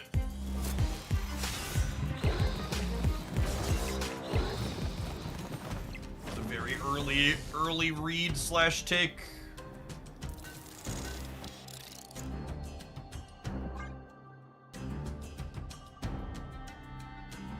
Shauna's last chance. If this one doesn't make Shauna playable, surely she'll never be.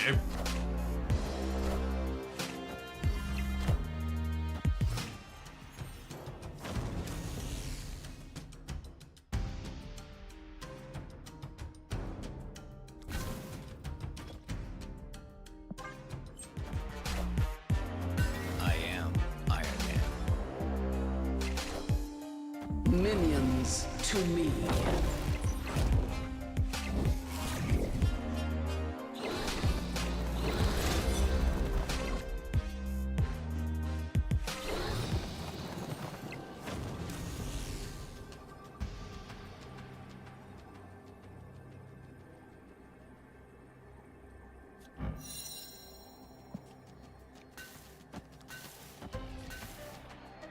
How big is their thing? It's 12, so it's only 17 in the middle, so this wins.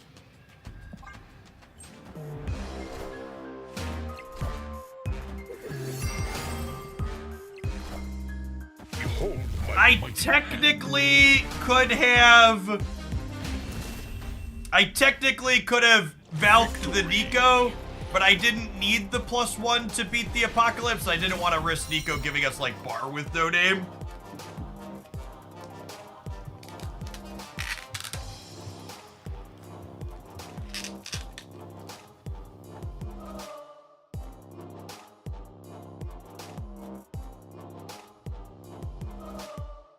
My wonderful wife just dropped me a lunch meal, gamers. PLR. Our cover off the top here and check out what we got. Like, she always takes the covers off, so I have to figure out what they are. I got some type of potato and onion here. Looks pretty good. Smells pretty good. Some fresh greens on top of it and some carrots on the side. If you want very delicious, freshly prepared meals ready to heat and eat in a couple of minutes, delivered directly to your door, check out Factor. They're our sponsor for the next few days still. My favorite sponsorships are the ones that feed me, chat. Factor's been feeding me for the last couple of weeks. shiny logo. As an extra testament to the service, when I agree to the sponsorship, they give me 1 week of Factor for free as part of the sponsorship to showcase the service on stream. This is our 3rd week, I think, using them now. And I plan to continue for a little bit. They're super convenient. I've just been eating them every day while we work.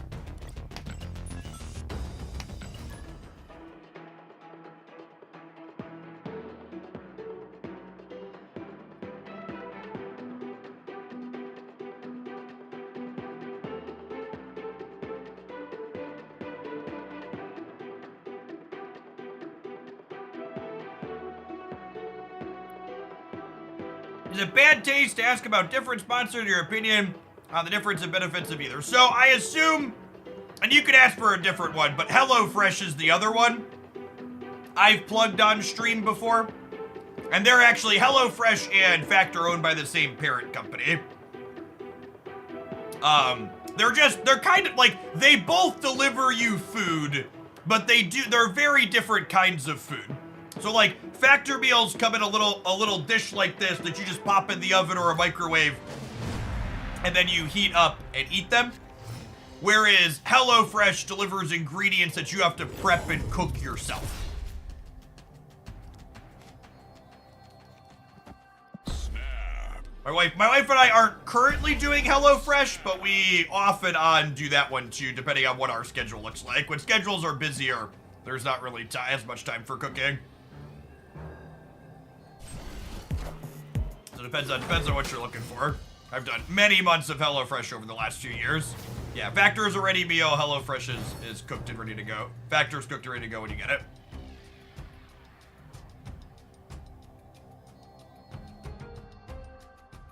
Oh, mods! Can a mod who has a second update the drops command? Drops are returning March 19th through the 26th. The stuff we're getting is the same again, though.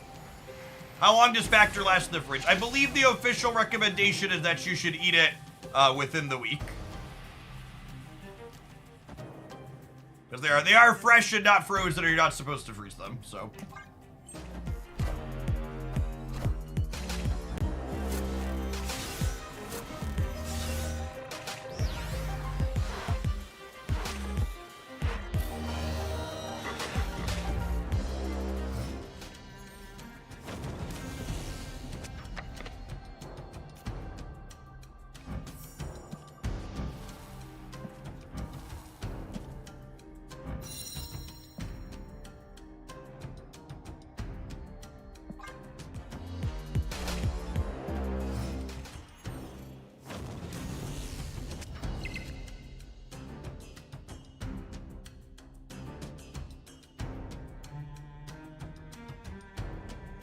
March 19th through the 26th is drops returning.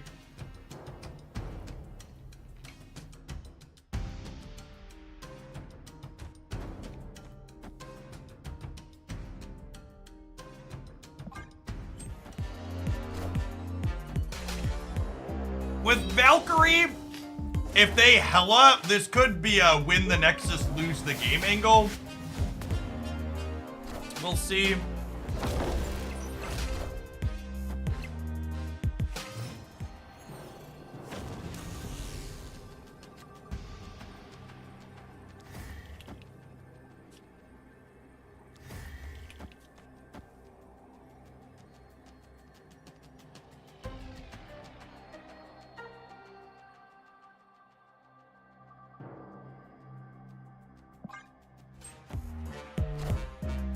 Minions to me. Infinite going left is good for us here. Them getting nothing in the middle should mean this Valk is good.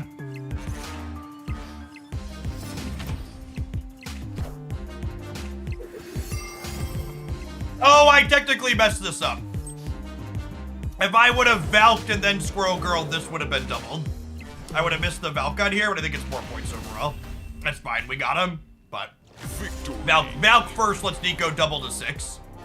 Which that's more power than Valking this. And then I should have gone Valk first into Squirrel Girl here. It was the better line.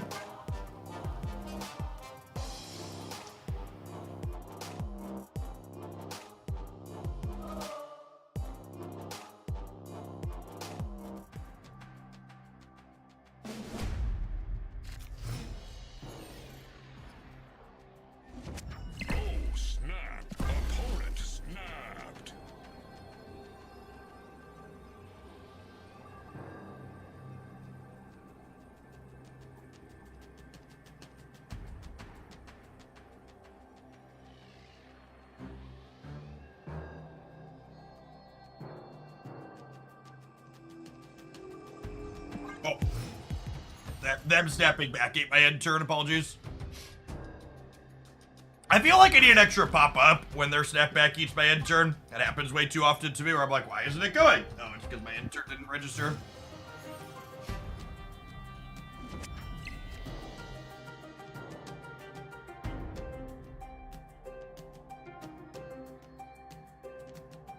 I have asked, my second inner contact for confirmation about the difference in spotlight variants we saw in the announcement, and I've not gotten any response about it yet.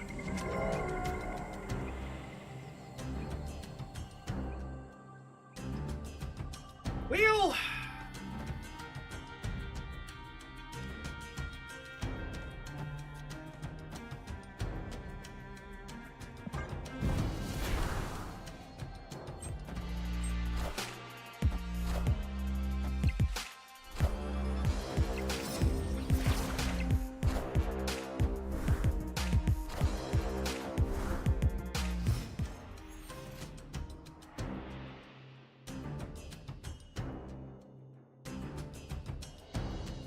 Anyone use factors? Could you only pick your meals once you pay? You can see the menu before you pay, but you can't, like, officially lock them in until you send the money, yeah? Valk is not good into Dracula. This is probably a path I have to punt. Google Beats, thank you for the 7 months. Welcome back. Them double stacking here seems good for us, yeah?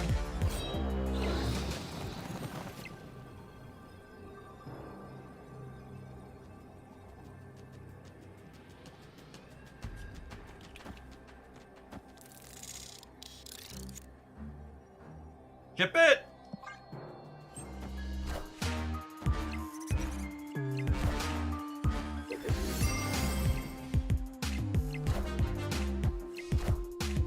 Minions to me.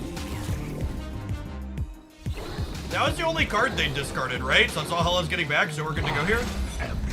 Yeah, they definitely shouldn't have stacked these two together. That was a mistake.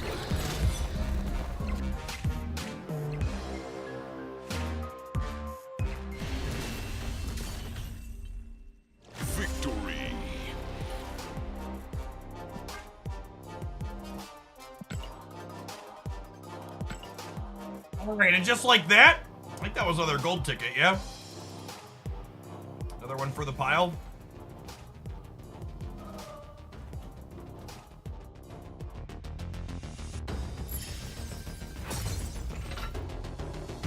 I'm not going to play I'm not going to play Gold Conquest right now because the higher Conquest super earlier this season often have longer queue times. And Silver Improving Ground should pop. Oh, we do have a shop rollover. Oh, the Justina bundle is supposed to go up today, yeah?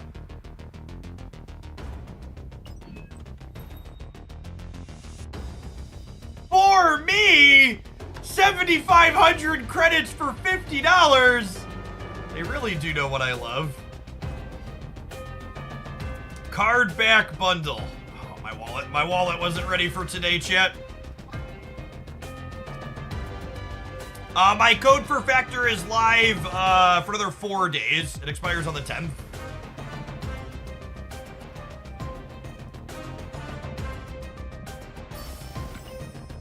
Chat, I need to level with you, chat. I've been waiting for this one to make terrible decisions.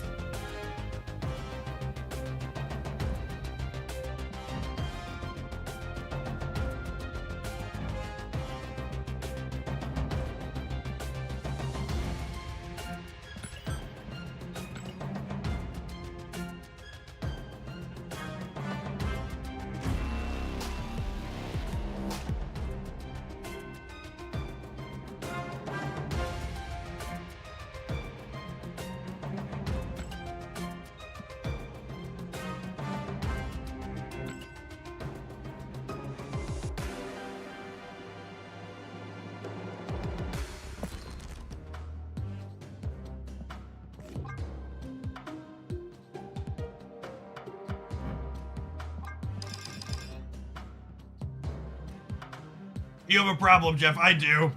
I do.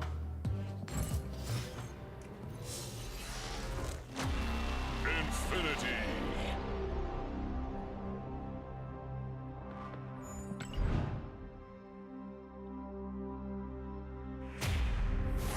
Do you have enough boosters for Iceman? Asking the real questions.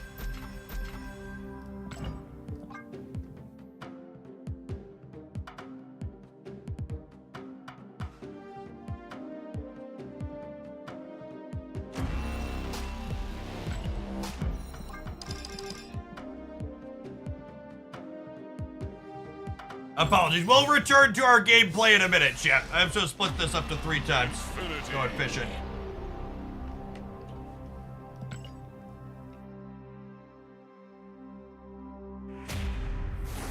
Three strikes and we're out.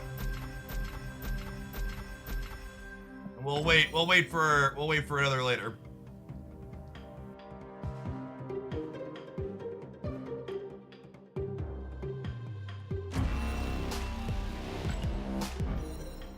All right, batter up. Last time.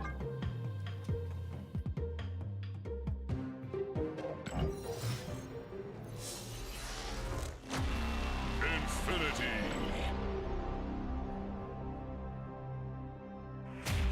I'd prefer gold, but I'd accept ink. Unless it's like ink with a green border flare. Because that would be terrible. If we get like an ink with an acceptable border, we'll take it. He'll have to wait, gamers. All right, back into conquesting. Gain collection level. Check.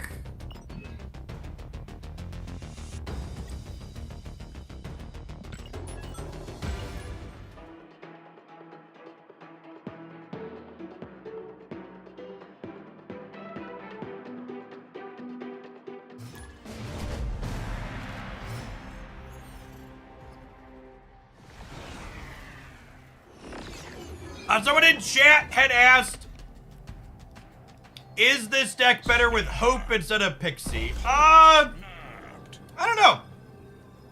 We don't have any things that like gain extra value from Hope, but Hope also might just be a card that's good enough that you don't need to go crazy with value for her. There is one thing to be said about Pixie, though, is Pixie is a better cube equity card. She makes your output range harder to predict.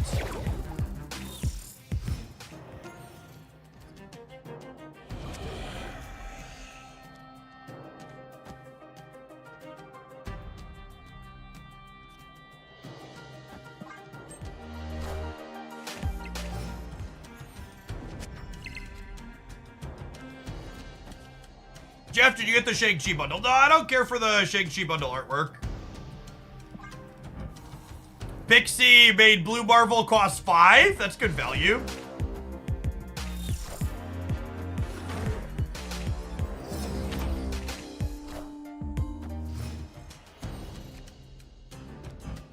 Pixie made Mysterio cost 2. Hell yeah! Can't stop, won't stop. Appreciate you, Pix. Crushing it. I am Iron Man.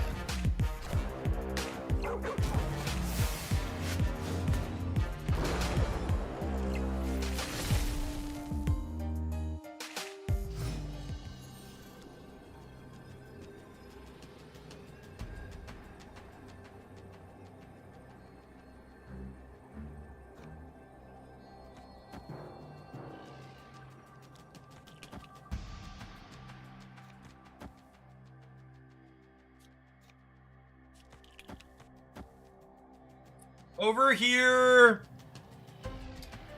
This is only... Yeah, it's just not enough. I think we're gonna do.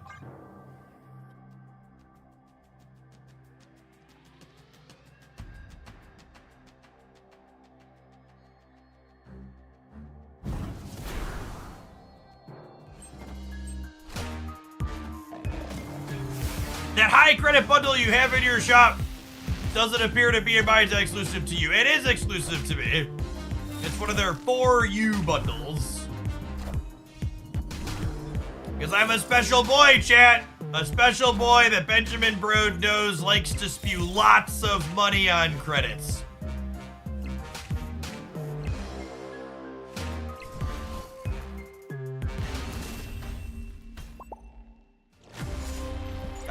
Got that harpoon in my side. They've been doing, for reference, they've been doing exclusive 4U bundles to individual people for a few weeks now. The data mines on the Justina bundle must not have been accurate. I thought they were supposed to release today based on mines, but data mines are not final and aren't accurate. My 4U bundle has 6,000 tokens instead of credits. Well, are you broke? Do you need tokens? I don't need tokens.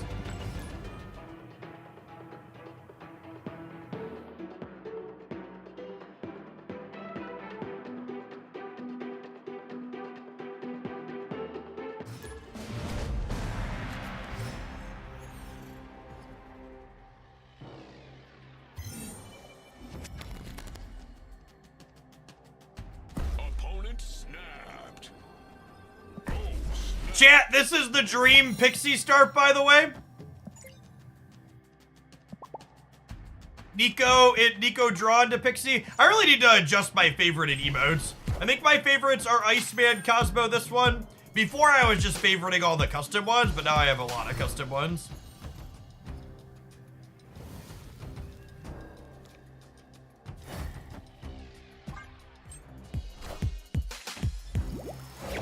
Alright, show me Hella. Jetto.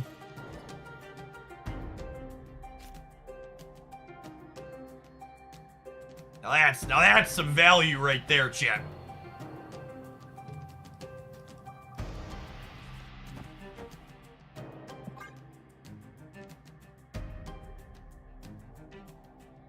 Not everybody gets a 4U bundle every time they pop up. Like I said, they've been doing the 4U bundles for a few weeks now at least, and this is the first time I personally have gotten one.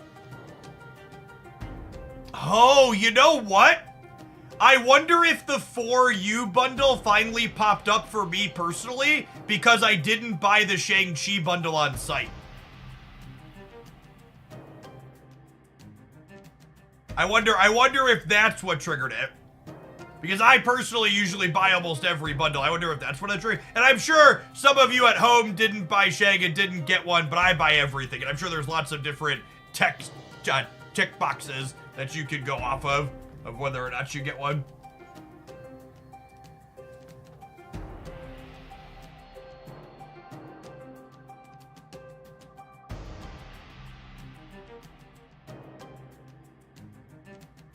Did we disconnect, chat?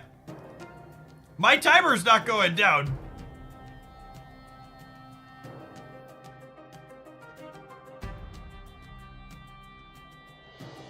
I think we're gonna, that's unfortunate. Our hand was really good. I think we're unfortunately gonna relog here and find out that we missed a couple of draws.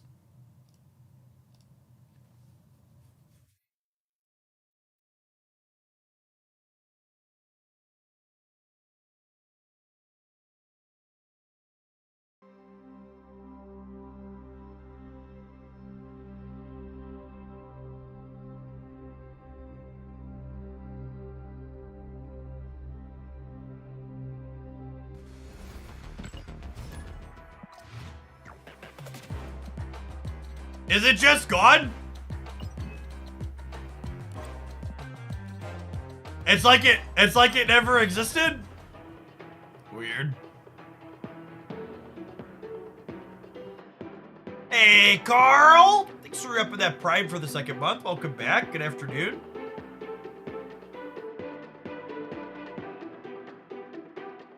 Weird.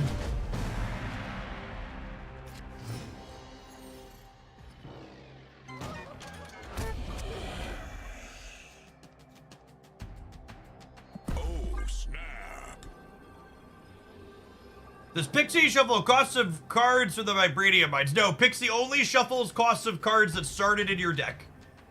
Vibranium, rocks, Thanos stones, none of these other cards are shuffled. Opponent snapped.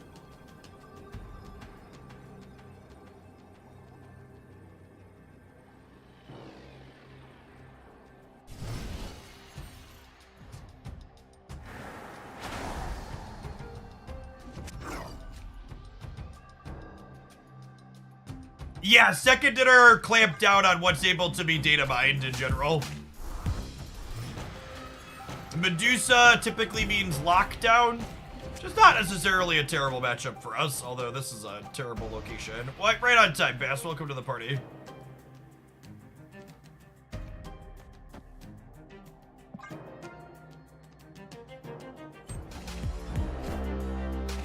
Wind, aid my hand.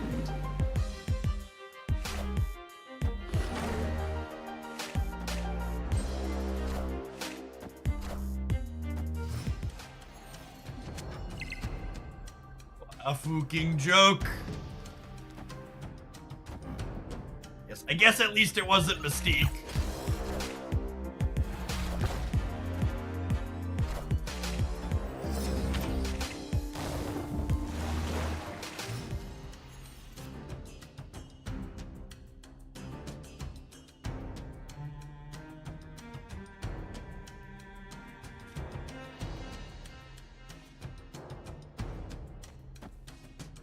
Okay, so I need to play... No, we're not going to have priority either way, right? So it just doesn't matter?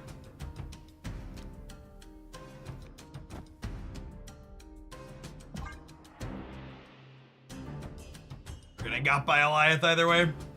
You tried Adam Warlock and Pixie. Why would I play Adam Warlock, Chet?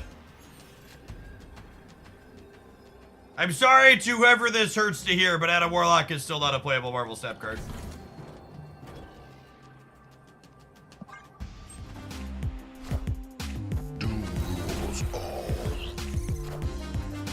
I am Iron Man.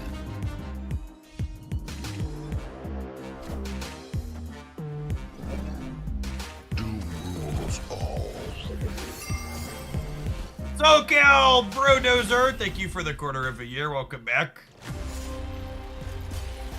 Adam Warlock is arguably worse than for chat.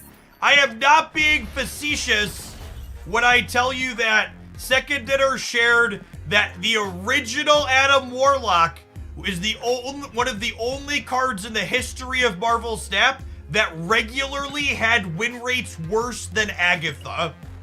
So all of the Adam Warlock as a 5/4 is worse than the O2 is utter nonsense made up by angry nerds that just want to be angry about something. It's not remotely based in reality. I am not here to lie to you and tell you that new Adam Warlock is a playable or good card. But the idea that it's a worse card than a card that was literally periodically worse stats than Agatha is just utter nonsense. You're right, it's still not good, and they were conservative with the way that they buffed it. But still, there's a big, giant chasm in between still not good and worse than the old Adam Warlock. Like, there's so much there.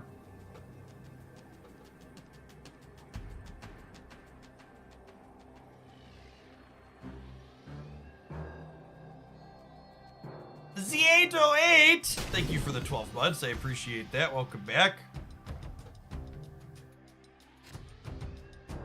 Warlock needs a Snow Guard treatment. I mean, Snow Guard still has her same base effect. I think Warlock probably just needs a new text box. Yeah, they even outright acknowledged that, hey, maybe this still isn't good. We're being conservative when they changed it.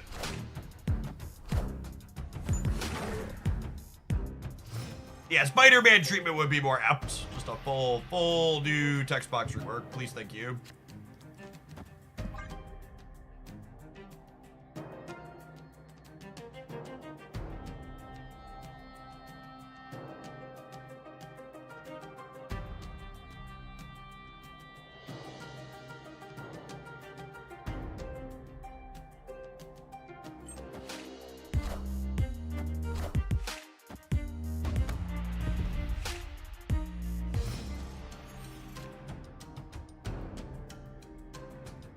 I'd rather they fall short than overbuff. See, I actually don't agree with that. I actually think with the regular balance cadence that Marvel Snap has, I kind of wish they would overshoot more frequently. And just like if they miss on an overshoot, just like dial it back in the next patch, because there should be another patch coming up soon after, right?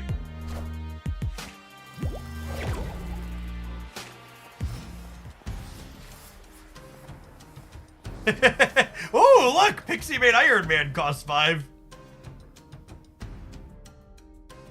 It's exciting.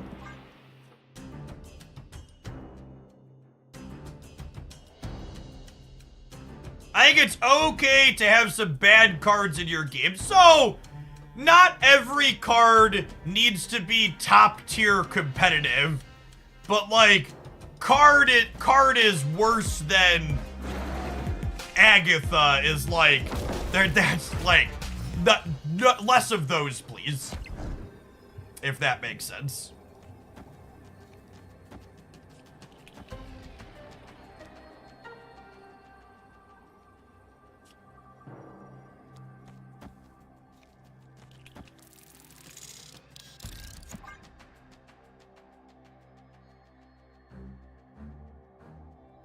I don't actually know if we win this game. We're gonna have a decent amount of point spread across the board here. You looked into Star Wars Unlimited. I don't really have bandwidth in my life for non-digital card games.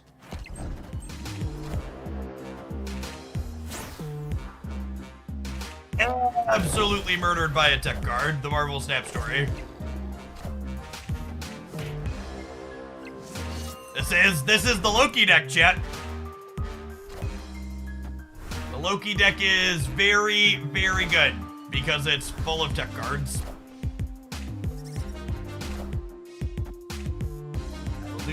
Yeah, I'm not really vibing on Pixie in this one. I think we'll move along to our next pile of cards. I'm gonna tap an ad break. I'm gonna take some of the money we get from that ad break and go buy an unhealthy amount of credit so I can split my Iceman some more. When we get back, we'll split an Iceman and then we'll play some more games, huh? BRB.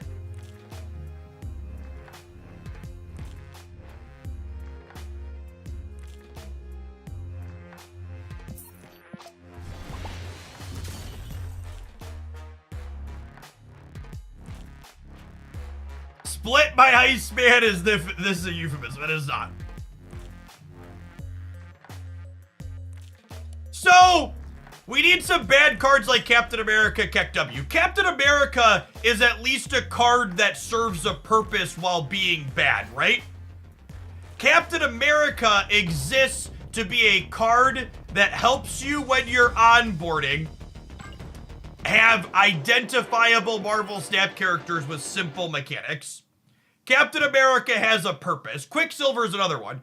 Quicksilver teaches people that they don't need to have one drops in their deck and play on curve or be behind.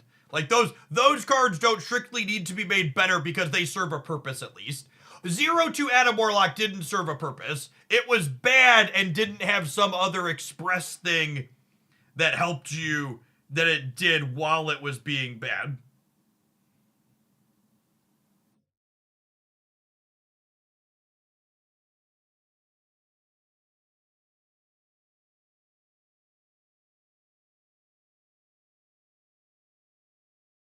Well, the number one tip to making Moon Girl work in a deck like that is make sure you're playing out your cards proactively on curve, so that way you have space in your hand in order to actually Moon Girl when it comes up. It's also worth noting that while I had a lot of fun with that deck, its raw stats are a bit under some of the other decks that people have been playing. So it's probably a little bit underpowered overall, even if it has some over-the-top draws.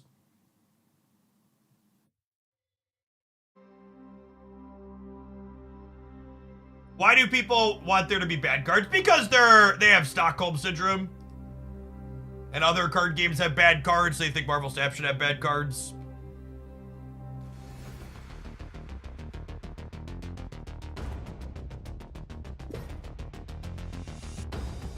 It is important to have characters that are Captain America levels of iconic fill the early game. When you onboard a person to who is a Marvel fan to Marvel Snap, if all of the cards they're gonna see when they first start playing Marvel Snap are like shockers and stuff like that, characters they don't really know or only loosely know, they're not gonna get held from the Marvel IP thing. So it's important that there be easily identifiable and popular Marvel characters in that starting process.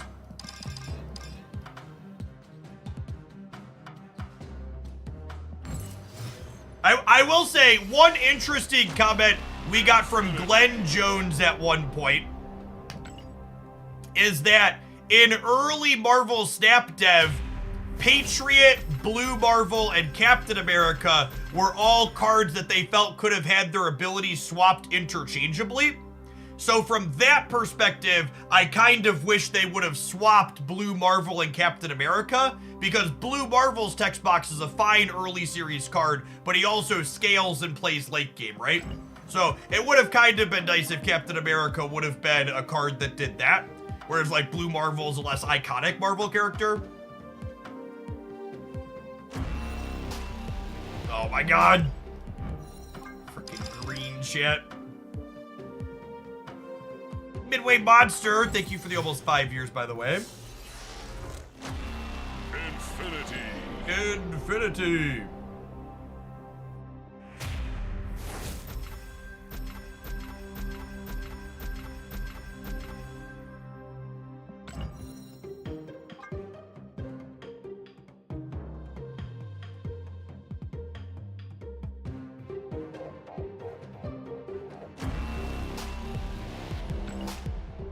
Well, that's a premium one.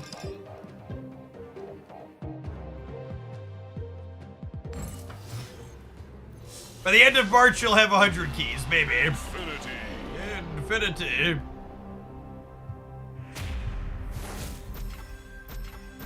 Jono back. Thank you for the 3/4 of a year. Welcome back. Yeah, I went through all the ultimate variants the other day since I have so many tokens, and I determined this Iceman was the only other ultimate variant I really wanted. So I decided to treat myself. Not that he's gonna treat me, chat. He's gonna take all my credits away. Infinity. What about She-Hulk? I like Peach Momoko She-Hulk significantly better than Ultimate She-Hulk.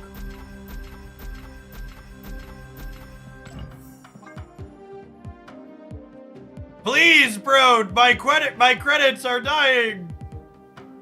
The new Ultimate Killmonger is nice, but I just bought Danny Killmonger. That'll do, pig. That'll do.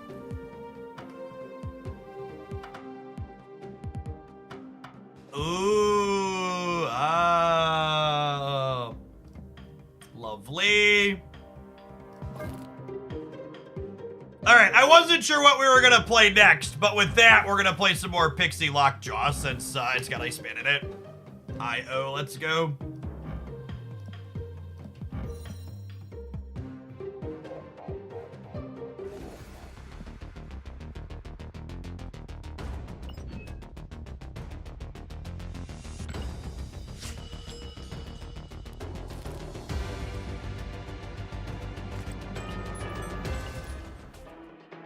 I did not get Ultimate Killmonger. We have the Art Germ Kill Daddy variant.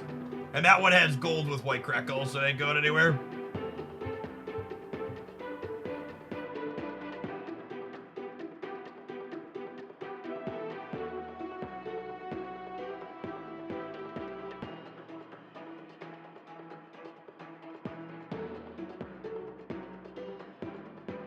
Have I played Lorcana with my kids yet? I looked at the price of Lorcana singles on their secondary market and decided I'm not opening those starter decks and I'm gonna get around to selling them at some point.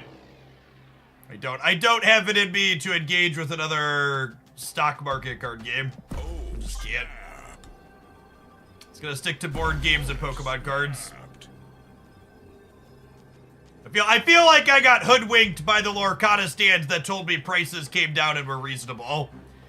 Because what they meant was when Lorcana fans told me prices came down and were reasonable, decks were no longer $600, they were now $300 to $400. Yeah, they fixed their supply chain issues, but they're still just a game that has like $30 and $40 and $50 mythics.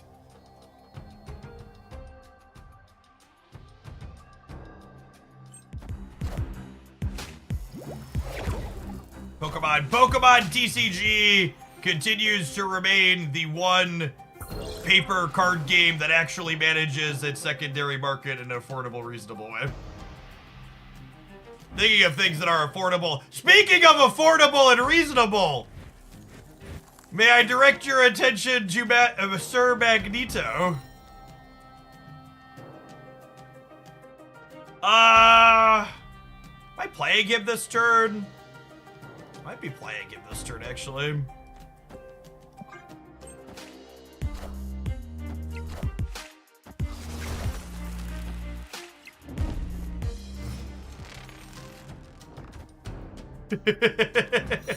Well,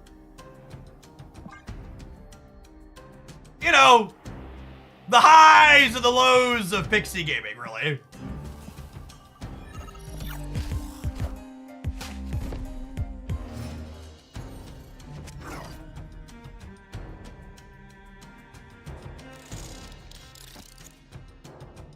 All right, there's one more zero energy card in our deck. Let's hope it's a good one. I'll take one Dr. Doom, please. No, Wasp! I pixied Wasp. You're not supposed to be the zero. I explicit. Why does she have to be so mean, chat?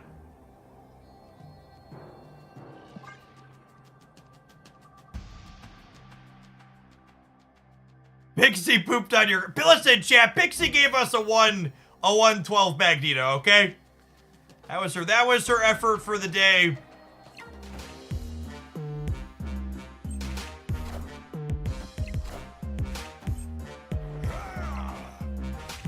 We have successfully bested Agatha. Got him. Victory.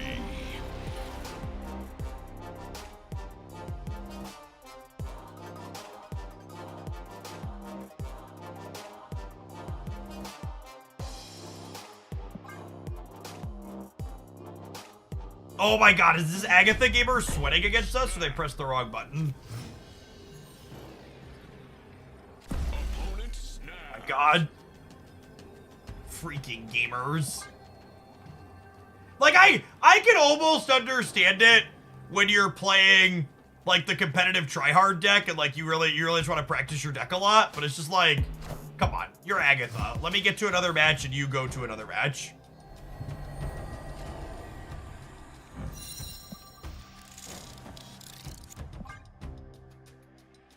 Drawing Nico is actually a pretty bad draw, because it means there's only 2 cheap costs in my deck to shuffle around here.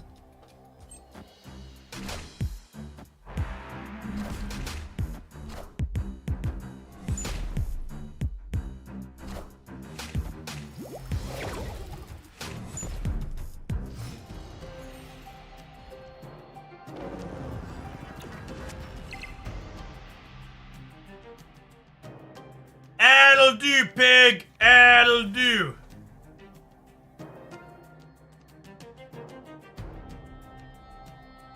Do I play Nico into Altar of Death so I can play Hulk next turn? I'm probably supposed to play her into Vormir, yeah? So if I draw like a 3 or 4 energy Lockjaw next turn, I want to play him middle.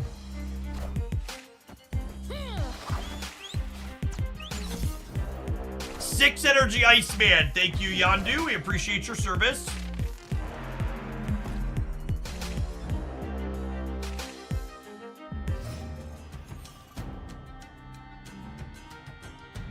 God damn it, Giganto. Why did you have to be the one to take the discount?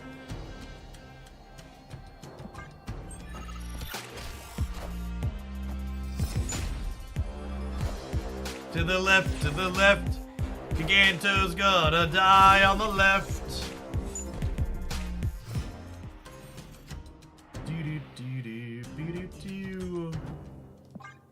That's fine. We're good to go here. We've got Taco Hulk, who can't be beat.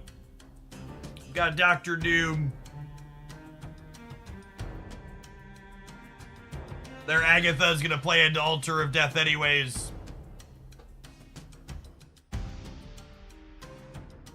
I think this long pause is the rage about Agatha playing herself into Altar of Death.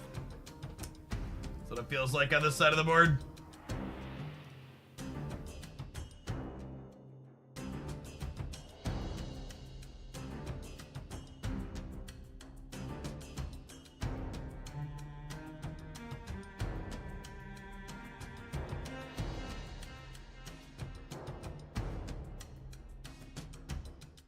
Come on, opponent. I'm just miserable human.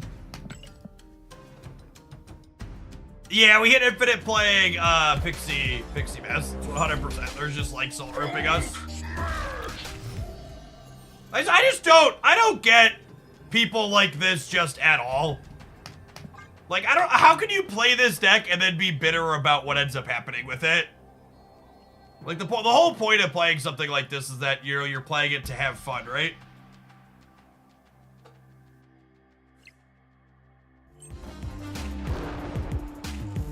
Oh, that's a good point. Yeah, I thought they sped up the turns too. I don't know. Genuinely. Assemble.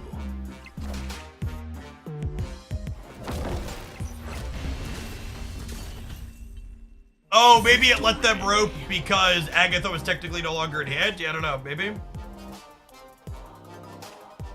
Getting a bot every 4 games of the 70s is proving to be true for me. Yeah, genuinely, all the people who told me they don't get bots while climbing Diffin, I am pretty convinced at this point they just don't understand how to identify bots. And to their credit, it's not always easy, but yeah. The bots like clockwork, every 4 in the 70s, every 5 in the 80s, every 7 in the 90s. Definitely was true for me on my climb, and a lot of people have said the same.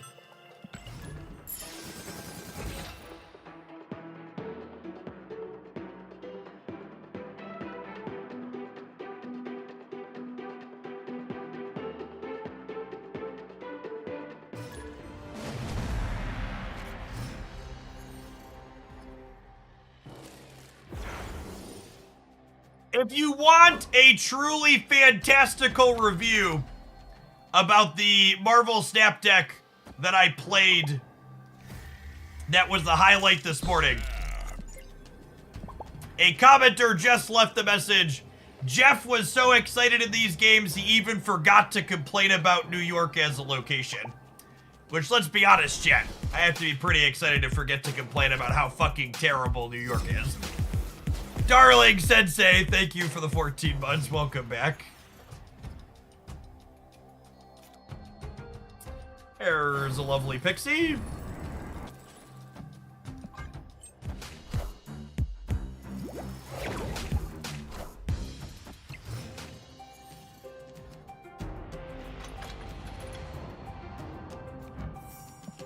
Thank you for your service, Mobius.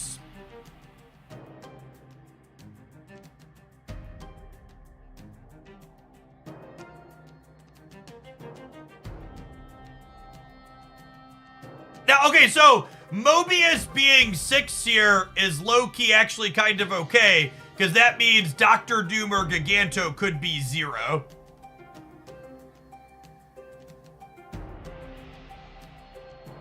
Although these locations are not great for lockjawing a 0-cost Dr. Doom.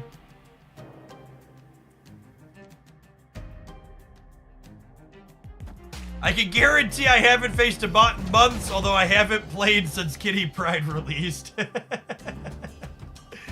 Sounds like just the facts to me.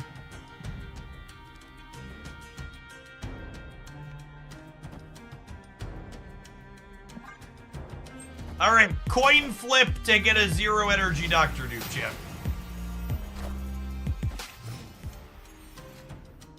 No! Wasp! Rip.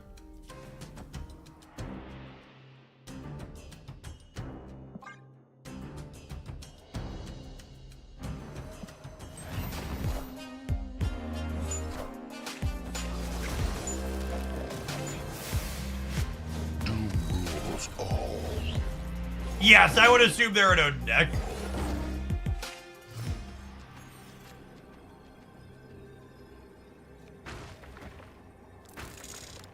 I'll go ahead and just borrow Mr. Wongers. Wong! You can step into my office for a moment. We have something we need to talk about. Oh my god, I played the wrong card. Oh my god, I played the wrong card. Well, we would have won. Are ye worthy?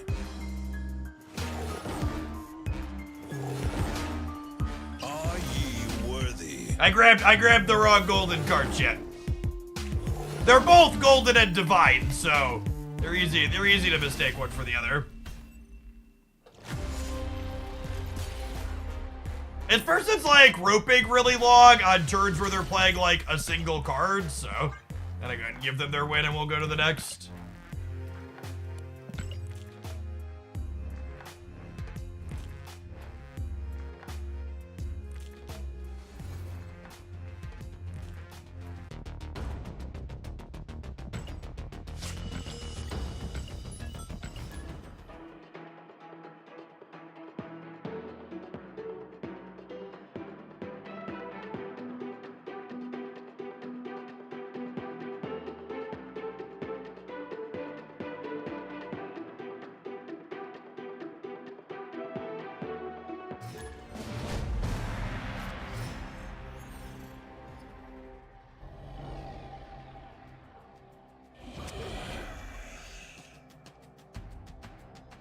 I think I'm fine with Demon Pixie.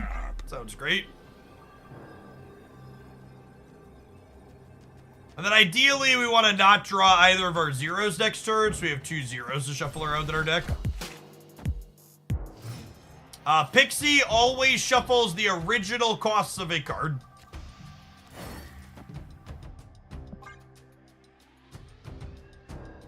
Ooh, Mindscape.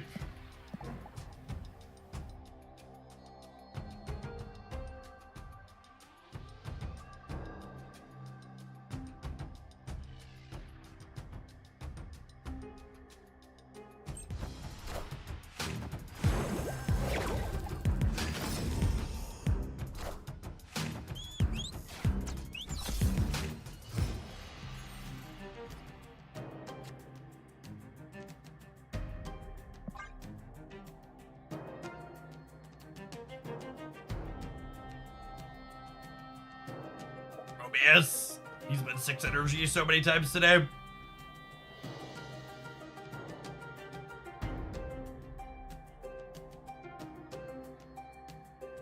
So we put this deck together on stream yesterday, and it kind of mediocre results with it, and I moved off of it. But then there were a bunch of people, there were a bunch of good stats for it on Untapped. So I wanted to try it again, but my experience is being reflective of what yesterday was. I think I might bounce along to something else here in a second.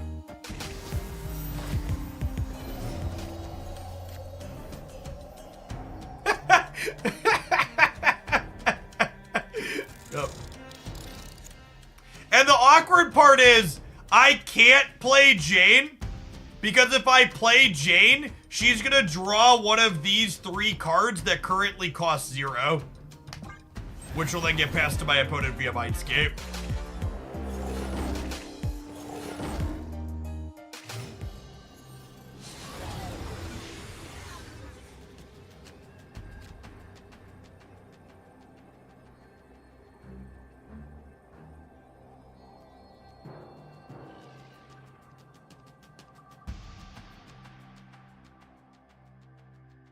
I'm just gonna play Giganto on the left, right? But they know we have their Shang-Chi.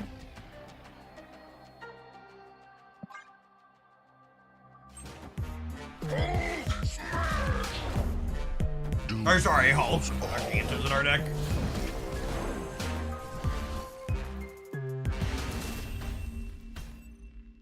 Victory.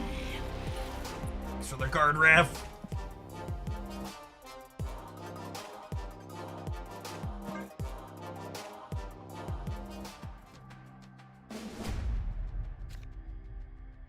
Does Black Swan make 1-drops cost 0 if they are Pixied into 6 cost? She does, yeah. You actually have a Black Swan Pixie deck in the tank I want to fire up at some point. Based around that idea.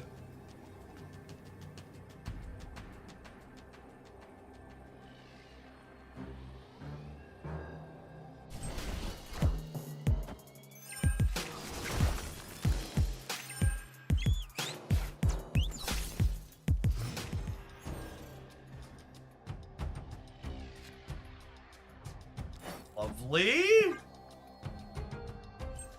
A 0 and a 1 and a 3 in our deck that we can shuffle onto Hulk or Giganto here.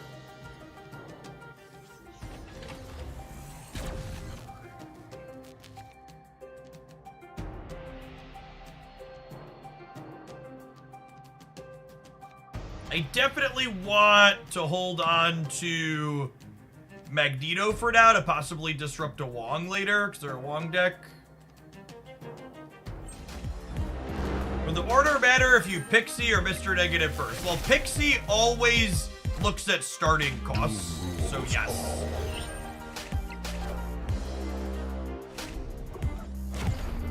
You have Gambited my 0-1.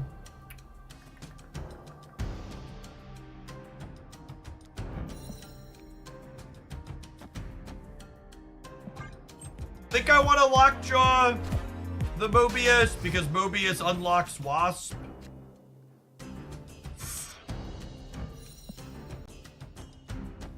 That's a good one, yeah?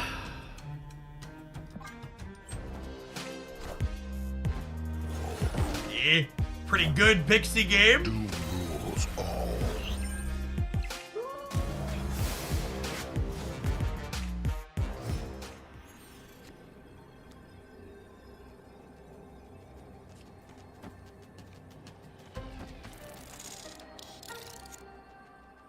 I want to do this last because we're pulling Nico out of the deck and I don't know what spell Nico is on. So I don't want her to be on like the Destroyer Demon spell here. I assume this is just like an Odin, so we want to move Gambit so they can't Odin us and kill something important. Are ye worthy? Duels all. We're good here. Yeah, we beat another 9 on the left. Why didn't Jane get Giganto? Because Giganto cost 1, and then Titan reduced him to 0. It's only 0 because of Titan.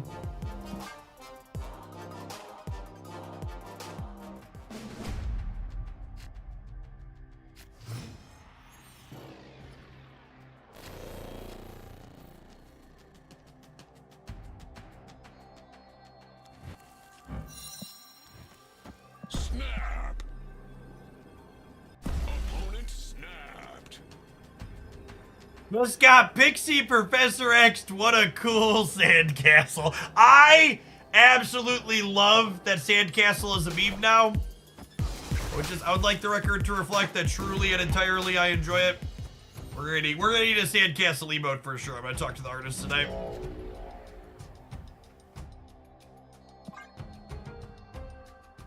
What does sandcastle mean? So, a second dinner team member answered a team questions thing saying that a guiding principle of sorts that they have while balancing and designing Snap is that Marvel Snap shouldn't be about a game. A Marvel Snap should, generally speaking, be a game where two people build awesome sandcastles and compare them, as opposed to being a game where one person builds a sandcastle and the other person kicks it over. And in general, I think that's a noble and good goal, and I would enjoy it if that was the case. However, it's just weird to me to say that's one of the things you aim to do while gestures broadly at Shang-Chi and Alioth.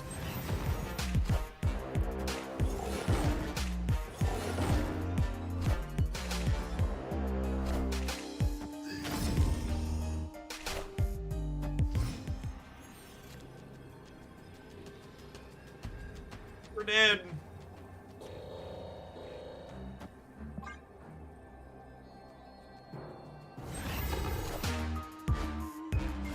We got priority, but I don't think 4 points holds up on the right. I probably should have played Mobius on the right.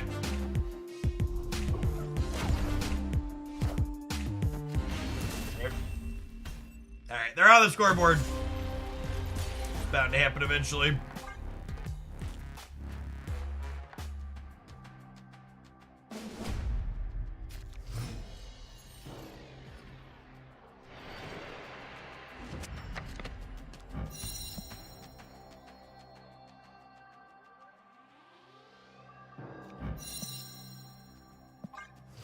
I just had Pixie into a randomly generated Mind Stone, and it drew a 5-cost Nico from my deck. Yes. So again, there is a difference between a 4-cost card and a card that costs 4. Jane Foster, for instance, does not say draw 0-cost cards from your deck. She says draw all cards that cost 0 from your deck. And I know that that feels like big pedantic gamer energy, but I promise that there's a functional difference between those two things.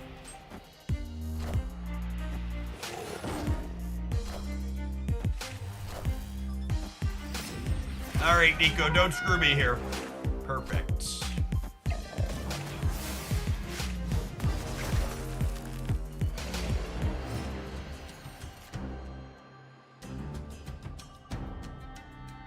Second dinner has confirmed that the 4U bundles are going to start rolling out to more folks next week, and everyone will get them shortly after. Yeah, it doesn't surprise me. They're ramping that up.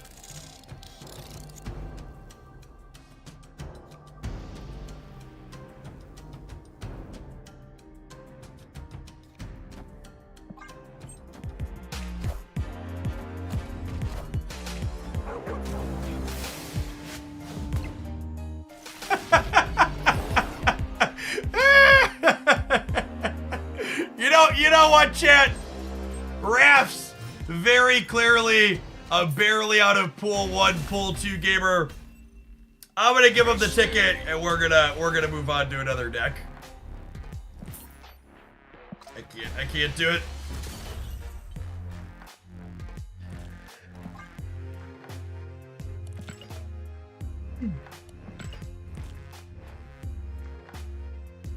Oh, before we move on to that next deck, though, have some dummy adverts. We'll see you in 120 seconds. Thanks for hanging out. Don't go anywhere.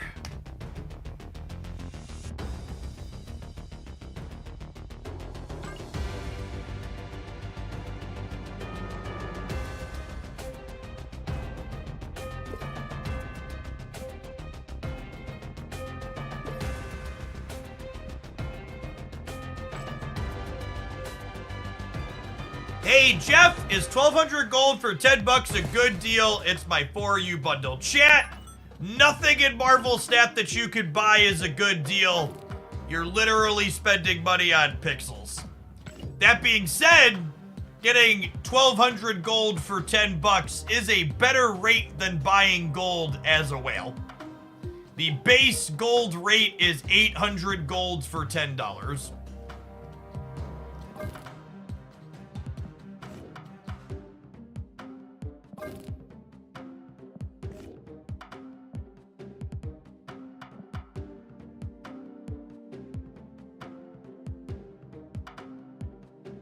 Jeff, my daughter is selling me a candy bar for $4. Should you buy it? Absolutely. In fact, you'd be a monster if you didn't.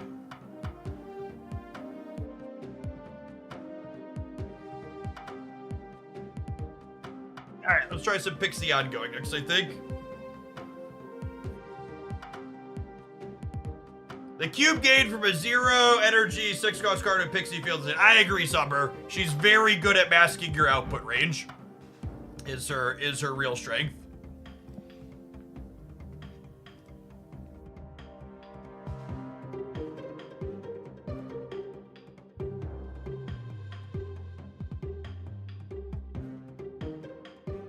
The family across the street has a big sign with a QR code to order Girl Scout cookies, and the girl comes to deliver them once you do. That's stellar. I can order them from my couch now. It's dangerous. That's fantastic.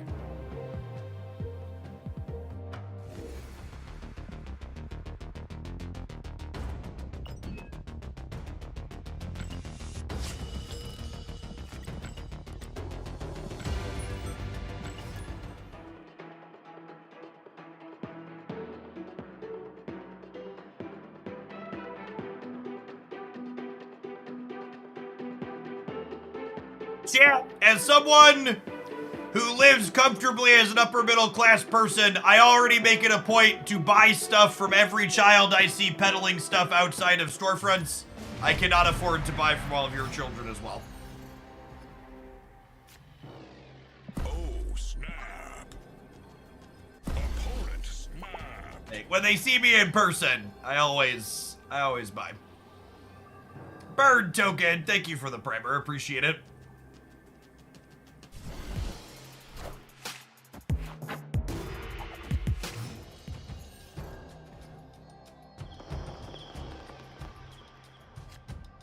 Pixie into the Abbey. Lovely.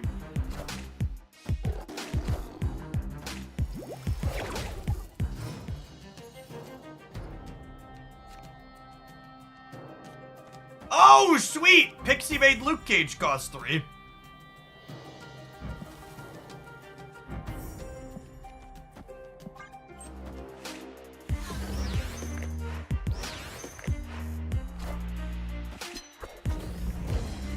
Spider Ham Magic Zabu. Spider Ham Magic Zabu.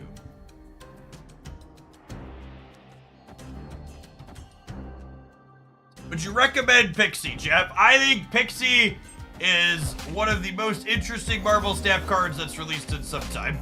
I also would be very surprised if Pixie was not a competitive Marvel Snap card in some way, shape, or form.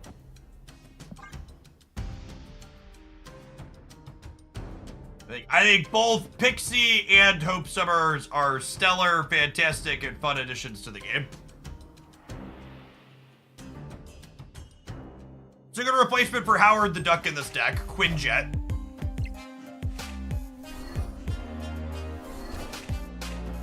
Oh my god, did they seriously just risk Moon Knighting me?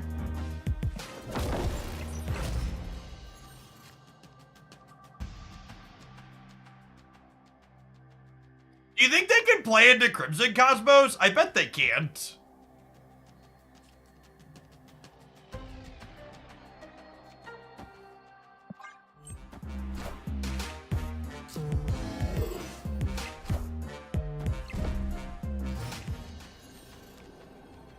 They could have 2 rogues. Yeah, that's fair.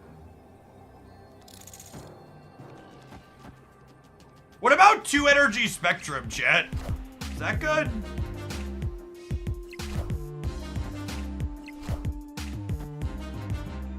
There could be second Rogue in our future going for this Luke Cage.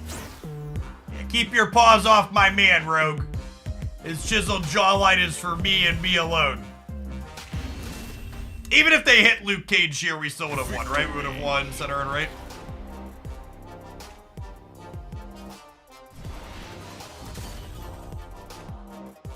I'm playing a version of Hope Surfer and it's been super fun. Yeah, I think Hope Summer's legitimately fixed a problem that Surfer decks had.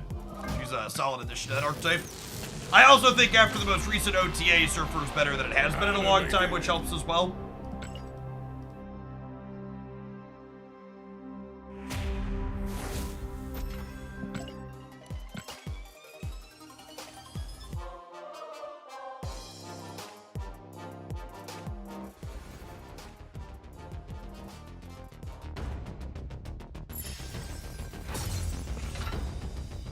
So Surfer, unless you're mentioning, you can always check out other decks that I've streamed by checking out my decks page on Untapped.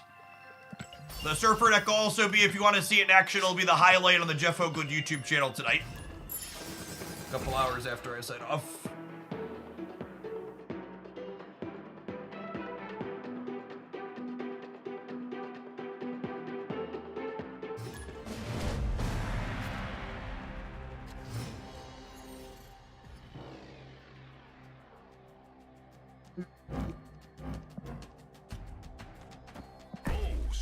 Yeah, the duck has the Infinity Stones. He can't be stopped.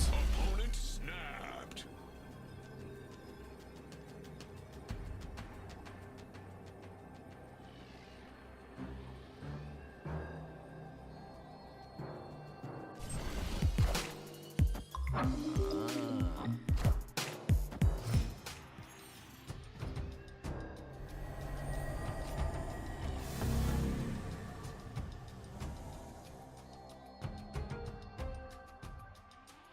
With Spectrum in my hand, Pixie's a little less appealing. I think I just want to armor. And I can actually know Cosmos on top of my deck here. So, knowing Cosmos on top of my deck lets me know that I don't really need to rush into Pixie. Because Blue Marvel's the card I want to try and shuffle a lower cost onto. No, Pixie only shuffles the starting costs of cards that are currently in your deck. This is actually kind of a neat interaction between these two I hadn't really thought about.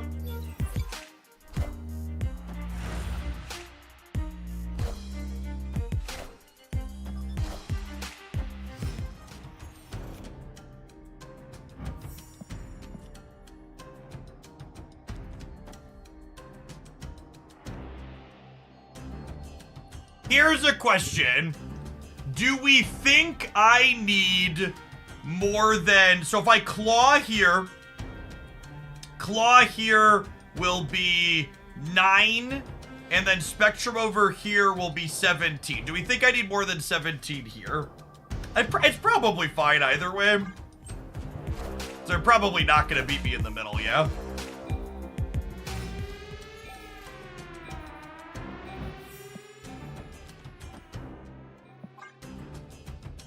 Then we claw here, and then we're adding, so we're going to 12, and then Spectrum puts us to 28 over here, and then Spectrum's gonna give us 6 4 times here in the center, so they're 24. So we'll be at 28 and 32.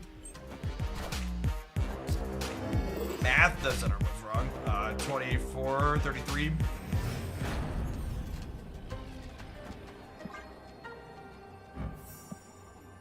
Howard letting us look at the top of our deck and basically letting us know it doesn't make sense to Pixie was really sweet this game.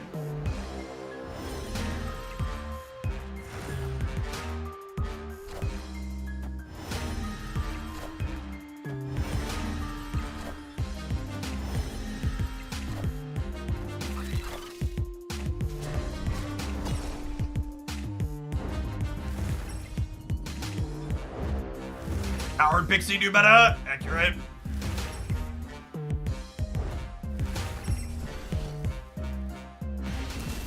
I need to make something abundantly clear as I talk about interesting Howard synergies, chat.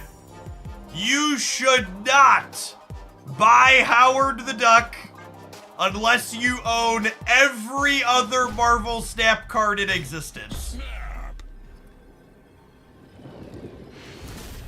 Just to make myself clear, I am not endorsing buying Howard the Duck. You should literally own every other Series 4 and 5 card before you spend tokens on Howard the Duck. Okay? I don't want anybody pointing a finger at this guy and saying, you're the reason I bought Howard the Duck. And if any of you buy Howard the Duck, it's your fault. You've been warned.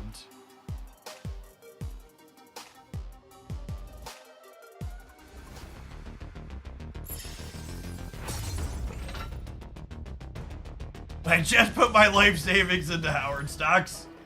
Let's see if you get that converted back into an IRA.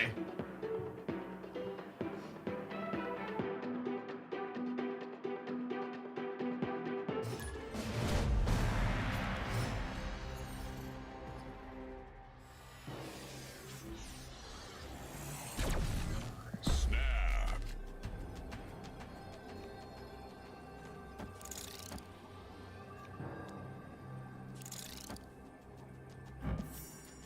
So, I actually really don't love trying to stack the left side in my claw deck.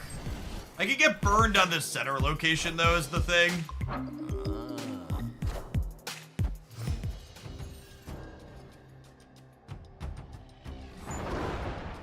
Unlucky, had both of our 1-drops in hand already.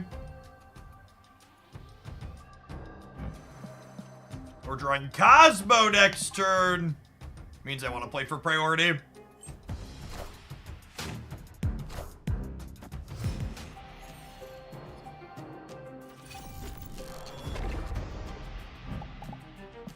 Pixie next turn.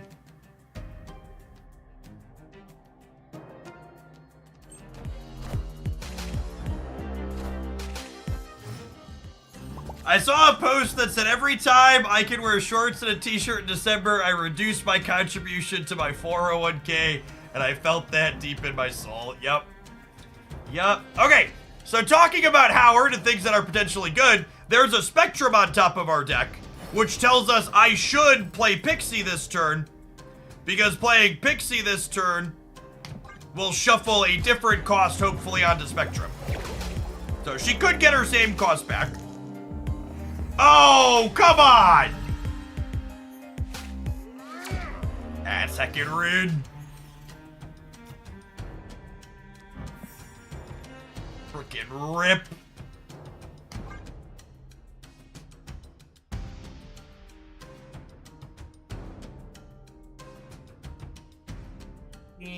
Rip.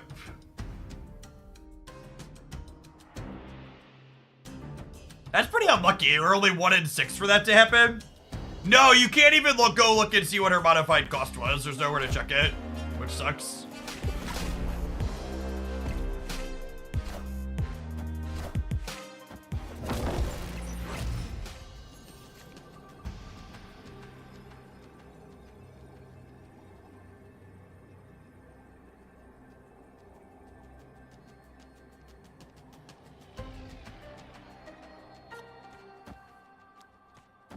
What if I put armor in the center in case they Phoenix Force me? Also stop Zola. But Zolaing this doesn't make sense. Because if they Phoenix Force me, they get Gladiator out. I think this is the play because of Phoenix Force. Also stop Skillmonger, yeah. No. Rip. Loses to that. Would have won playing left and right, Sedge. They're 1 in 6 on the Spectra, so unfortunate.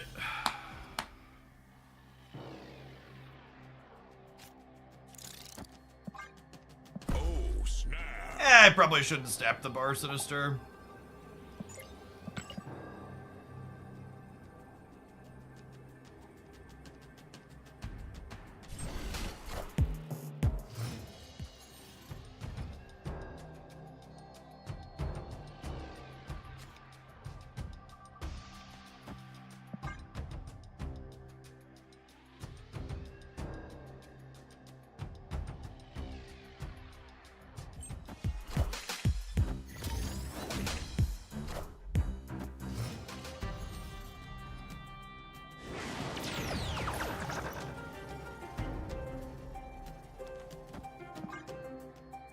Alright, well, if they had Gladiator, it's no longer good.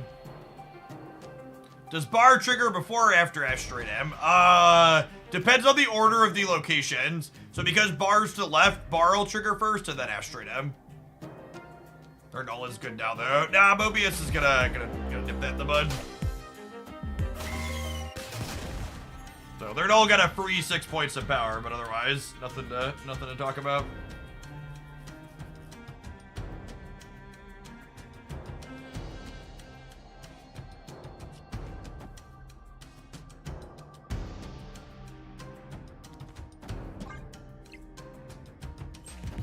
I don't have priority here, so I can't Cosmo the bar profitably, which sucks.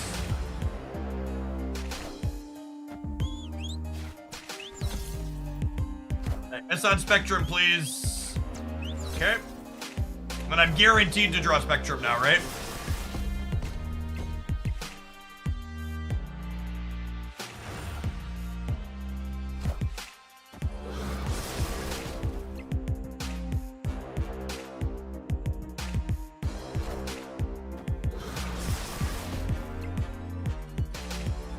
Their null is very big. I like how Luke Cage keeps tripping here.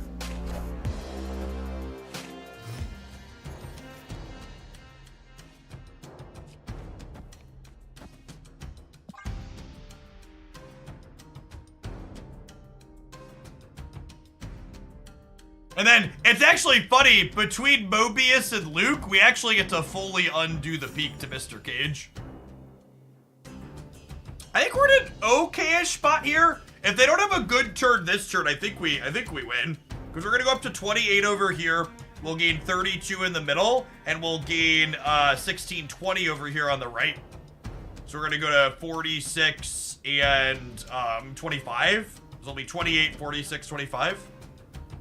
And obviously we lose whichever path they put null in, but they need to win one of the other paths this turn. If they have Venom for the left, I guess Venom for the left pulls Venom. Actually, does it?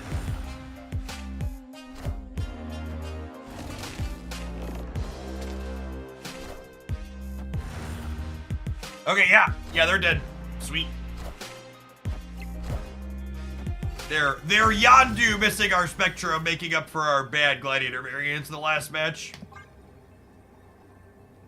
And they should leave here. They know we deterministically have Spectrum if they're paying attention. They saw it last game when we see every card.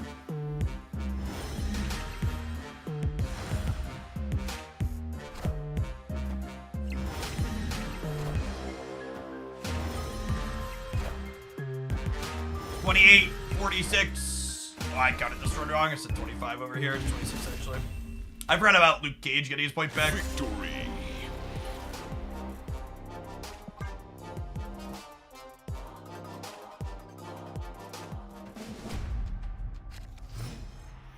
What do you think of the Magneto card back bundle? It's fine. Snap.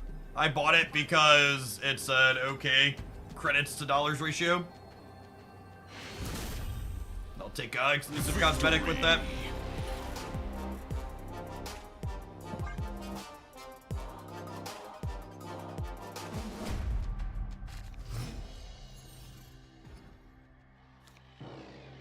Oh, snap.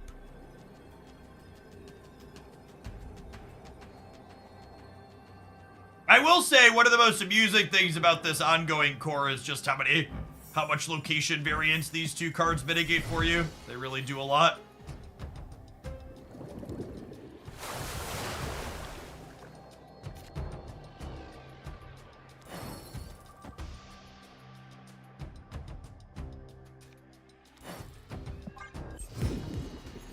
Oh, she doesn't happen yet. Sedge. Well, that's extra Sedge.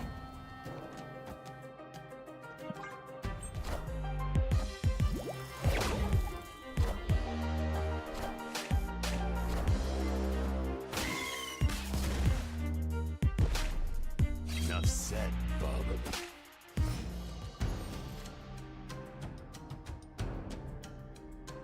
Is that good shit?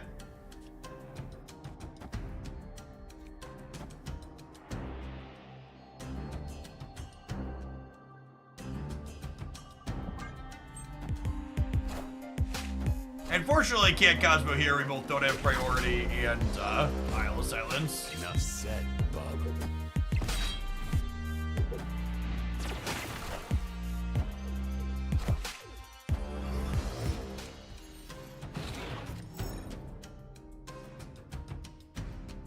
Oh, look! Pixie made by Spectrum cost 6. That's good for us.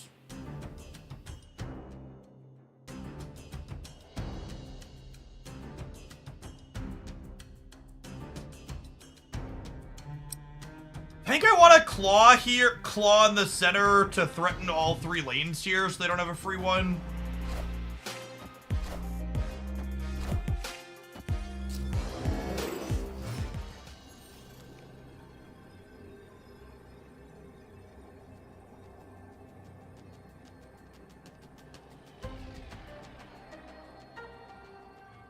They've blown up enough stuff that I have to leave because of Null, yeah?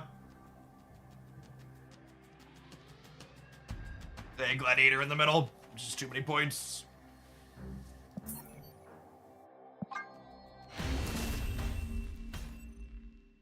Escape. Bad Pixie variants and bad location for us. We got to the next one. Echo a good Howard substitute. No, you have to play Quinjet. Quinjet's the only other ongoing 1-drop that exists. Oh, snap. Just accept that. You're playing it as an ongoing 1-drop that gets bigger to Spectrum. Would Spectrum buff an ongoing card in Isle of Silence? I don't think so. I'm pretty sure they count as being Enchantress there, basically.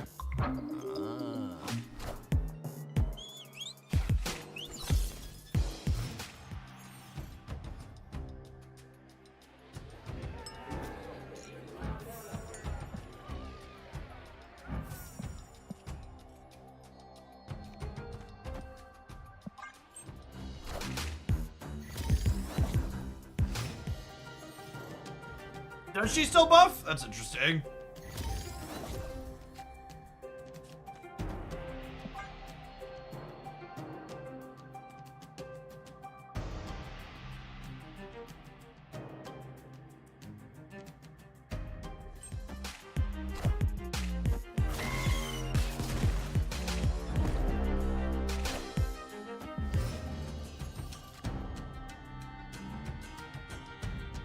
Actually, I think we're probably dead. So there are bad bit of location variants here for us.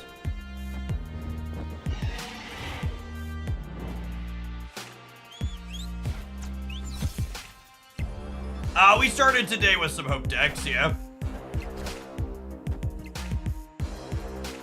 We'll probably do another as the next one after this, but it's Hope Surfer this morning.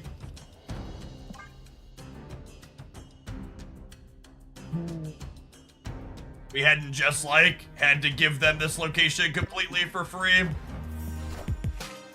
I've been able to easily win the tiebreaker.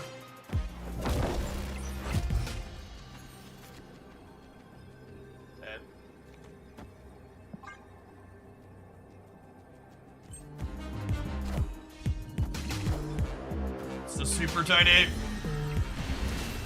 This was here, we're up by so much. This was Clintar, so we had to not play here if I wanted to keep my ongoing. Rough. Less rough, we got a bunch of Spectra boosters. She's on my list of cards that I've split 7 or 8 times and still have no premium split on, so. Can pick up a few more of those, we can work up to that.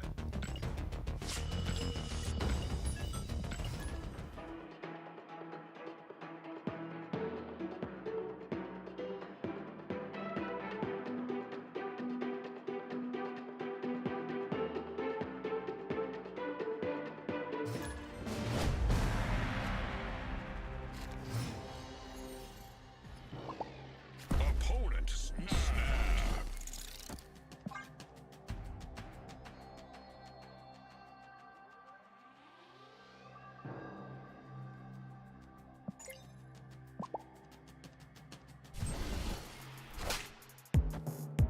You're giving me a Nico Badaru? Excuse me? That can't be right.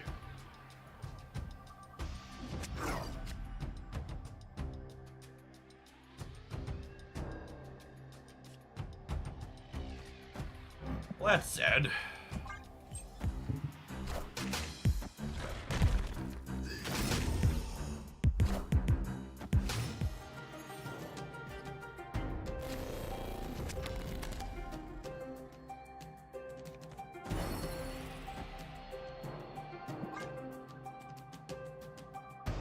All right, Pixie, give me a busted 1 energy card here, huh?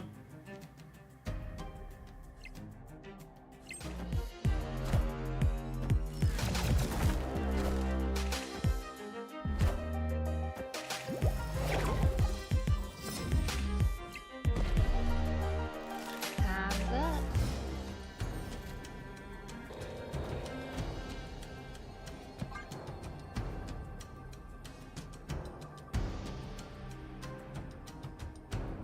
Absolutely brutal variants.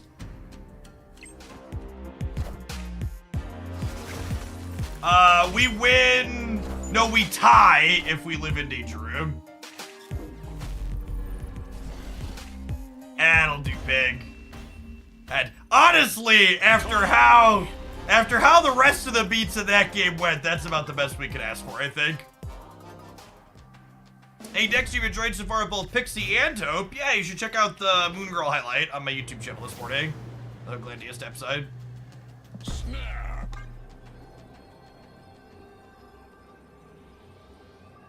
Opponent snapped.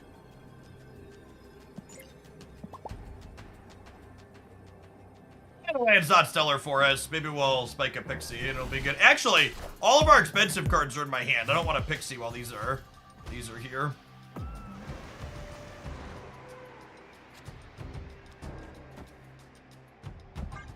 Them opening on Nico draw doesn't really matter since Adelaida's here.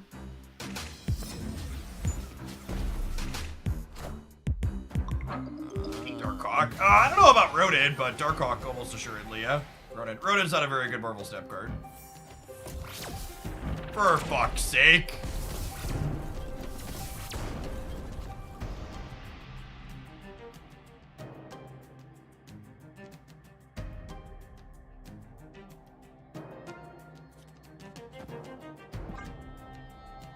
Widow me, daddy.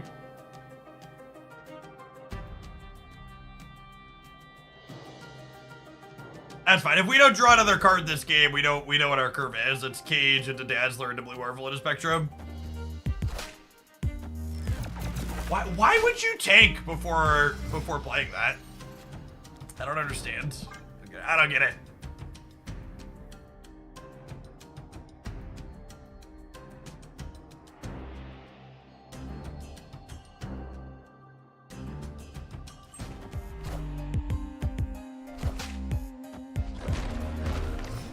We are smaller than a Darkhawk.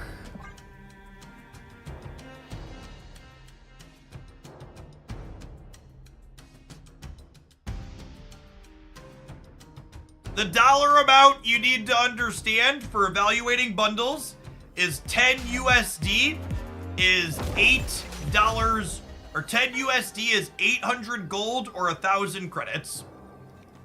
Those are the rates that you want to reflectively evaluate your bundles at. We have a Demon plus a Darkhawk and we're dead. Okay.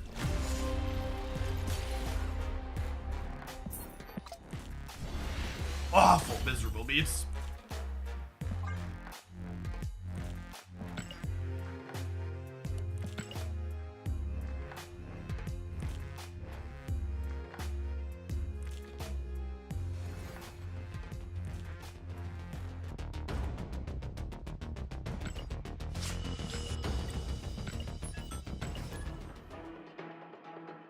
$80 gold is 1 USD is the base $100 rate.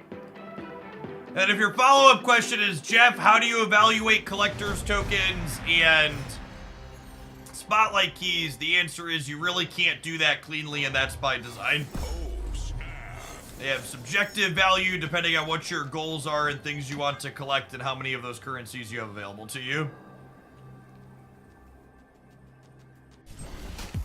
Like, for me personally, collector's tokens and spotlight keys are worth $0.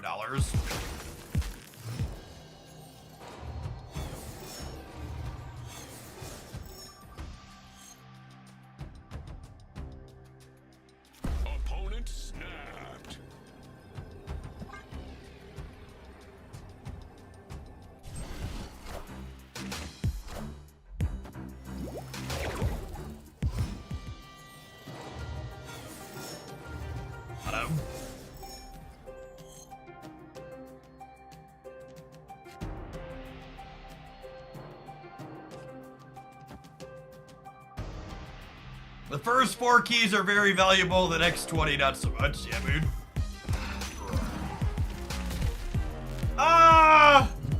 I mean, that's annoying, but it's not the end of the world. Need to draw a claw to be good to go here.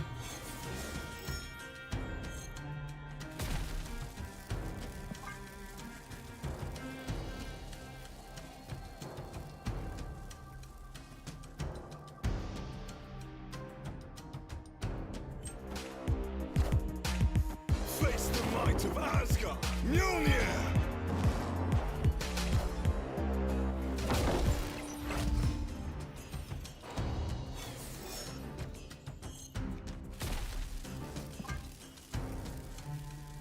This claw is 6 in the middle up to 14. And the spectrum is 9, 15 in the center. Electro's even conveniently an ongoing here for us.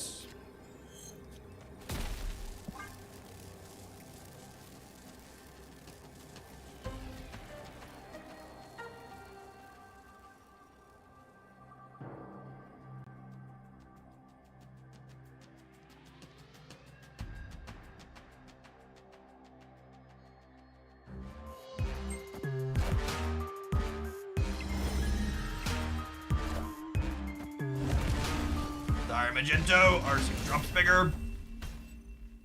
Victory.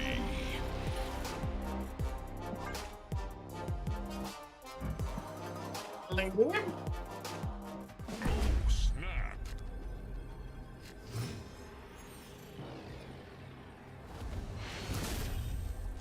Misclick. Victory.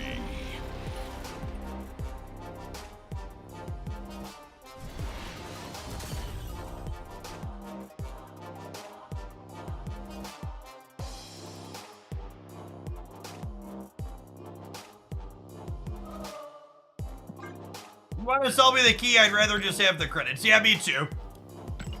Like, in order for a key to be valuable, it would have to be... It technically costs you about 4,800 credits to get a spotlight key from the track. And that spotlight key from the track with those 4,800 credits also splits you almost 4 cards, and it gets you extra variants and cosmetics and stuff from the reserves.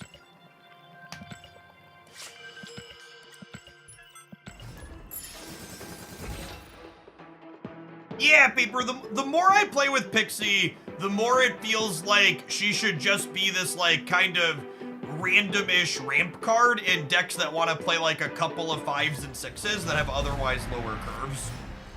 So that way, like, your deck's super functional. When I originally saw her, I thought she was gonna be, like, this Lockjaw card primarily, and I really haven't liked her in the Lockjaw shells. Feels like when you have too much top end, it's not good.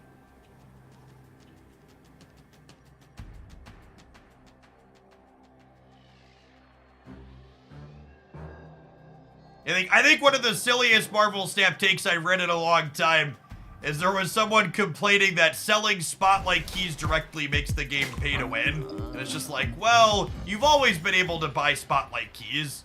You bought them indirectly before, but you can still buy them.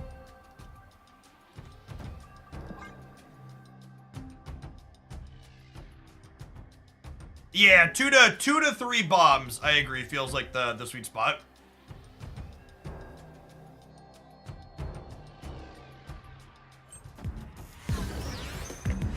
Yeah, not only is it not pay to win, but it's also just like generally not a good value. I agree with that.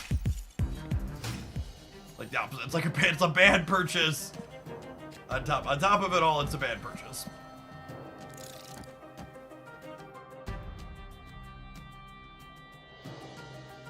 Oh, Dazzler here or Goose? Goose might not impact them, their Koye deck.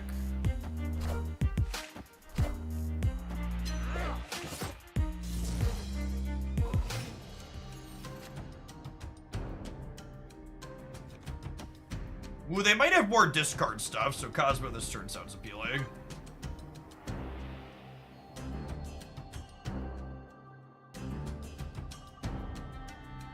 Pixie's been better as like a backdoor combo and a mid-range shell, like she's one card that gives you a 50-50 shot at a busted draw. Yeah, exactly that, Duck.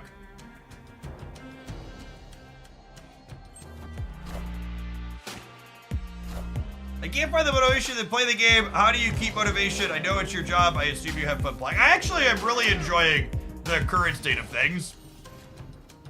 When I'm not having fun with Marvel Snap, I will very much go and play or focus on other things or stream less.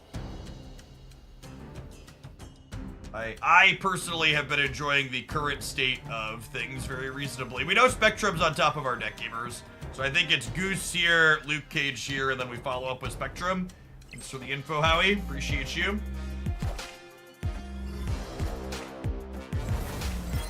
Oh, you know what, though? We're totally gonna get Killmongered, yeah?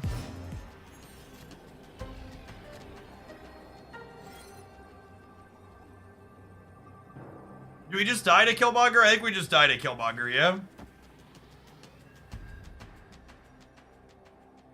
I'll be at 11, 15. I'll be at 21 over here, and they're going to 21 off just the Dakin. Yeah, I think I have to retreat here. Now that we know they're a Killmonger deck, we'll have to prioritize putting Ant-Man under armor. Yeah, I agree with the comments in chat. If you're not feeling... If this applies to Marvel Snap and any of these other lifestyle live service games... If at any point you find yourself playing any of these games, and the only reason you find yourself playing it is to log in and do your chores, you should just uninstall the game and move on to something else. If you uninstall and after a week or two or a month, you're like, hey, I missed that, maybe I'll go back and check it out again. Like, go back and check it out again. But like, you definitely shouldn't just continue play it because you feel like you need to get value by playing it. It's really important to understand that all of these live service games have manipulative psychological hooks that are intended to keep you playing even when you're not having fun. And there are plenty of things you feel obligated and compelled to do in your adult life that aren't fun that you have to do. Your video game leisure time should not be one of them.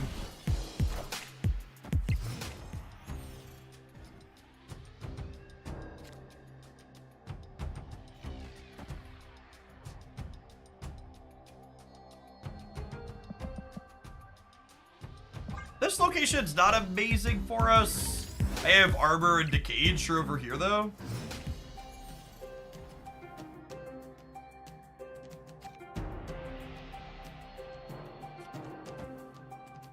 Cosmo up over here, because that's where they're likely to play Dakin, I think.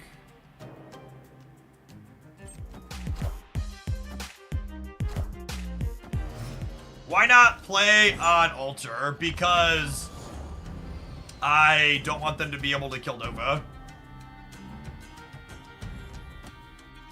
Time Stone is an absurd Altar hit. Lovely, thank you. I'm going to prioritize putting extra stats over here because we'll be ahead in Necrosha.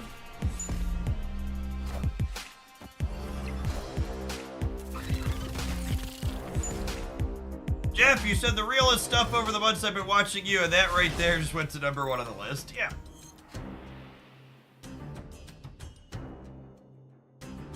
Good to have you watching. So Pixie could put one really banger draw in the tank for us, or she could totally mess us up.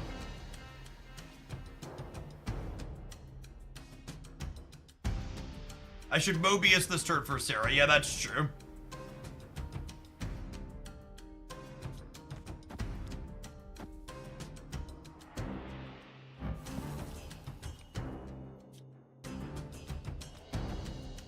I could do this, honestly, and then play both of these next turn. Or it could also be this, and then we just, like, roll a Spectrum that's cheap. The shame I don't have Howard in play and can't look.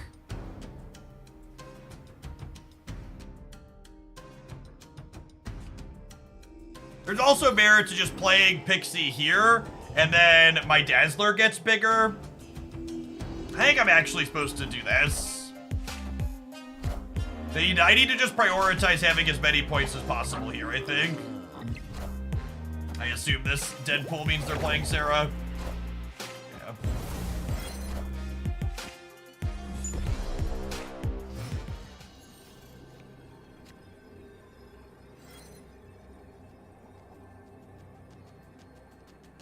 So, Blue Marvel gives me +6 over here, up to 20, which I think definitely means we stay.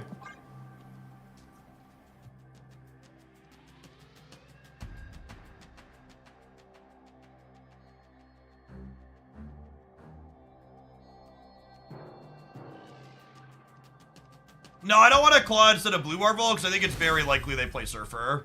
Victory. Shaw right, Surfer left beats us, sure. It's a pretty specific combination of 2 cards, though. Whereas if I claw, I lose to just Surfer.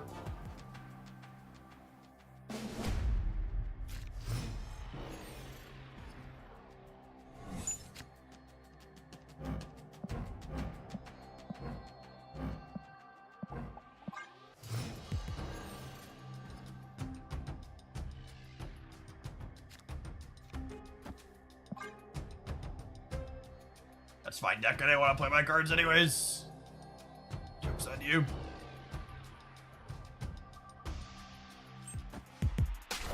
They were going to 22 on the right if they had Sean to Surfer of a category, because Nikio would also get buffed.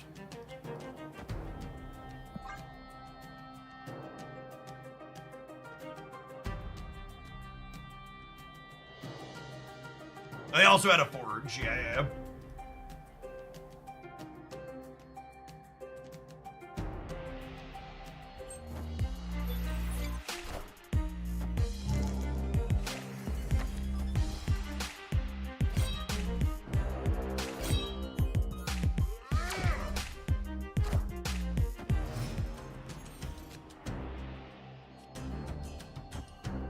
You know what, chat? Ain't even been. Ain't even been. Web Metal Reese, thank you for the brand new tier 1 sub. There's a ton of people you can support on Twitch. Thanks for some support my way. Let me do what I do here. I still believe in heroes. Second Hella? Seriously?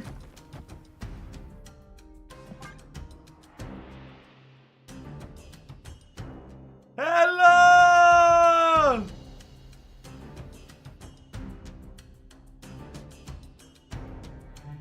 At first Hella, yes, but what about second Hella, chat?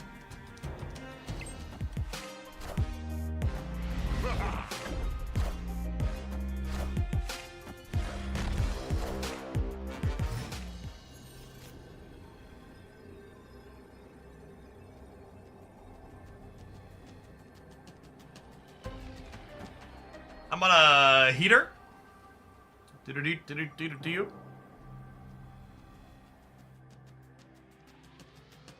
Oh!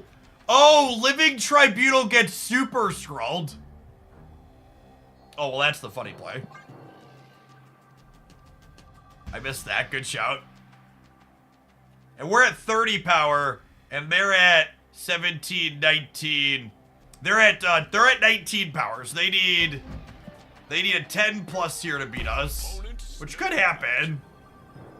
I'm gonna mute them before I stay on the funny play. Yeah, they play 12 or more, they beat us. The mystery intrigues me. 2 cards that might do it. Wait, I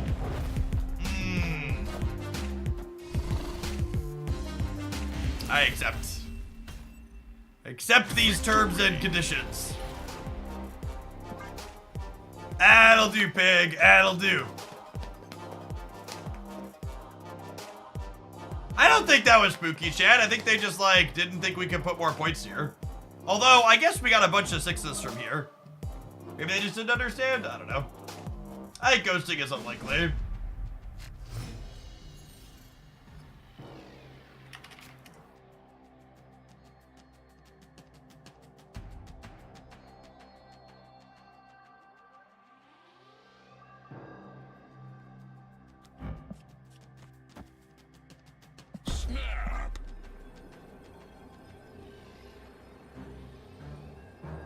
any Marvel Snap player who has too much time on their hand want to fact check something for me? Could someone who's able and willing go back through the last like 2 to 3 months and tell me how many big cash bundles happened in those months? Because anecdotally, I feel like we've never had that many big cash bundles, and people are acting like suddenly they all disappeared and there used to be lots of them. Big as in like the Christmas one, right? Where it was like 6,000 to 8,000 gold and a ton of resources. Like the 5,000 or 6,000 plus gold ones, I think would be my line.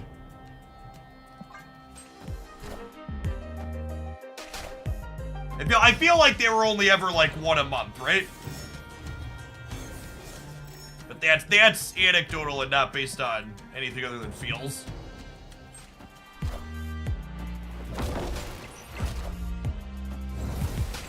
Yeah, big gold bundles. I'm not talking about cash bundles, because people in the community are currently losing their minds about them killing cash or gold bundles. It's something I've heard constantly. But I don't think that actually reflects reality when push comes to shove. Yeah, how many like 5K plus gold bundles that had lots of credits or lots of currency?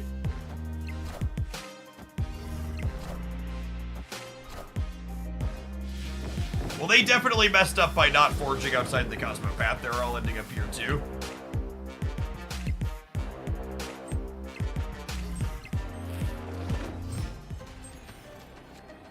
There's a new Twitch mobile update that adds a chat and it's directly over your face. I mean, there's always been a chat overlay on the mobile thing. That's not new. It's not new. If they surfer, they get +6 over here, so we're still winning. Oh, Snapfan has a filter here. Sweet. Okay, I'll reference that later. Thank you.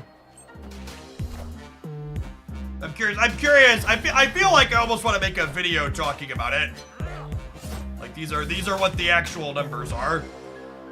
The way people keep talking about them, oh, like they killed these things. Like they feel like people keep implying that they constantly used to happen, and they didn't constantly used to happen. Hey, Sokka, thanks for the raid. Hope you had a good stream.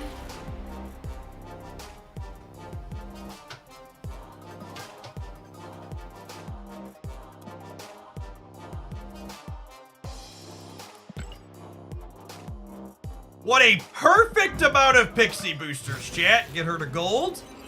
Gorgeous.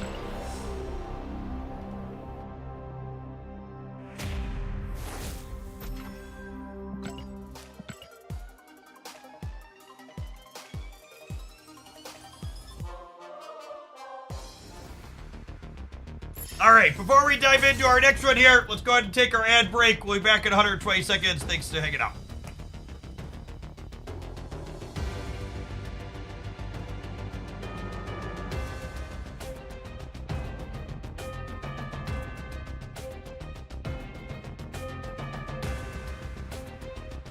I can filter on here. Currency's gold, 5,000 or more.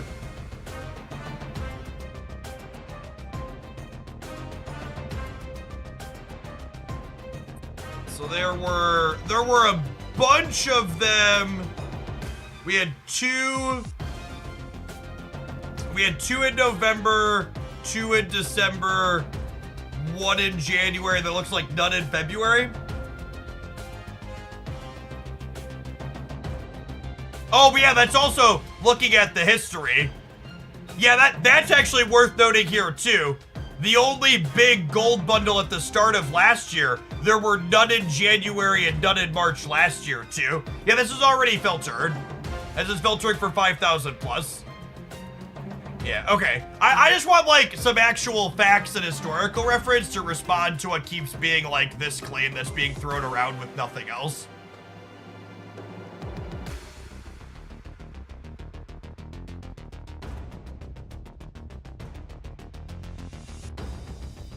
You go down to 3K, there's slightly more. Sure. But like, some of these don't even really count, right? Like, if you look at like this one here, and like these ones here where the currency value is basically nothing, like these aren't what people are talking about. They want these ones that have like high value currency, right? I think you could filter, can you filter min currency value?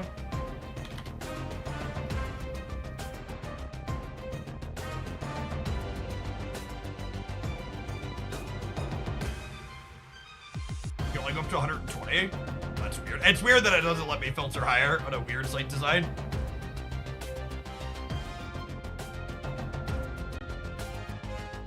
But yeah. Yeah, it's okay. So, historically speaking, there aren't a lot of them. So even if I filter down to 3,000 plus, in the first 3 months of last year, there was only one of them. So it's actually almost identical to what we, and I don't, maybe I'm having a different memory, but I don't remember anybody freaking out about them not existing then, right? Like they came back, there were 2 in April, there was 1 in June, so there were none in May. There were 2 in July, 1 in August, none in September. Yeah, okay, so as is often the case, my memory is actually pretty good, and there isn't in fact some type of conspiracy or thing that's different right now. It's just people have a terrible memory. And they want it now, basically. Scopes! Thanks for the 15 minutes. Welcome back.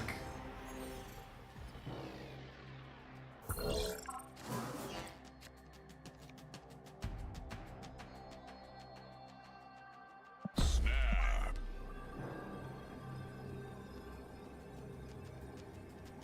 Your data has hurt my feelings.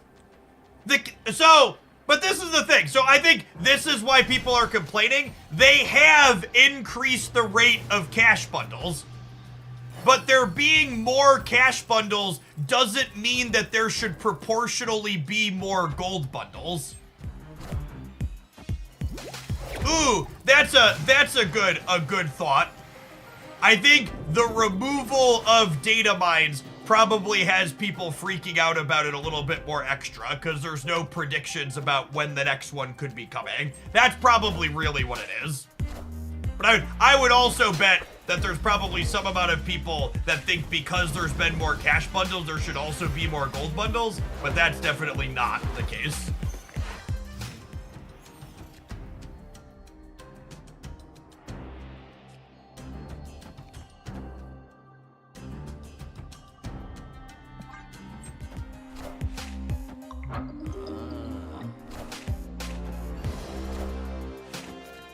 Don't you think they lessen the gold bundles in order to maybe push you to buying various stuff? But that's exactly what we're talking about. Maybe you're coming in late. We just pulled up all the data on screen, and they haven't actually lessened the gold bundles, chat.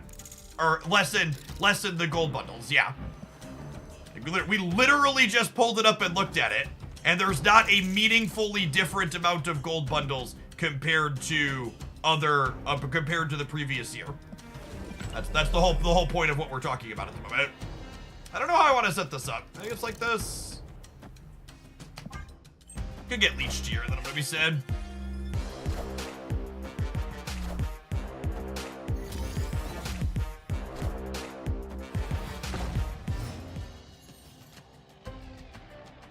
Well, that's perfect for me. Thanks, bud.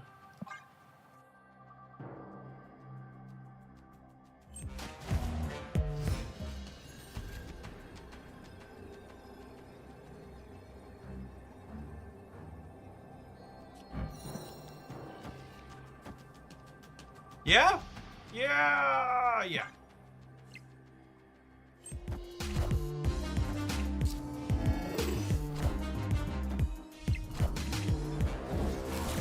Are we getting Helen?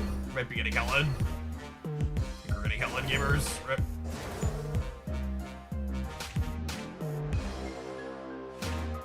We have a solid number of points here and here. I don't think they discarded an Iron Man. Oh, they're jubileeing, so they're a 25%er?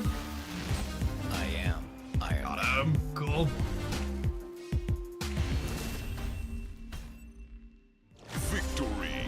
people are also now starting to have gold again after spending all the holiday bundles. Yeah. Yeah, that's accurate too.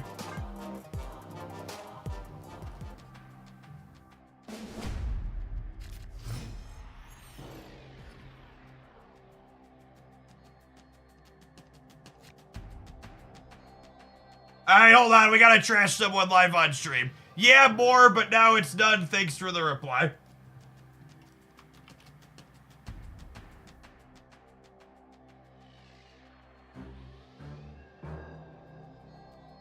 There was literally only one good gold bundle at the start of last year as well. Hold on. Sorry, I put it. Snap, quick.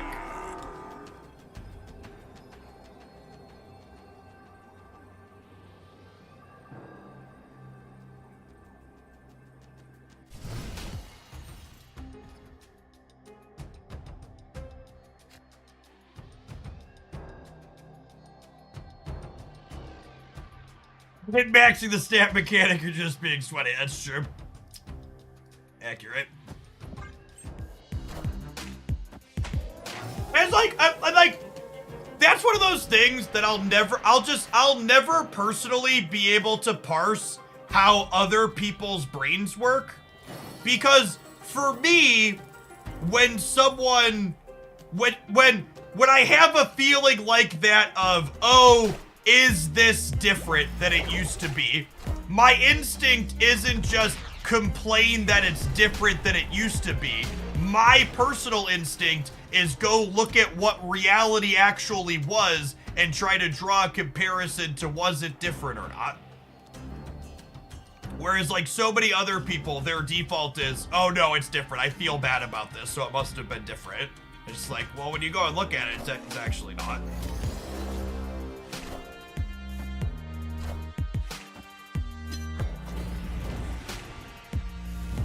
The reality might prove me wrong. I don't like that. Yeah. Yeah, that's... Oh, that's sweet. Pixie made Spectrum cost 6. Sick. Love it.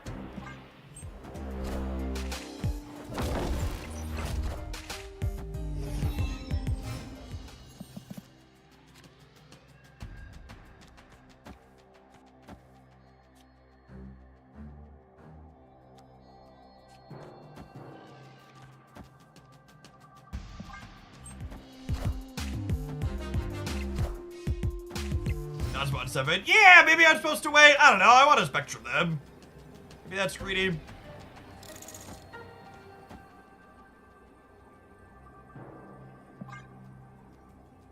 Might be greedy. Worst cube equity for sure.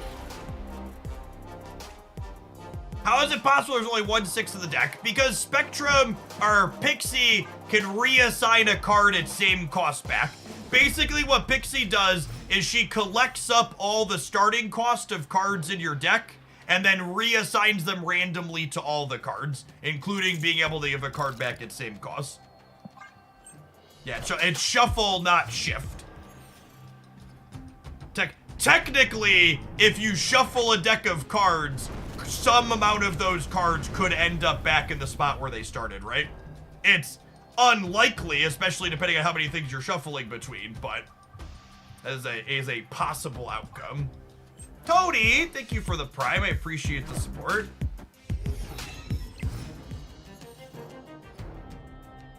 Yes, and getting the same cost. I'm just gonna get my cube here. I hate it so bad. Getting the same cost back onto a thing is more likely when you're only shuffling 4 to 5 things. You know what happens a reasonable amount of the time. Yeah, technically you could play Pixie and none of your costs could change.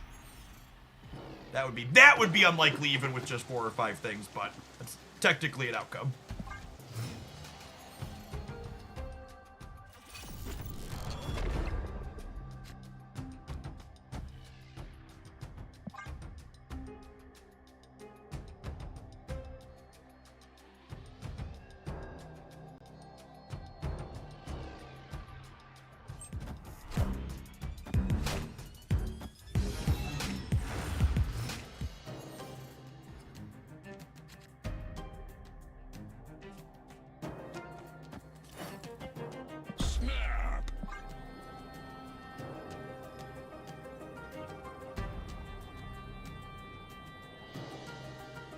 We're leaving one spot open on the left so we can slip a Cosmo in there, need be.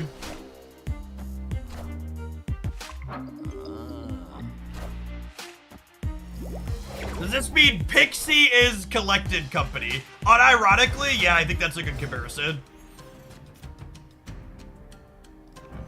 Sweet! Pixie made Spectrum cost 6. Nailed it.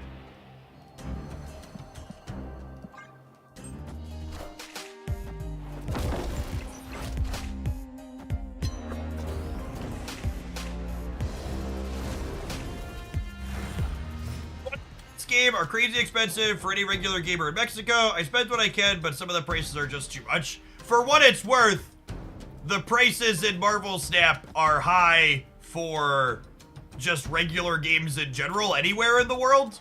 What you have to understand with mobile games like this is that a majority of the revenue these games make come from a very small percentage of the player base. If it feels like most of the purchases aren't something that are targeted at you, that's because they're not. You're not their target audience. These like the 1% of the player base in these games make up for a huge proportion of the income. Like absolutely massive proportion. It's sad that I have to play Ant-Man without the bonus, but I think this is the sequence here. Yeah, we just Cosmo the mid.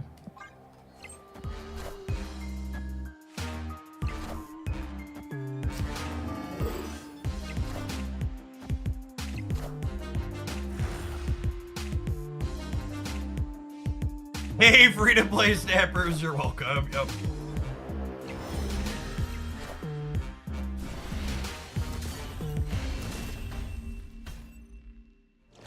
I really like this deck, Jeff. I tried it out and it's fun. Yeah, I think this Spectrum Disruptive Core has been really close to good for a little while. And I know we keep laughing about Pixie making Spectrum cost 6 because we keep rolling that, but I think she's genuinely good here. I think she's genuinely good at like giving you bigger swings, making you a little bit less predictive and increasing cube equity.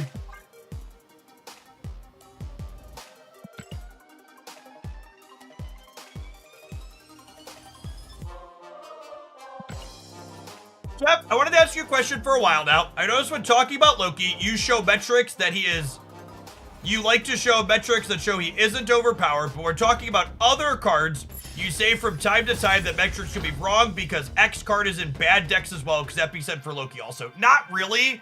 Loki decks are a thing for a reason. So usually when I talk about a card's win rate not being indicative of a card's power level, it's about a card that's flexible in a lot of different decks. So a good example of this, Shang-Chi and Nico Minaru. These are cards that have high play rates and mediocre win rates, even though they're incredibly powerful cards, because there isn't really a build condition to go. There isn't really a build condition to them, so they go into a lot of places. If you look at generally speaking, the lower the popularity of a card is, the less likely the stats are inaccurate. So like, when cards like Nico Minaru and Shang-Chi regularly hit like 20, 25, 40% play rates, they're only hitting those play rates because they're played in a lot of stuff.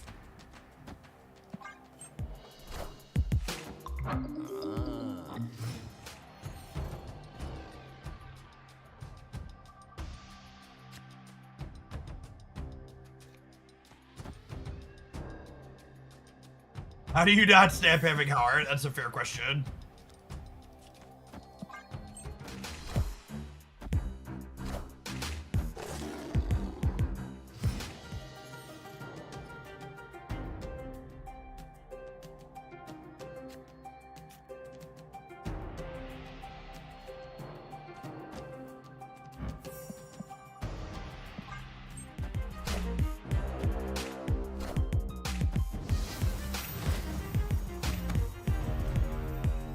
That's unfortunate. Opponent snapped. I mean, if I could grab priority here, we could move Cosmo over here on the last turn, right? So I think this is fine still. You cannot see shuffled cost with Howard, no. I think this is the Proving Grounds, right? I forget. I think we just got a gold ticket. We're back to the Proving Grounds. I'm going to snap either way. I just want to see how the games play out.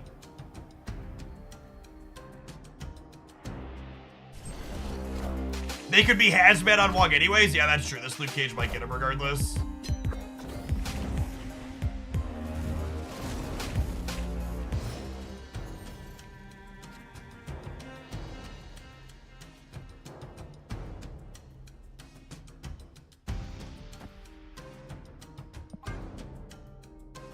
Just want to snag priority here. I can't believe they didn't limbo here to prevent me from moving the Cosmo over.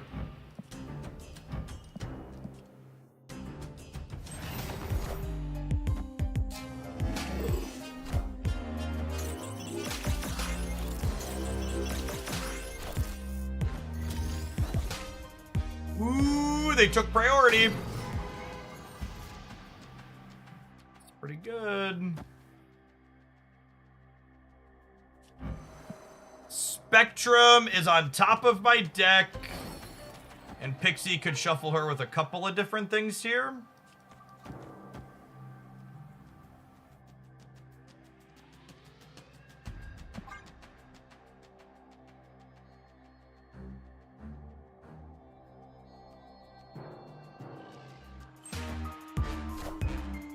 Wakanda forever!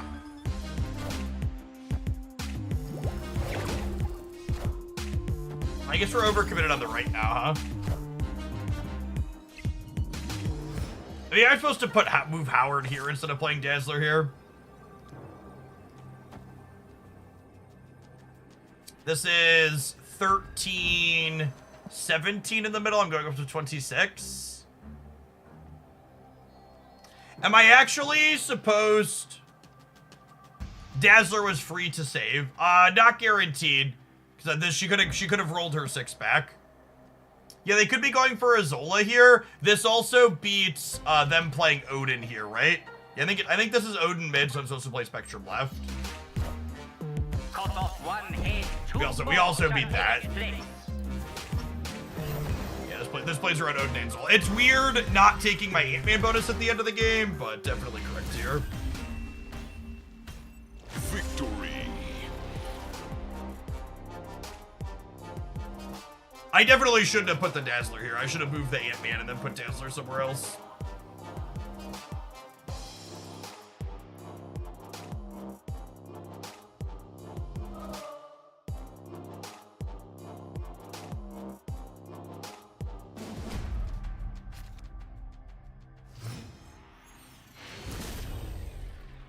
Victory. Select.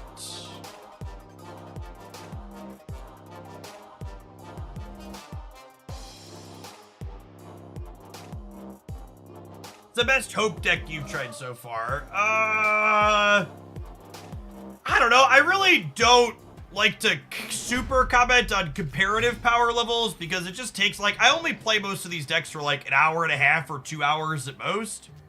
So it's so hard to have an accurate predictive power level on them. Honestly, most of the decks we've played with Hope have felt competitive and reasonable. Having extra energy is good. We played a build with Pixie. We played a build with Vision and Magneto and Elsa and Kitty Pryde. I do love playing her with Kitty Pryde. It's one of my favorite cards in the game. I think my opponent might have DC'd. Rip. Yeah, the Surfer build felt okay. One of the interesting / notable synergies is that Pixie and Hope often work well together in shells because that's lovely. Because in the Pixie decks want to have more expensive cards, and then Hope helps you ramp into them even in. I would be very surprised if Pixie doesn't end up being a competitive Marvel Snap card.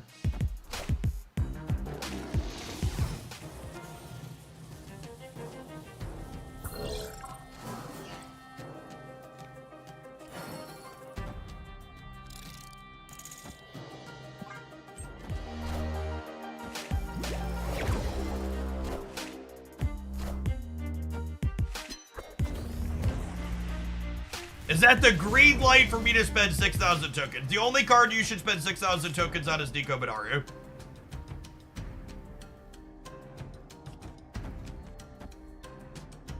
That's my story and I'm sticking to it. Just spreading out here, trying to play for priority so we can Cosmo along. Howard's only Series 4, chat, but also you shouldn't spend 3,000 tokens on him. That would be a mistake.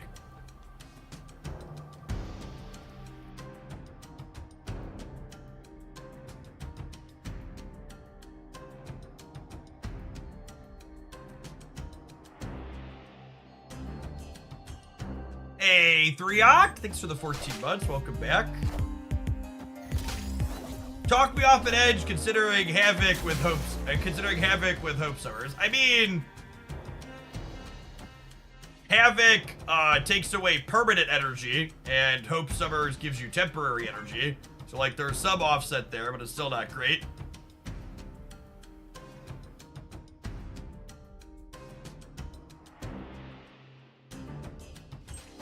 I mean, they kinda offset each other, but not really. I'm into 3 energy spectrum, chat. There are many things in Marvel Snap that I enjoy, and 3 energy spectrum has been added to the list.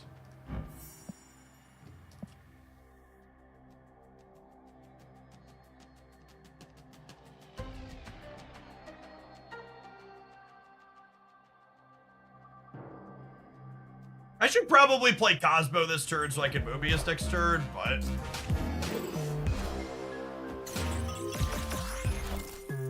Hail Hydra! Skewt.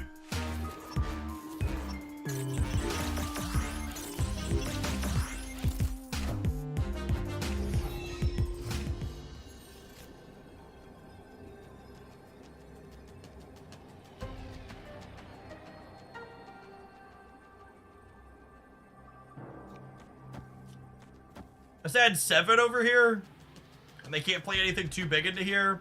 I'm also adding 11 over here, so they technically need 1 more point here. So they'll need to add 2 points here, while also adding 7 points over here. I think they win this most of the time. I am Iron Man. We're beating Mystique in the middle, yeah? We're only going to 20. We're going up to 20, and then we should... Oh no, we're gonna lose the breaker, aren't we? Shit.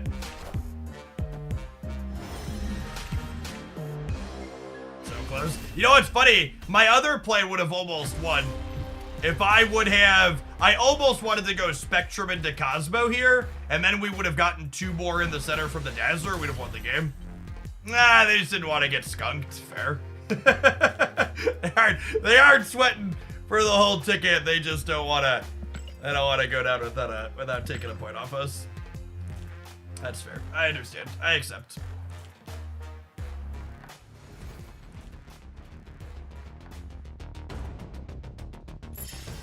All right, let's do a wrap on this one. I like this deck a lot. I think this deck highlights what I really like about Pixie, or what my conclusive highlighted on Pixie. I don't think you need to be all in trying to super high roll on Pixie for her to be a good functional card in your deck. I think these types of decks where you just have this good spread of energy costs and you periodically get to do things like 2 or 3 energy spectrum on the last turn of the game, or 2 or 3 energy blue marvel or claw is really good. Not only is it pretty powerful, but it also gives you good cube equity. Your opponent doesn't know exactly what your output range looks like. In general, I think the current Marvel Snap format is really solid. Not only are Pixie and Hope Summers 2 new cards that are fun to explore, but when they nerfed Lockjaw in the last OTA update, they took the ceiling on the format, how big the biggest decks are, and they pulled them down a little bit in a way that was really good. And decks like this that don't have huge numbers feel like they can keep up now. Like, the premier go big deck in the format right now feels like Living Tribunal, and this deck with things like Goose can even disrupt that a little bit, which feels nice. We did hit a sick Iceman split. I think this core is really, really close to reasonable And I think Pixie put it up closer to that, if not over the top. All right, gamers, I'm gonna tap an ad break. We're gonna play a different deck when we get back. Thanks for hanging out. Don't go anywhere. We got more Marvel Snap coming up today.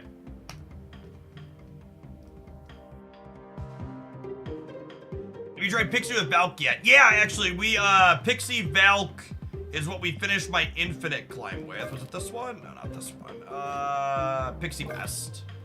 We played this to Infinite. This will be my highlight on the Hooglandia Stamp channel tomorrow. These 12 cards. How much did we climb? We climbed a lot with it. We played it for 35 games, and we had 60 cubes in 35 games. 24 and 11.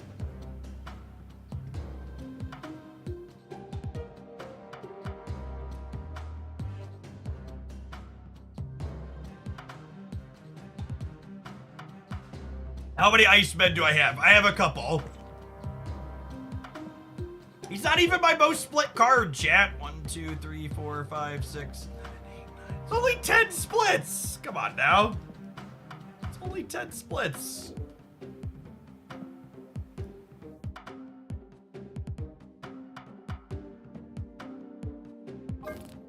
Less than Blue Marvel.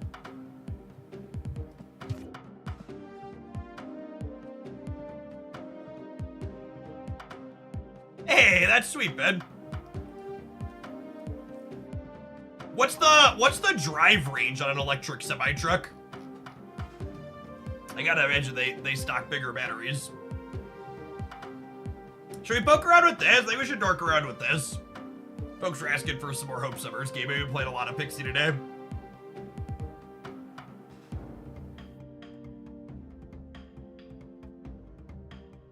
Why were you running Ant-Man and Spider-Ham in that Pixie deck? I decided to use Nico and Hood instead. Nico and Hood are fine. I just don't love Hood outside of decks that can bounce him. I think he gets less value. And Ant-Man with Bast is technically bigger than a demon now, right? It's 3 plus 4 is 7.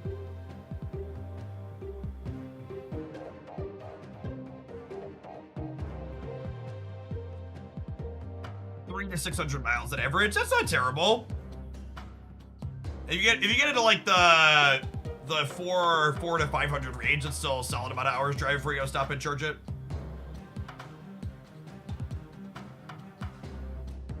Oh, for those of you that weren't here earlier, we hit this split last night. He's glorious. The white crackle matches wonderfully with his silver visionist. How do you feel about War Machine? Will Jeff have to go back out to sea? No, Jeff's still a very good Marvel Snap card. I'm hoping War Machine can push Professor X out of the format, because fuck Professor X.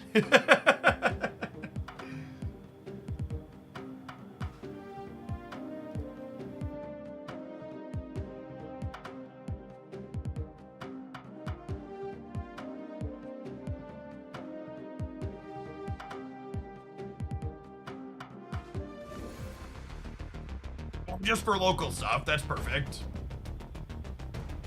I think Mockingbird will be a playable card. I'd be very surprised if Mockingbird's not a playable card.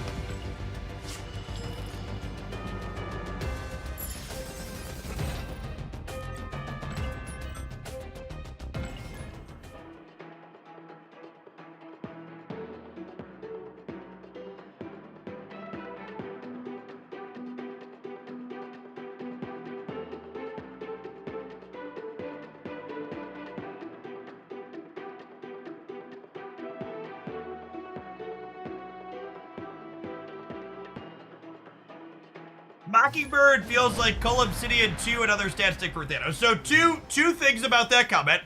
One, Mockingbird will be a stat stick that doesn't get Shang-Chi'd, which is a big deal for Thanos. Two, I think Mockingbird has potential to go in non-Thanos decks. Also, Mockingbird has the potential to be a 1-cost 9-power thing, right? Like, that's a big swing. Cull is still 3 even when you have Zabu. And 1 versus 3 is a big difference. All cards releasing this month are Series 4. Or Series 5, sorry. What do words mean anyways? Is that good, chat? Is that one good?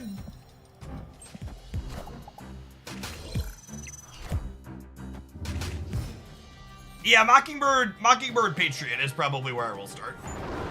It's got some potential. Oh no, the Forge nerf, Sedge.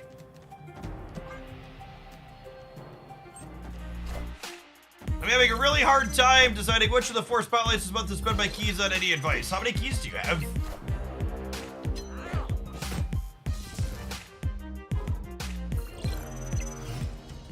This game has become Dodge the Killmonger. Maybe. I mean, it doesn't look like they're a Killmonger deck, yeah? Hope Summers! But still the pitter-patter of my heart, gamers. Look at all my golden gals. They're gorgeous.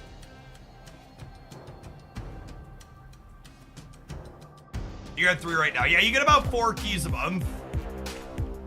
Wow, poor Taskmaster. Oh my god, they take 2 of my cards. That's so sad. At least they lost their Dracula, I suppose.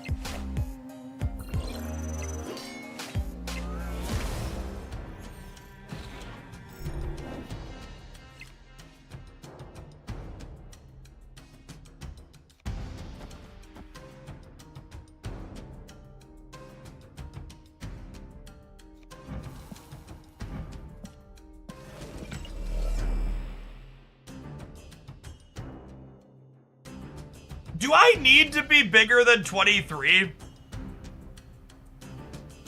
I don't, right? What if I do this? No, sorry. What if I do this, and then next turn I just have like 36 power Red Skull, 23 power Kitty? I think this is the line. It's like, let's play really cleanly for all the paths. I am reborn. Is Black Bolt in their range? Ooh, that's a good shout. Black Bolt could have been in their range. I don't know. I don't know that we're beating Black Bolt. I think I just don't have enough resources if they have that card.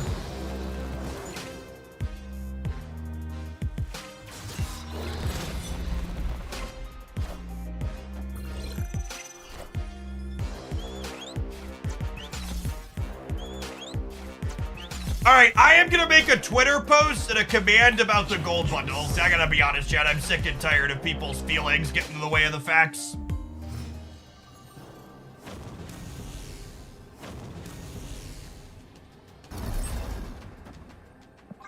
Now finish this up, and we'll take to fact checking some nerds.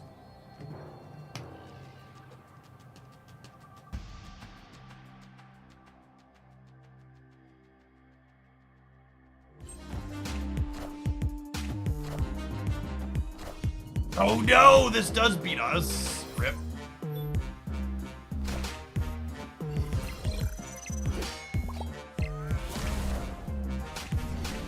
Ah, if I'd have done it in the other way, we would have won. I should have thought about this. This is well played on the opponent's part. I could have put the +4 here.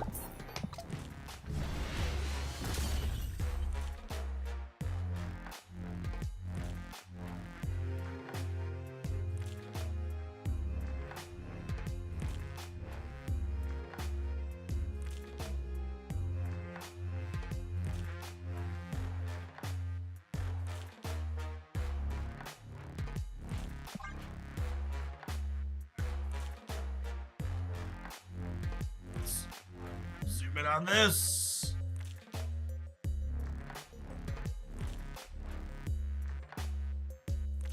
Filter out. Sort by date. Can I filter dates out of here? It doesn't look like it.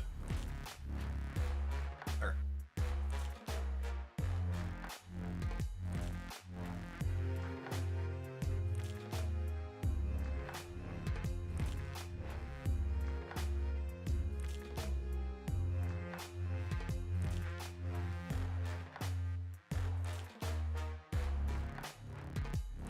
I want to highlight the fact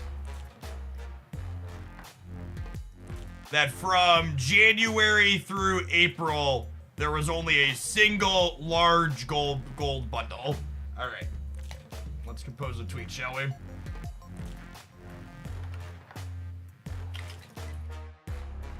A lot.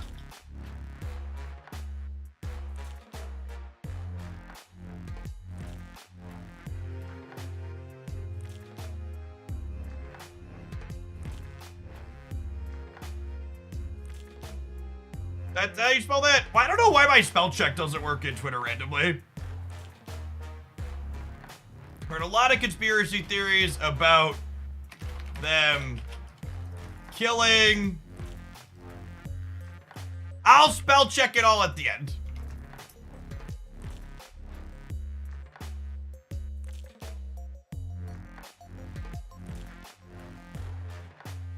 So here is a fact check. In the first 3 months of 2023, there was 1 big gold bundle. In 2024, we've already had 2.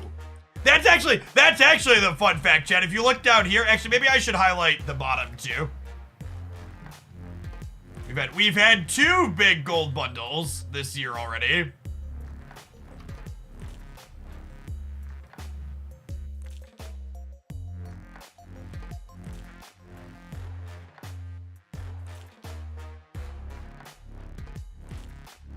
A lot of conspiracy about them killing gold bundles and marble chap. So here's a fact check. First 3 months of 2023, there was 1 big gold bundle. In 2024, we've already had 2.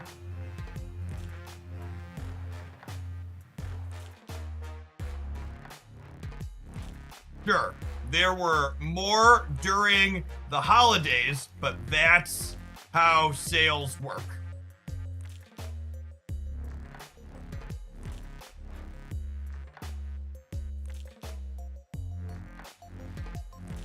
A lot of conspiracy theories about them killing gold bundles and marble stamps. So here's a fact check. The first 3 months of 2023, there was 1 big gold bundle. In 2024, we've already had 2. There were more during the holidays, but that's how sales work. Any typos or things I should fix here, gamers?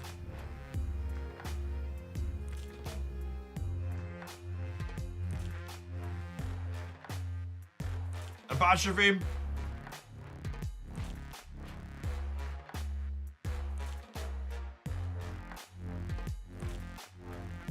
I did edit the pic.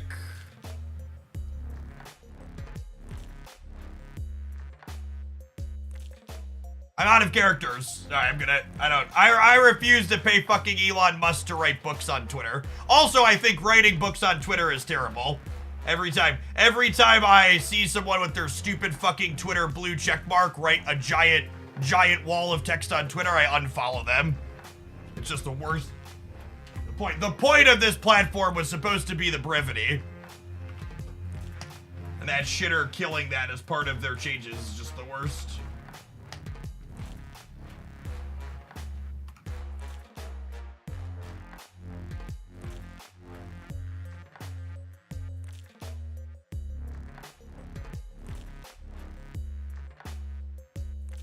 Alright, let's add a command.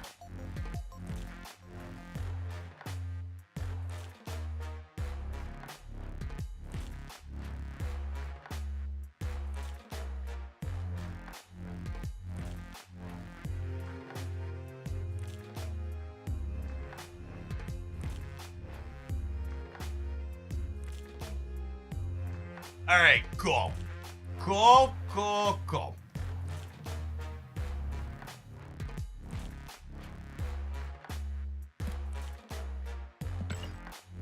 How are the Twitter alternatives doing? All of the Twitter alternatives have essentially failed at this point. The most successful of them is Threads, and I cross-post a lot of my stuff to Threads, but all growth and engagement metrics are just like non-existent there for the most part. Why is Genshin trending? So, trending on Twitter is mostly bullshit.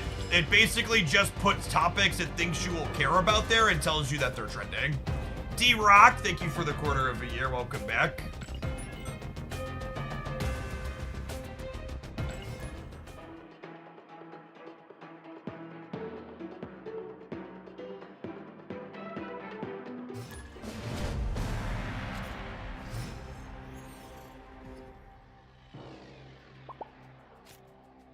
Putting pronouns in your Twitter bio is actually singularly the best thing you could do to proactively weed out people who are awful human beings that you never want to have any form of social media engagement with.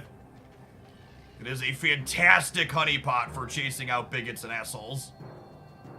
Is it redundant to say assholes after bigots? Probably.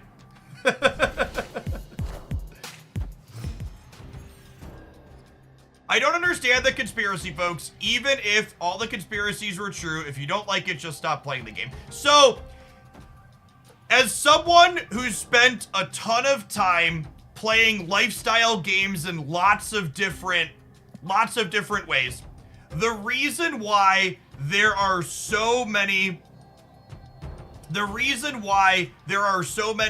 this game is dying, or is the company killing this game, etc., is because the way these games work, players get so emotionally and monetarily invested in them that they have to convince themselves that the game is dying or the company is killing it in order for them to be able to stop playing the game. They're not trying to convince you that the game that you enjoy is dead. They're trying to convince themselves that they should stop playing, because convincing themselves that it's dead is the only way they can justify getting out after all they've put into it. It is 100% a psychological mental block type thing. I don't have Kitty Pride, I don't have Vision, I don't have Red Skull. I think I'm just supposed to Shuri and hope to peel one of our 5s here.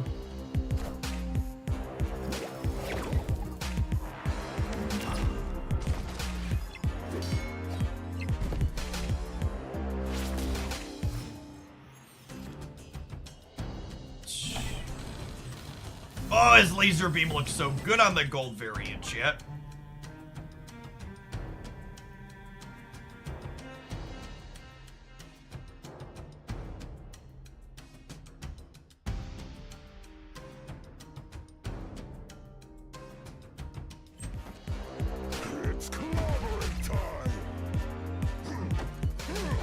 Does Elsa trigger first? So Elsa used to trigger first. She does not trigger first anymore. Elsa used to have face down timing. And that is no longer the case, unfortunately. I think it's this. Just spread out and play for all 3. Hey, T. Costilla, thank you for the primer. Appreciate that. This is the line.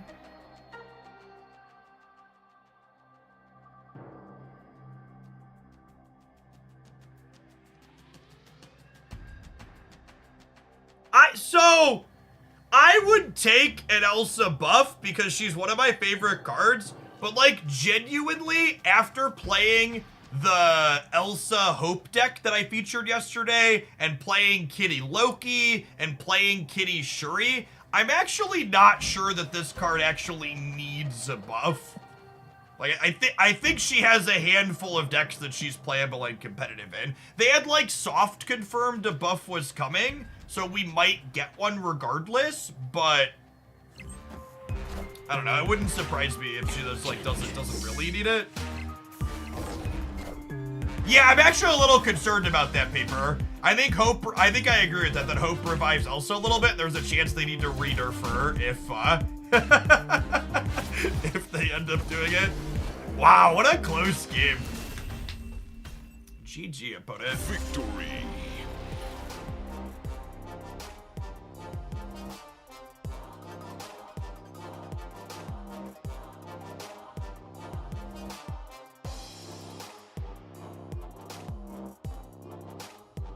Do you think this deck is better than before the Forger of Things issue? I have no idea. We've played like 1.5 games. Maybe we'll have an opinion in an hour.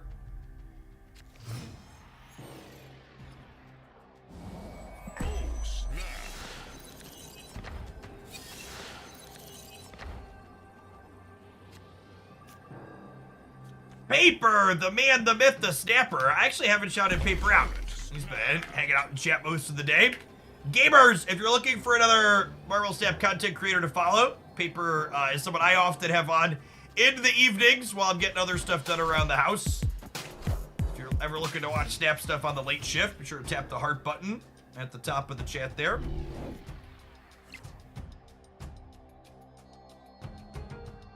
So, in a lot of other decks, I would prioritize getting Angela down this turn and then go Elsa Kitty next turn. However, I think because we're Shuri Kitty, you're supposed to just always prioritize getting Kitty as large as possible. Do we Pixie? I don't think so. I'm not 100% on that, but I think the answer is no.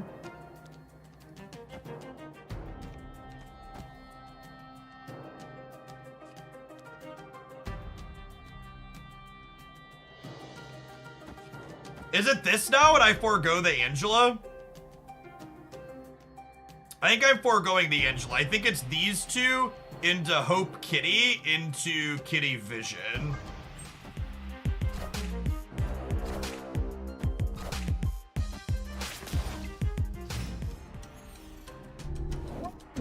That's actually a really interesting thought I haven't heard expressed yet from chat. It'll be interesting to see how the extra energy from Hope Summers rolls into buffing an opponent's Red Hulk when he comes out. I've heard the typical complaining that, oh, they'll nerf this card because it's a playable season pass card. But that's true. Red Hulk comes out next month and will be a somewhat natural predator to Hope, even if she ends up being one of the big dogs in the format. That's a great observation, Musical Man. You know what, Musical Man? You should chat more. Chat, that was Musical Man's first comment in chat ever. Holy shit, what a... Okay, this is no pressure, but you're currently batting 100. They've been following the channel for over a month. And that was their first message ever. Have a gift sub. Welcome to chat. Good to have you here. To retire on top.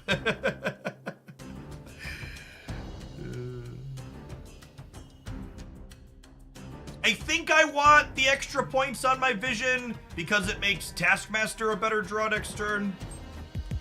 It's clobbering time. It's like a reverse ban. It is. That's a good way to put it. It's like a reverse ban.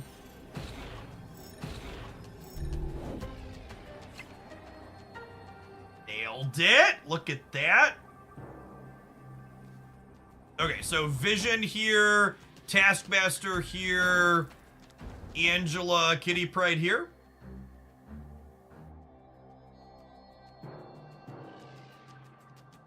Pixie cards could get us here, but I like the spread. J. Martloop, thanks for the 5 months. Welcome back.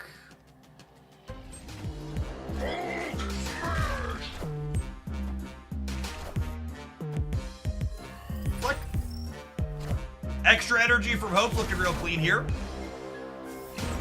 Let's put out more stats than we otherwise would be able to.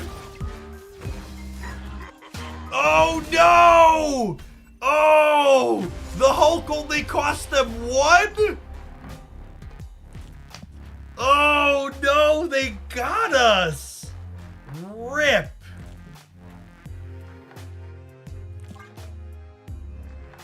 Yeah, we needed Misty Knight not to hit center. They rolled a 1 energy and then they hit the 1 in 3 or 40%er on their thing. GG.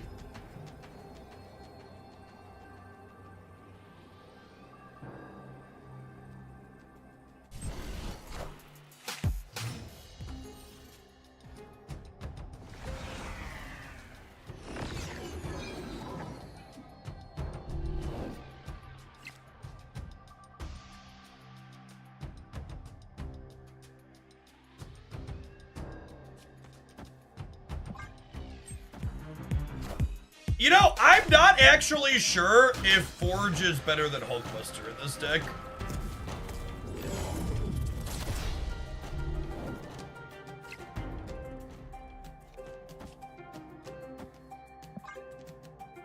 In spots like this, it's worse, decidedly. Forge is a little bit better with Angela and Elsa, though. I guess, in theory, could be better with Hope Summers.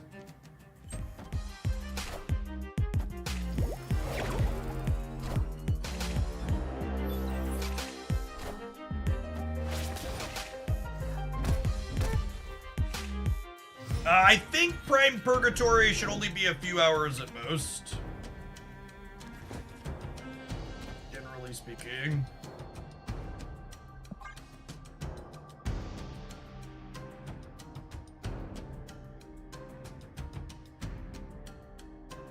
Just got a Pixel Infinite, and wow, is that Nightmare Fuel? It really is.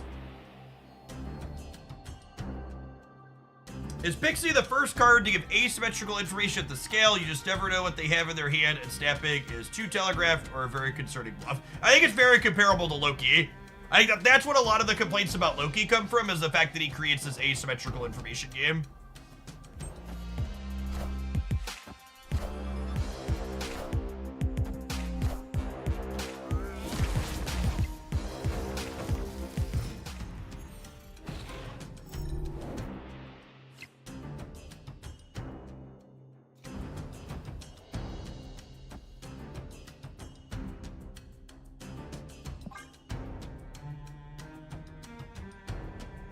Oh, Mr. Negative. Yeah, it's true. Mr. Negative kind of does that as well.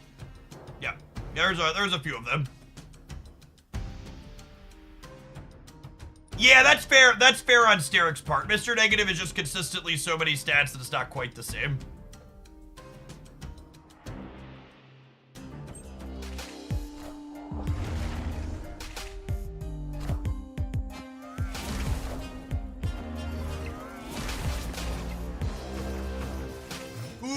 Red Skull dodged the Cyclops beam. Lovely.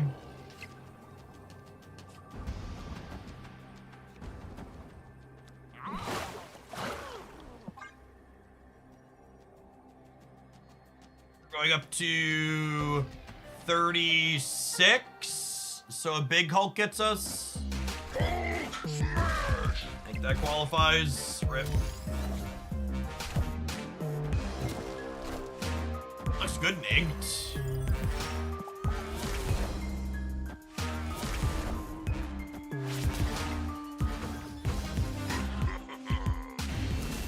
I'm gonna go out on a limb and say our deck's better when we draw Shuri.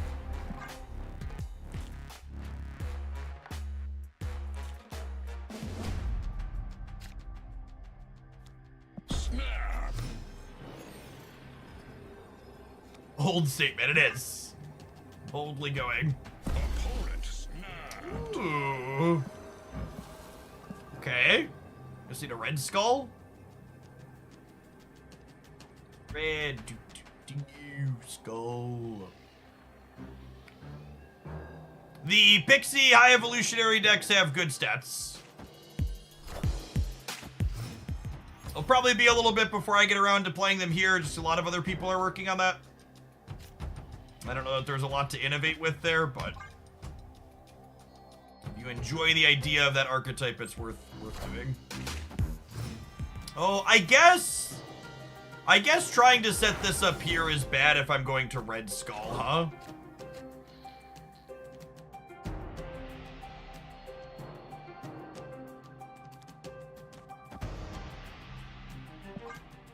I should have Elsa'd here.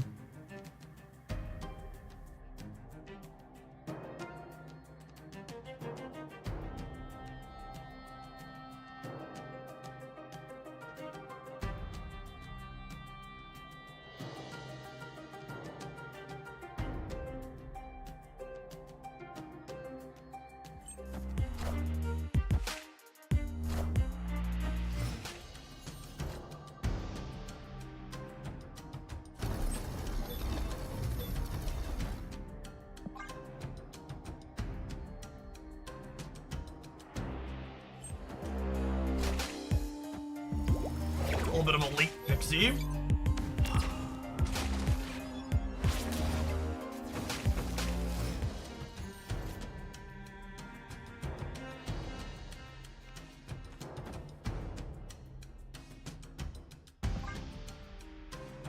In my anecdotal experience, was a high evolution deck seemed to perform better, so it's more consistently in Conquest than the latter. It's got pretty mid stats in both, honestly. I often describe the high evolutionary deck as the best deck or the worst deck that people play at really high rates. How do they get that Pixie? This is a 700 gold variant Pixie. We might lose because I set this path up here on Onslaught Citadel, and I'm gonna give +4 to all their stuff, but we'll see.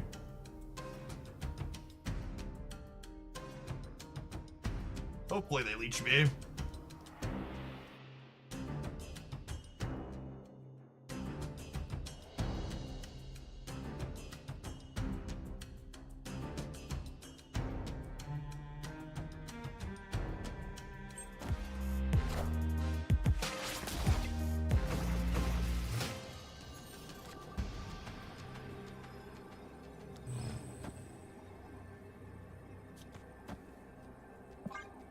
My body is ready to lose because of Onslaught Citadel.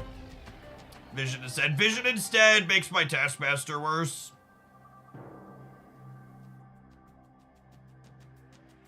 So the way Shuri interacts with Dark Dimension or Invisible Woman or Supergiant is that this face down card doesn't count as played until the end of the game. So even though I put this onto the board on turn 5, it doesn't get rid of my Shuri bonus because this Red Skull will technically be the next card I played. Yeah, the Red Skull will still be, like, big-ish. The Taskmaster would still be 18. Yeah, I guess. But, like, 18 is probably not enough to beat a big Hulk here anyways, right? I think we're done either way.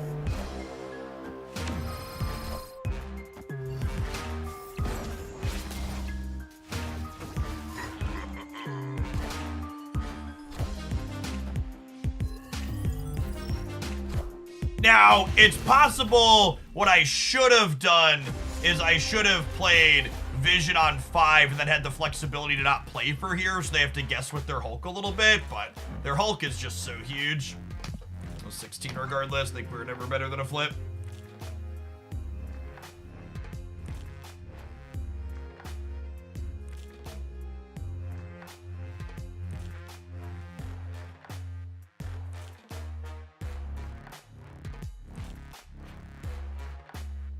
Alright, I got 2 more shots here. I guess it's worth noting, even if we'd been -8, we still would have died, huh?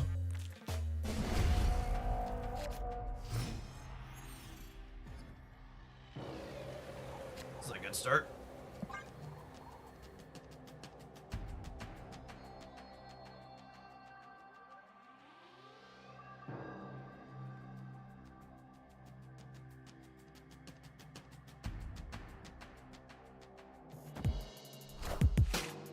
That's a good observation from chat. Thinking about how Hope works and cards being played at the end of the game, Supergiant is technically an anti-Hope Summers card as well. We could add that to the list of things that she disrupts. Supergiant is definitely one of those cards that at some point it's just going to hit a critical mass of stuff that it's good against, and it's just going to be an absurd card.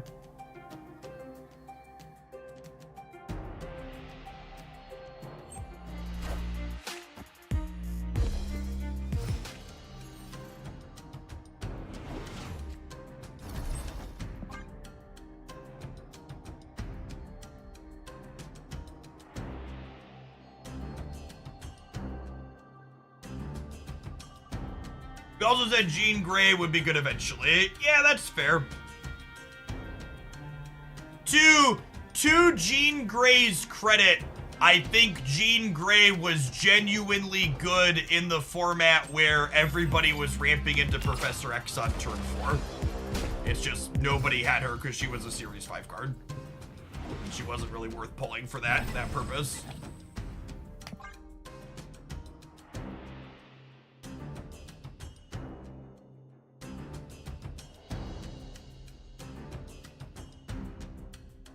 We also get new releases that what new release ignores Supergiant?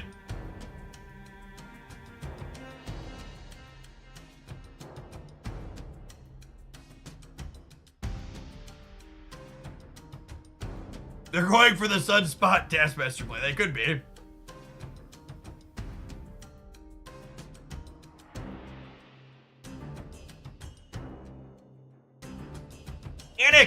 anecdotally, Ben, there's been a lot less Shang-Chi in my games. Obviously, I don't play Shang-Chi a ton in the decks that I play, but my opponents haven't been playing a ton of it either.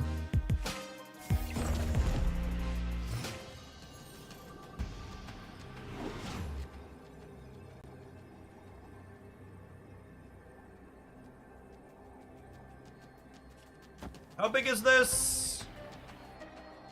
This is 8, 12, 16. You shoot it for 1.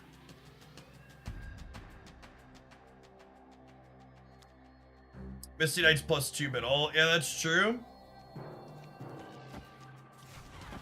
Is it this?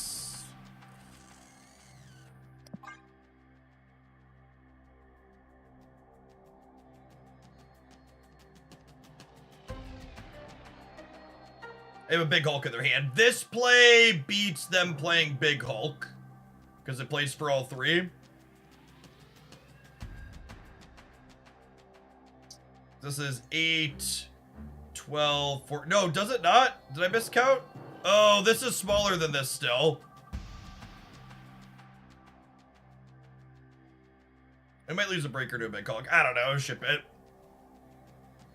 You think they'll add a cards that shorten games like the opposite of Magic that creates a TVA? I hope not.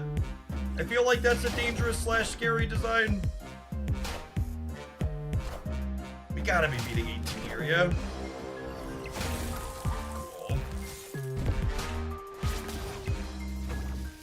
Woo!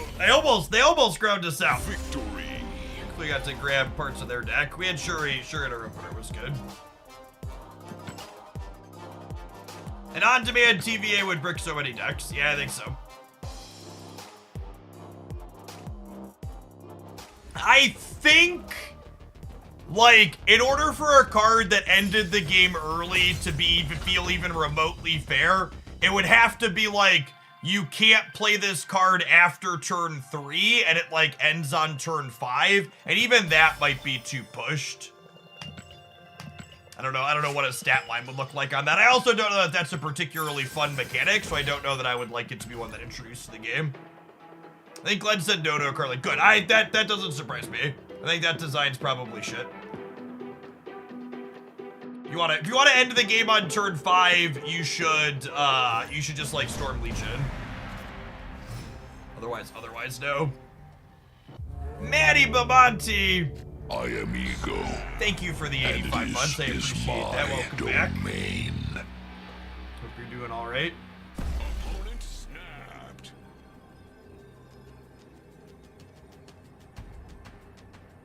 Wish Pixie had some kind of special something on cards she had switched. Yeah, that's fair. It's fine, chat. Ego's never messed up Shuri in his life, so this is gonna be fine. It's no big deal. Ego's got a 50% chance to put Kitty Pryde into a profitable path. We're popping.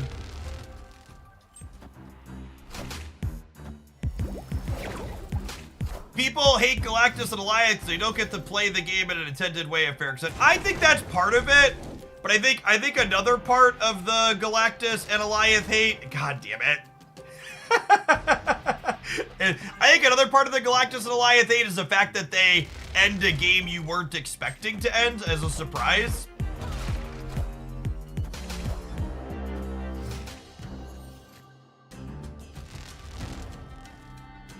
Okay, it's fine. We're gonna play Red Skull into the center, and then we're gonna Taskmaster the left. Come on, Ego. Don't fail me now, Ego. Don't fail me now.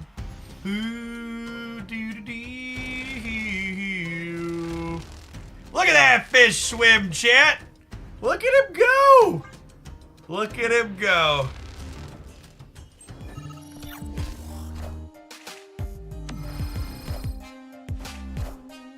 Hey, Chiz. Thank you for the gifted subs. Life's treating you all right?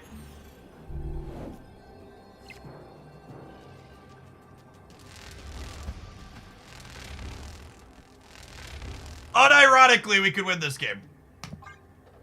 I believe.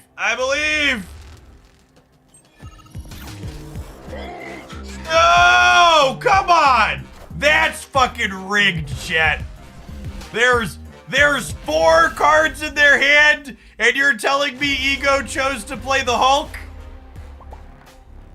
Good. God damn it, Ego. I have a family.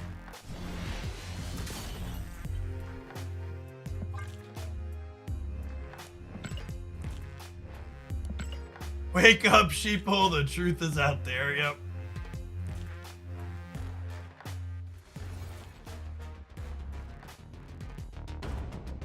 Was Ego ghosting?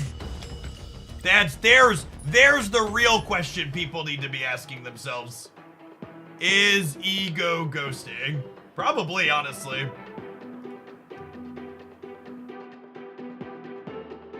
Has anyone ever had Agatha in hand on Ego? I have, and Ego will not always play Agatha. Ego wins.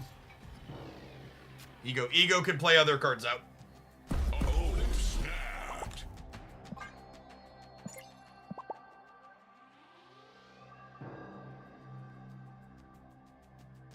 Which version of the Pixie Mobius deck you made would you say is the most competitive? I don't know.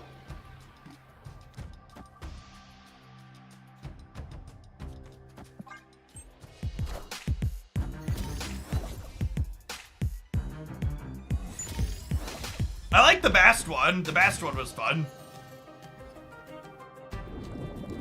Like, I mentioned this earlier, but I'm really just not a fan of trying to speculate on the competitiveness of decks that are newish ideas that I've only played for like 90 minutes. Playing Hope might have been wrong here, because then I can't Red Skull and Taskmaster in the same path. You're underwhelmed by Pixie? I think Pixie's absurd. I like her a lot. Alright, we want Sinister London to go here.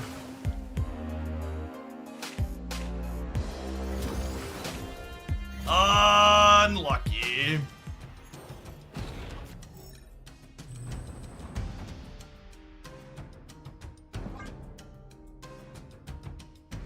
Hey, Rolk, thank you for the 42, this raid of 42 people. We had a good stream today.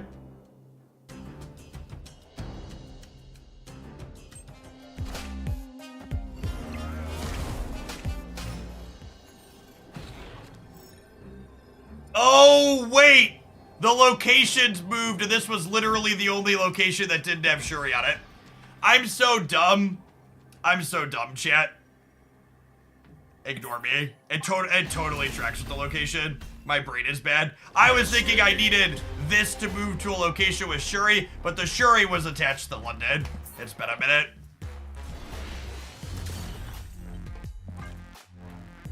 Alright, I promise I'm not moving to another deck just because my brain is bad. This has been kind of whatever. I'm gonna tap some adverts. I'm gonna run to the restroom really quick. When I get back, we're gonna play something else. Thanks for hanging out. Don't go anywhere. Well, maybe we'll dig into some untapped data really quick and see what the format's looking like, and then we'll dive into something else. Hear me.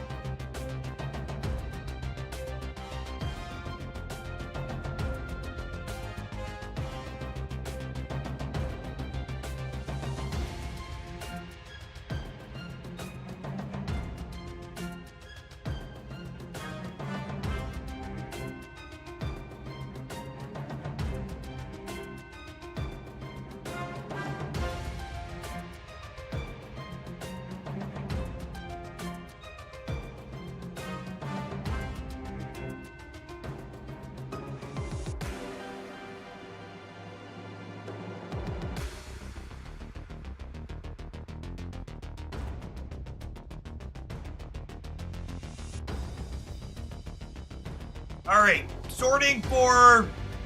we'll wait for the ads to finish before we start talking. This is a little unfortunate, though. Please, maybe... Do you think if we all messaged Glenn, he would agree to move up the release of War Machine a couple of weeks? Is there any chance we could get the War Machine released this Tuesday instead of later this month? What do you think? Do you think they could do us a solid? Shuffle that around a little bit?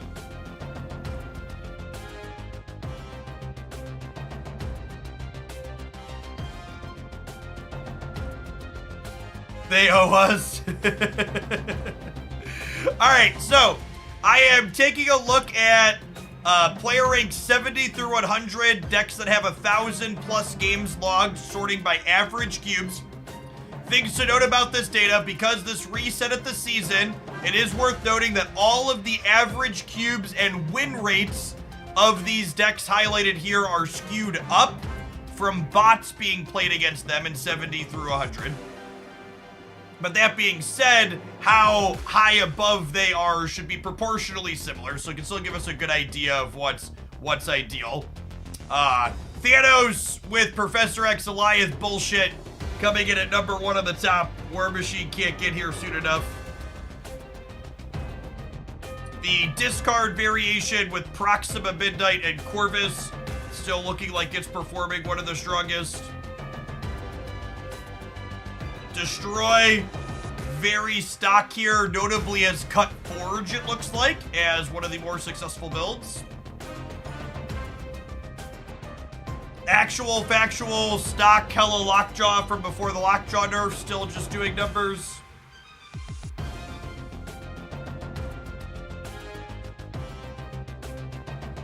Couple of Hope Summers deck, both shoved into Thanos, and then also inside of the Movers core. Looks like there's a couple of Movers cores here. This one's playing Doom and Magneto at the top end. This one's playing Goliath. Classic Lockdown Goliath. Some Sarah control. Another Movers build. What's the meta report look like?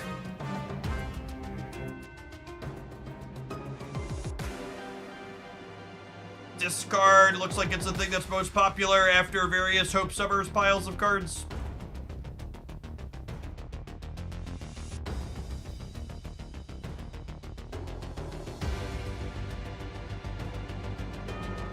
Hope is actually one thing that is kind of surprising to me in an interesting way. I am surprised that Pixie's popularity is so much lower than the season pass card.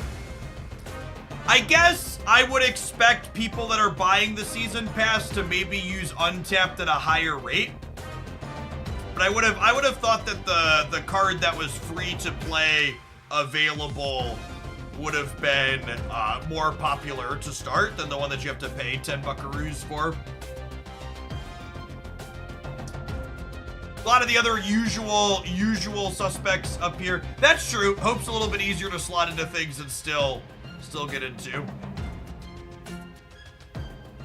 Goliath coming in at 22% play rate almost. 4 Spotlight keys cost more money than $10. Yeah, Spotlight keys are free, chat. Free 99.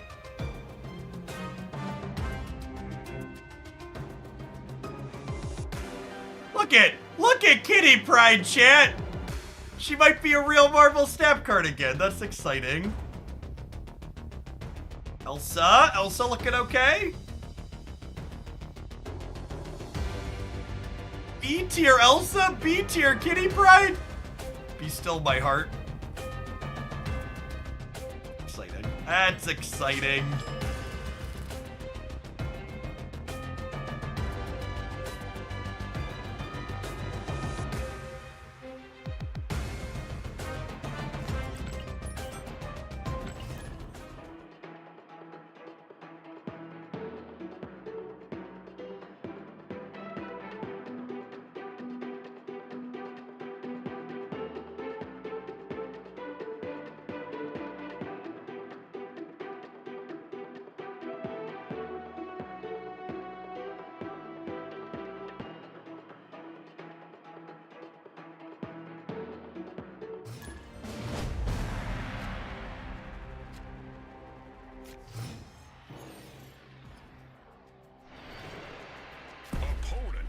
Okay, so the basic idea of this one is relatively straightforward.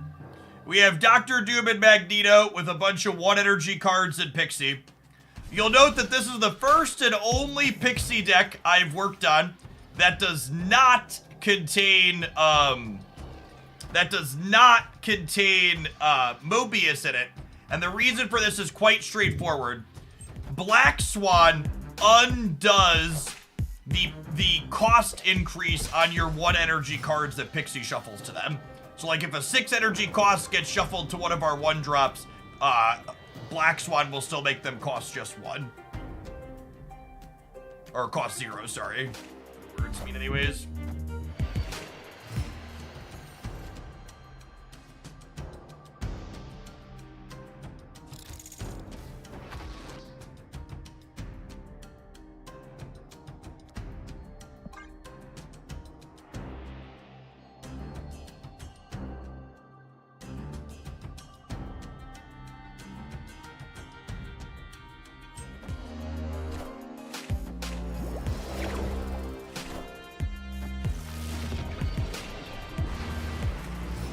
Turn 5 hit monkey. Yeah, I think so. Oh, if I was turn 5 hit monkey, I should have played Martyr last turn.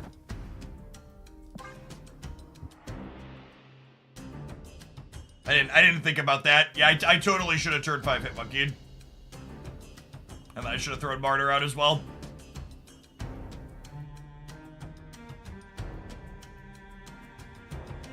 That's probably a play this deck makes with some frequency in the non-Pixie games. Just like monkey stuff on 5 and then 6 drop on 6.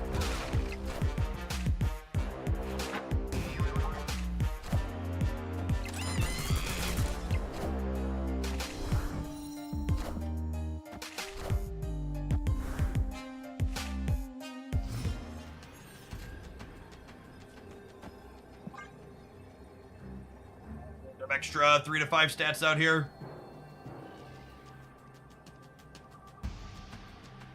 Just to think about moving forward.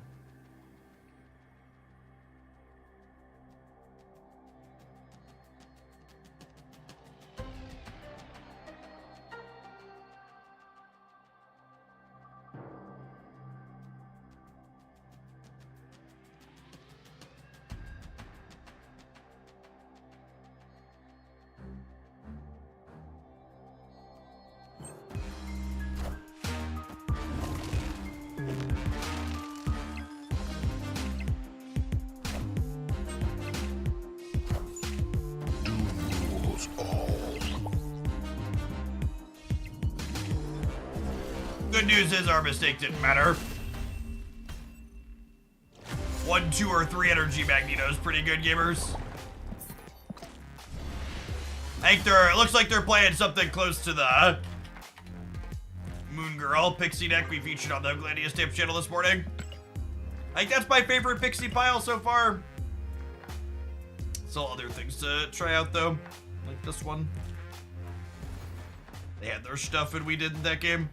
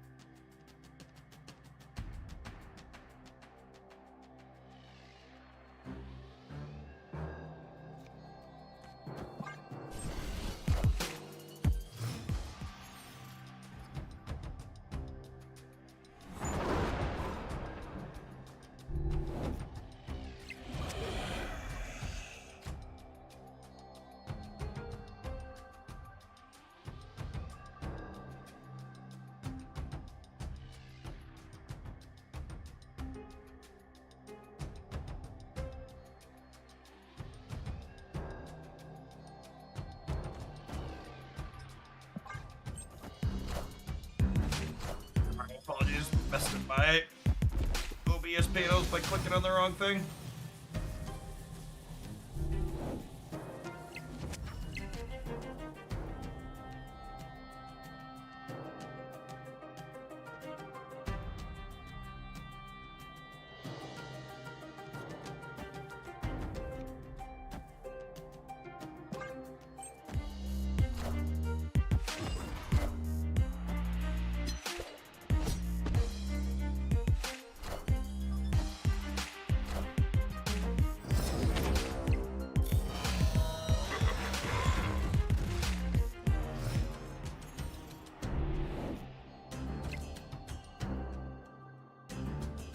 Alright, I mean, we could get a cheap Doctor Doom out of this still, yeah?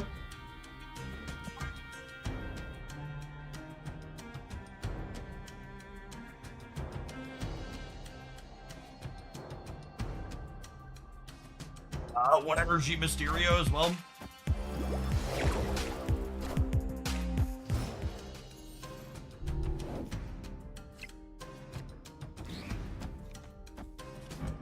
Pixie made Martyr cost 1. That's exciting. Looking for cheap Doctor Doom or Mysterio. Even 2 energy Doctor Doom is fine here.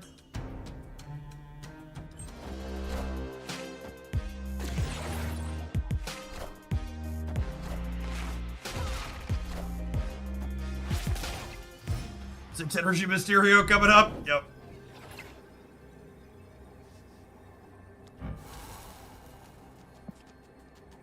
Thanks, Pixie. Love you.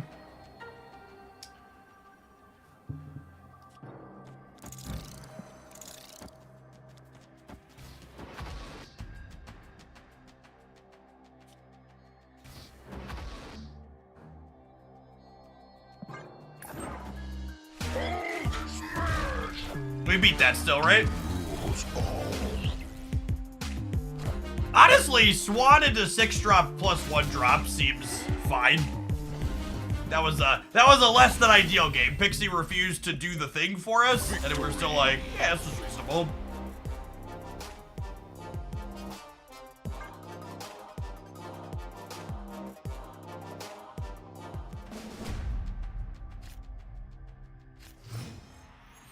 Snap. Victory.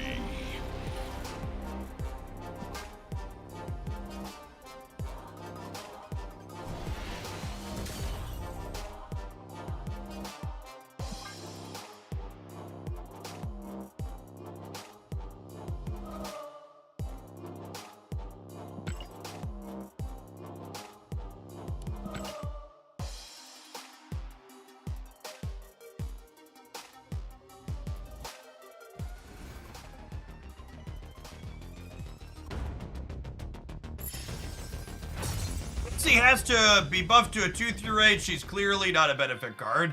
I mean, she has some really high rolls. You kind of got to take your licks with it, except that you're going to get some low rolls alongside it too.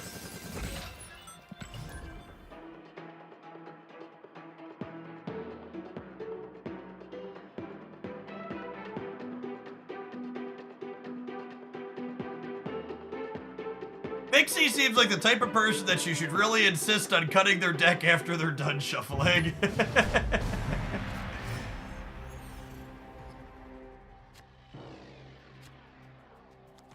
Pixie's like playing Lockjaw, you win some, you lose some. That's honestly a good comparison. Only with Pixie, you know that you've lost before you play it out, right? So you're not rolling on it with your cubes. You know that you've missed and get to retreat.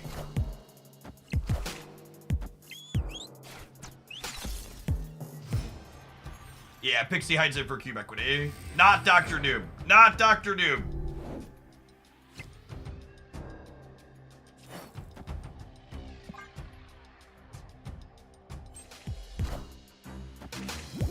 Alright, and then we're just looking to dodge 6 energy Black Swan here if we can draw her. This land is always changing.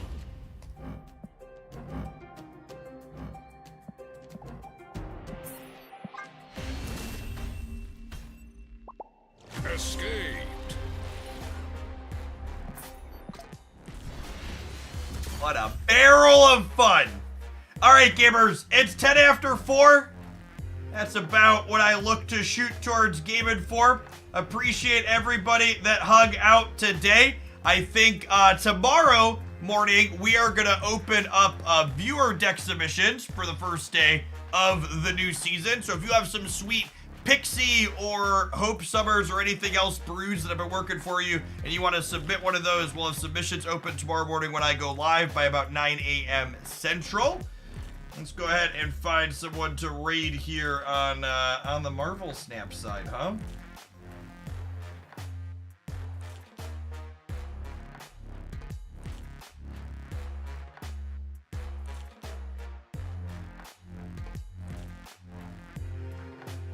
We have another gamer who claims to currently be yelling at their cards.